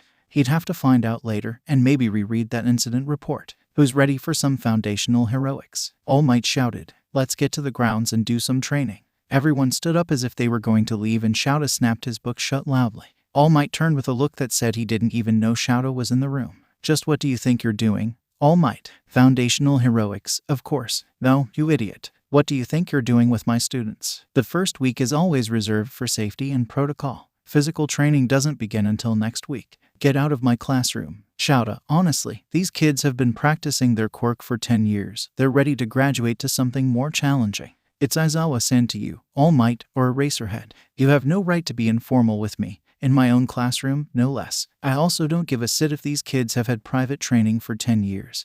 And a couple of them have. They aren't going on those training grounds until we've covered proper safety protocol. Unless you want the blood of a dead student on your hands in the first week of school. All Might looked properly scolded without a way to respond. The kids all sat back down slowly, seeming fearful. Good. Shouta wasn't known for being kind or gentle. Of course, Bakugo was always the outlier. He had to stand up and open his big mouth. You're already so good at forgetting kids on roofs. All Might, I don't think we want you forgetting us in a burning building while we're training. Oh sit. So the kid did know. Shouta had known that protective ire back at Alder was genuine, but he hadn't expected it to be so caring. He was angry at what All Might did to Izuku. In his own fed-up way, Bakugo did care about Izuku. Maybe there was more to this friendship than he understood. At first, All Might just stared at Bakugo, looking ready to scold the boy or maybe slap him. Shouta wasn't about to let that happen. Bakugo, sit down. His voice held no real bite, but it was firm. Bakugo snapped his eyes to Shouta's. They exchanged a silent conversation. You know, I understand, okay. Bakugo sat down and calmed down, to everyone's shock. All Might, get out. I'm sure Nedzu just forgot to mention you wouldn't be needed until the second week as a prank. But he's busy with his student right now, don't disturb him. Rats, back to your textbooks. Page 46. What to do in the event of accidental injury on the field. Who can give me an example of an injury where you'd immediately call for your teacher? All Might left silently and the class went back to normal, with the kids answering his questions and participating in the discussions around safety. It went well once they were all invested. He made it clear to them why this was important, and they'd seem to get it even more after Bakugo put the fear of God in All Might himself. Shouta would give the credit for his ability to terrify. It was top-notch. That wasn't exactly a good thing for a hero to have, though, but Shouta could work around that. The first week of school went by fast. Izuku was not prepared for Friday to already be half over. Nedzu had worked him to the bone today and decided to let him off the hook early after lunch. They'd been drilling statistics while Nedzu sat on Izuku's back and Izuku did push-ups all morning. He had numbers and statistics rolling around in his brain as he banged his forehead gently on Shouta's desk. Shouta was on the couch across the room and his Ashi was next to him. You might knock everything you learned today out of your brain if you keep trying to break my desk with your skull, kid. Shouta warned. Izuku groaned loudly. A couple snickers could be heard around the room. That only made Izuku tilt his head to the side so he could shoot death glares at people. Was it that bad, today, Zu? Yes, it was, Papa. Was he being a little bratty? Maybe, but today was tough. This whole week had been. Nedzu wanted to get him to have his provisional license by mid-year and that was fast approaching. Well, okay, it was only the first week of classes, but he only had one semester before the halfway mark. He's working me to the bone. I'm gonna die. My brain is going to leak out of my skull. I'll become a zombie. Honestly, I technically already am a zombie. Sit. You're not a zombie, Izuku. Nimiri laughed, reaching across the row of desks to ruffle his hair. It was almost all white at this point. Wednesday, they'd had another quirk training session and he'd died twice, again. He'd slept a solid 16 hours and missed half of Thursday as a result, but Nedzu had estimated that it was less than last time, which meant he was getting stronger. Still, only the tips of his hair were green anymore. It did make a lovely fade that looked purposeful, but Izuku wished it would just all fade to white already. Yes, I am Dad. I'm a zombie. 6 times over. You're keeping count. Shouta turned in his seat, throwing the magazine he'd been reading at Izuku's head. Izuku yelped and ducked out of the way. The book smacked Cementos in the head a few feet to Izuku's left. Sorry, Ishiyama-kun. Cementos arched one eyebrow, sighed, and went back to his lunch. He didn't even bother to pick up the magazine. Izuku stifled a laugh behind his hands. Shouta was glaring at him, he could tell without even looking. Izuku pushed off the desk and flopped himself on the couch next to Shouta. Well, it's hard not to keep count since we're experimenting with it. But I promise, it's just for the research. They were keeping a close eye on Izuku's mental state and how he thought and talked about his quirk, under strict orders from the doctors who diagnosed his quirk. Nedzu was also careful not to speak about his quirk's abilities in a casual manner. Everyone always took it seriously, and Izuku respected that. It helped keep him on track and responsible. If you say so, kid. The first bell rang, signifying the end of lunch. Ugh, time to get back to hell class. Nedzu has you starting in there the week after next, right? Yeah, I think so. He gave me the afternoon off today since we got a bit ahead this week. So I think I'm going to head home and actually grab a nap. Okay, I shouldn't be long after you if you wanted to do some sparring after classes. We got through our first chapter of safety pretty fast, so the hell class is starting physical training today. I should be able to pawn them off on All Might. Sounds good, Dad. Izuku was just about to skip home when Nedzu texted him to come back to his office. Ugh, okay, maybe I won't get a nap. But he was gone before he could hear anything more than his dad snorting a laugh. It was a short walk from the teacher's lounge to Nedzu's office. But when he got there, the rat was nowhere to be found at first. Nedzu, Izuku called into the apparently empty office. Here, Nedzu shouted from behind Izuku, who had started to expect these surprise greetings. He quickly ducked under a flying teacup and threw a pen at Nedzu, smacking the rat's forehead.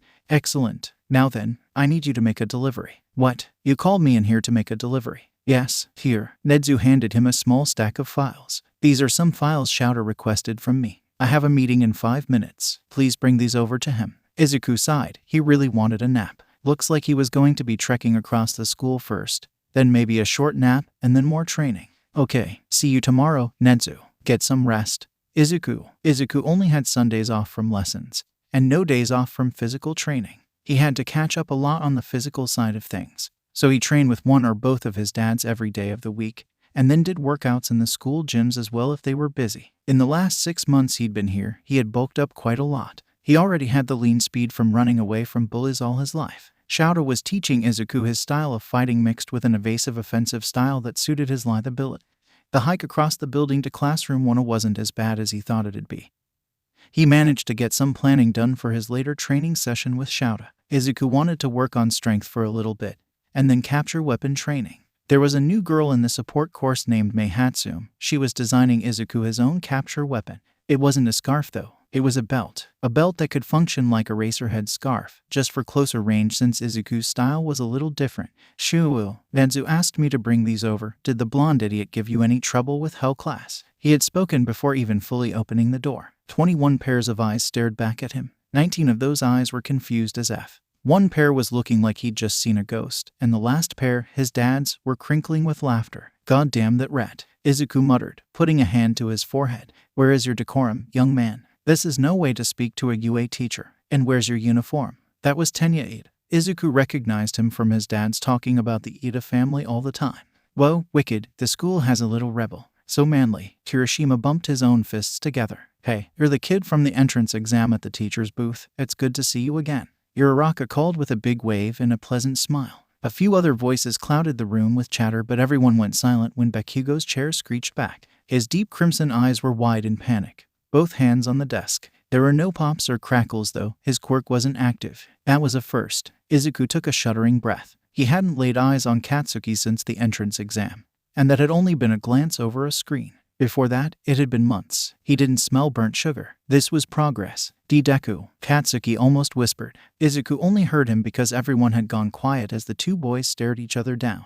Izuku was keeping a close eye on Shouta's reaction from the corner of his eye. His dad was clearly making the decision to stay out of it for the moment, which meant Izuku was in charge, and he did not like that idea one bit. Not with Katsuki here. The only option was to just be nonchalant. Right, it could do this. This was nothing. He had confidence. Hey Kaken, he greeted with a wave of his non-file holding hand. Don't hey Kaken me. Where the F have you been for the last 6 months? You vanish one day. And then a few days later, he pointed one hand at Shouta without looking away from Izuku. This hobo is cleaning out your locker at school and saying you're never coming back. You just disappeared, to Izuku. You left. Izuku was not at all prepared for the curveball of emotions to smack him when Katsuki just decided to throw it in his face. Was he upset that Izuku left? Izuku would be lying if he said anger didn't swallow his whole mind completely. He saw red, bright crimson red like the color of Katsuki's eyes. I left. The F do you mean, I left? Izuku stormed across the room, dropping the files on the podium with a lethal smack that made Shouta twitch. Izuku didn't even give Katsuki a moment's notice. He shoved the boy back into his chair aggressively.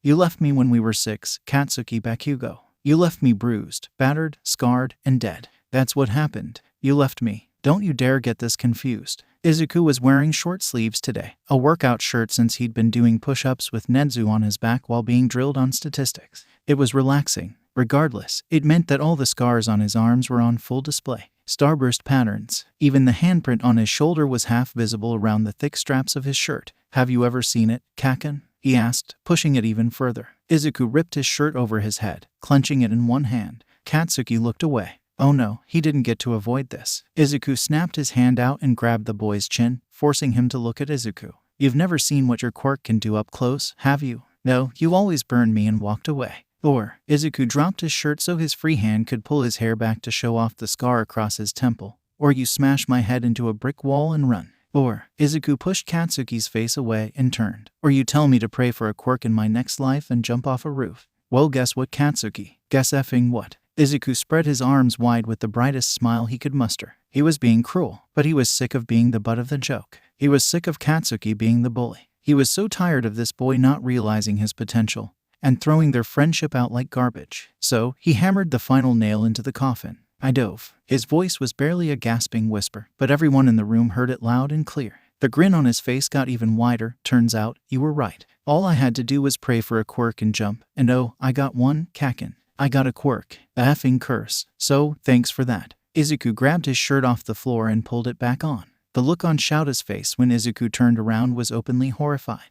Raw, empty, and pained. He was a split nerve and Izuku had electrified him. Izuku had never told him what Katsuki had said the day the blonde had told Izuku to kill himself. He'd never told his new parents the whole story. Izuku took a few breaths and sagged a little. Sorry for interrupting your class, Dad. I'm gonna go take a nap now. Shouta slowly nodded, the faintest slide of his head up and down. As he left, the room remained silent until he slid the door closed and he heard the quiet voice of Shouto Todoroki ask, "Did he just call Aizawa-sensei Dad?" Then the room erupted into chaos. Izuku didn't wait. He just started walking away. This wasn't the time to think about all of this. It was time for a nap. He could worry about the consequences of his actions later when Shouta was beating him up in training. That sounded just fine. But of course, the universe didn't agree with him, effing ever. The door to room 1 burst open and Izuku heard the sound of Katsuki's explosions follow him down the hall. Izuku had been ready for the boy to explode on him, to scream and yell, but he thought after all he'd showed him, the explosive teen would know better than to use that effing quirk around or on Izuku, especially not here. This was Izuku's home. Izuku, Katsuki shouted, his quirk propelling the blonde down the hall. Izuku was enraged. More than enraged, he was livid. If anger could be an element, it would be lava. Izuku was boiling lava in his veins, and nothing else. He whirled around just as Katsuki was charging him, quickly sidestepping and grabbing his right wrist to pinch backwards in a bar hold. Katsuki yelped, "What the F, Izuku? I don't want to fight." "Then stop using that damn quirk around me. I've been burnt enough for all 7 of the lifetimes I've lived." "What the hell does that even mean?" Katsuki twisted his body, freeing his arm from the hold and glaring at Izuku. The telltale pops of his quirk filled Izuku's ears. The whole hallway smelled like burnt sugar. Shouta was stuck in the throng of students that were all spilling out of their classes. There were no street lamps for him to use as leverage. He had to swim through the crowds with loud threats of detention to try and get to his son. Izuku growled, shoving Katsuki back with both hands to the boy's shoulders. "You effing moron. How could you do that? How could you abandon me? We were 6. I was all alone in the world. What are you even saying? The teachers all told us you were diseased and fragile. They told us to hate you. You think I wanted to leave you? Your mom stopped talking to mine. And the old hag got angry. She told me Auntie had changed, that you had changed. Don't blame this on the adults, Katsuki. No adult made you hold your hand on my shoulder till it left a permanent handprint on my skin. Your mother didn't tell you to do that. No, but they condoned it. What was I supposed to think when everyone told me to hate you? That I was your friend. F the adults, F every other extra. F the world, I was your friend. But you left me behind. You did that. I had nothing. My sperm donor left before you did. And Mom decided she resented me for being quirkless. Then you left, and I had nothing. Auntie wouldn't do that." Izuku barked a laugh. Oh, that was rich. Katsuki had no idea about anything, did he? Well, he assumed the explosive blonde Nuinko was dead. But did he know the truth? No, likely not. Izuku shoved Katsuki again. Katsuki shoved him back. They ended up grabbing each other's shirts, fisted in their hands. Oh, she wouldn't. You know she moved out 6 weeks before she died. She didn't say goodbye. She didn't even leave a note. I didn't know until the day after her death. There was nothing left but a bed frame and an empty dresser. But hey, I was 13. I was old enough to take care of myself, right? Right. Izuku shoved Katsuki off himself, pressing him up against the glass window on the other side of the hallway. The hall was full of students and shouting. Teachers were trying to get through and kids were trying to watch or cheer them on. Izuku could hear none of it.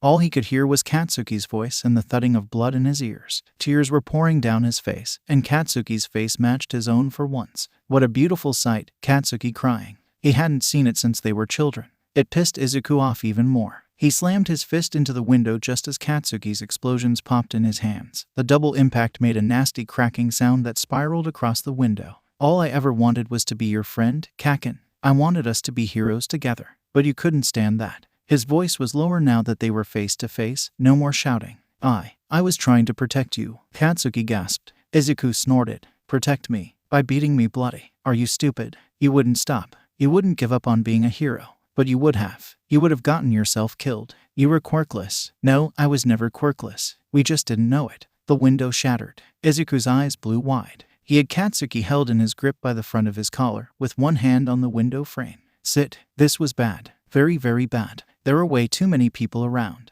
His hand was slipping. He heard Shouta's capture weapon snap out and grab his waist, but it was too late.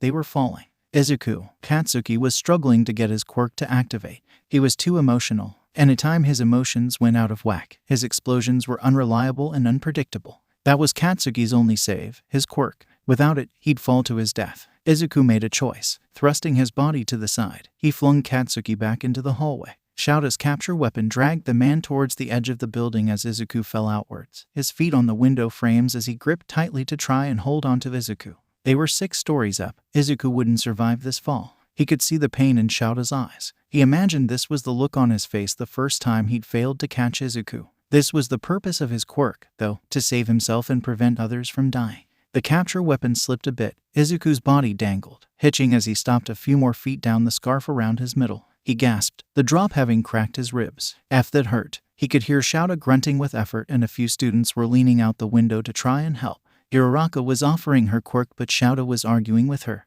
He could hear it in his head. She wanted to lighten the scarf, but Shouta was too scared that it would release the fabric from Izuku's body. Kirishima offered to jump down and grab Izuku and harden before they fell. Katsuki was trying to get his quirk to work right so he could fly. Ieyasu had even started to build a rope ladder with her quirk. Izuku sighed and shook the scarf to get his dad's attention. Shouta's eyes snapped to him. Izuku gave him a soft smile and mouthed, "It's okay. I'll be right back. Promise." "Izuku, don't you dare." Shouta shouted over the din of students and teachers. All the teachers knew what was about to happen and they started to run down the hall to get outside. Shouta was still hanging on for dear life, but Izuku gripped the end of the scarf and released it from himself. For the second time in his life, he fell. He jumped. He flew. This time, he knew he'd wake back up. He wasn't scared, because he'd saved Katsuki, and he'd saved Shouta from falling. That's all that mattered. This time, when the world went black, it didn't disappear. He didn't disappear. Izuku looked around and watched the world in slow motion. He looked up and saw Shouta's body snap backwards from the release of the scarf. His students caught him. Good.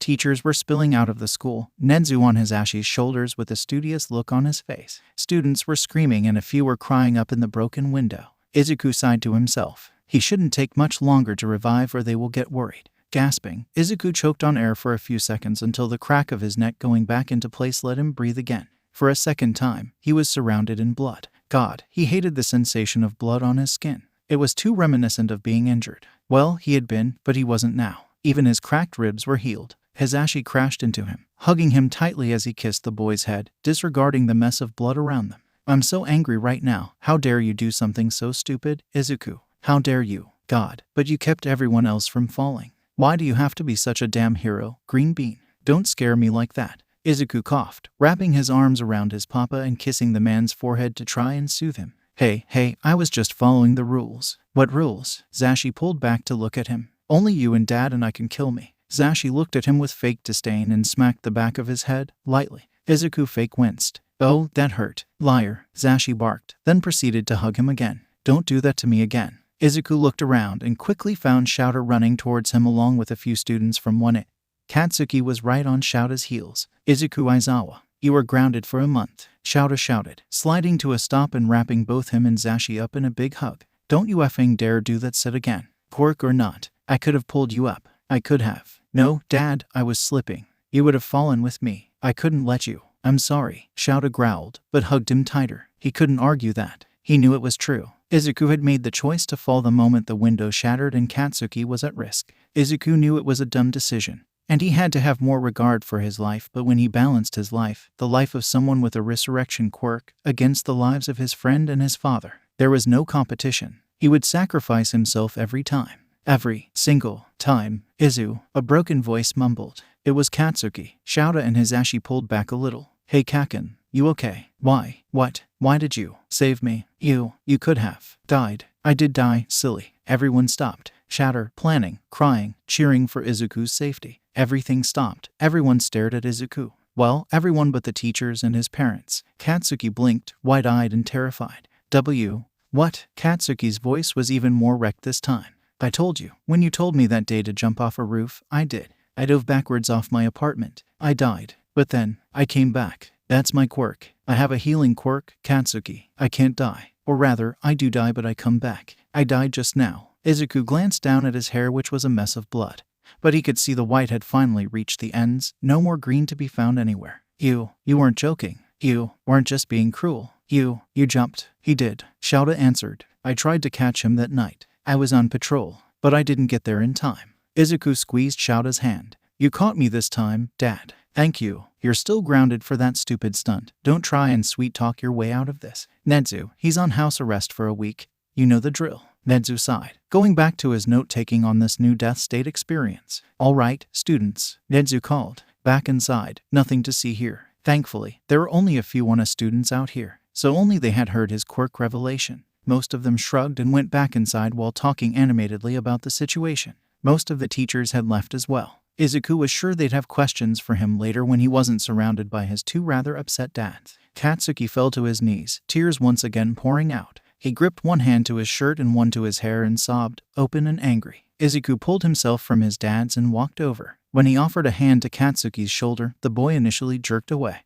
Izuku wasn't taking no for an answer right now. He knelt down and wrapped his arms around Katsuki. Katsuki fought him at first, pounding his fists on Izuku's chest and kicking out his feet. Izuku just held him tighter. SHHHH, I got you, Kaken. I never gave up on you. Never. It's okay. I know we're both wounded, but we can fix that. Katsuki gasped, both hands tangled and clutching at the back of Izuku's shirt. He was putty in Izuku's arms, melted and watery. Tamori, Katsuki sobbed. Izuku looked down, placing a hand on Katsuki's chin and making him look up at Izuku. Try again. I'm sorry, he said again. Clearer, I'm so sorry, Izu, for every stupid silly thing I did. You were always there for me, and I hurt you over and over. I was horrible. I don't deserve you. I didn't deserve you saving me. See, that's where you're wrong, Kaken. Everyone deserves to be saved. That just made Katsuki sob more, hugging Izuku tightly. This needed to happen. As much as it hurt to have this fight, it needed to happen. They had to break through the horrible barrier between them. They had to pull that burnt bridge from the chasm between them. Now they could start to repair it. Shouta brushed a hand through his hair, realizing he'd gotten Izuku's blood in it at some point, likely while hugging him. He watched his son console his bully who was breaking down in his arms. He watched his husband's gaze soften at the sight. Shouta knew that look wasn't for the way Bakugo finally gave in and hugged Izuku back. It wasn't for the way the two seemed to reach a whole new level of friendship. Hell, the look in Hisashi's eyes wasn't even for knowing that these two would somehow repair whatever destroyed bomb field lay between them. No, the softness in Hisashi's eyes was from seeing Izuku's eyes. They were alight with the glow of 1,000 galaxies. He was smiling, clutching his friend, and he was happy. For the first time, Izuku was fully aware of his situation, of his life, and his eyes were full of constellations. Shouta knew, in that moment, he'd achieved his goal. It wouldn't end here, far from it. This was just the beginning of Izuku's healing process. But seeing that brilliant light glittering in Izuku's eyes filled Shouta's heart with a joy he was so sure would stick with him forever.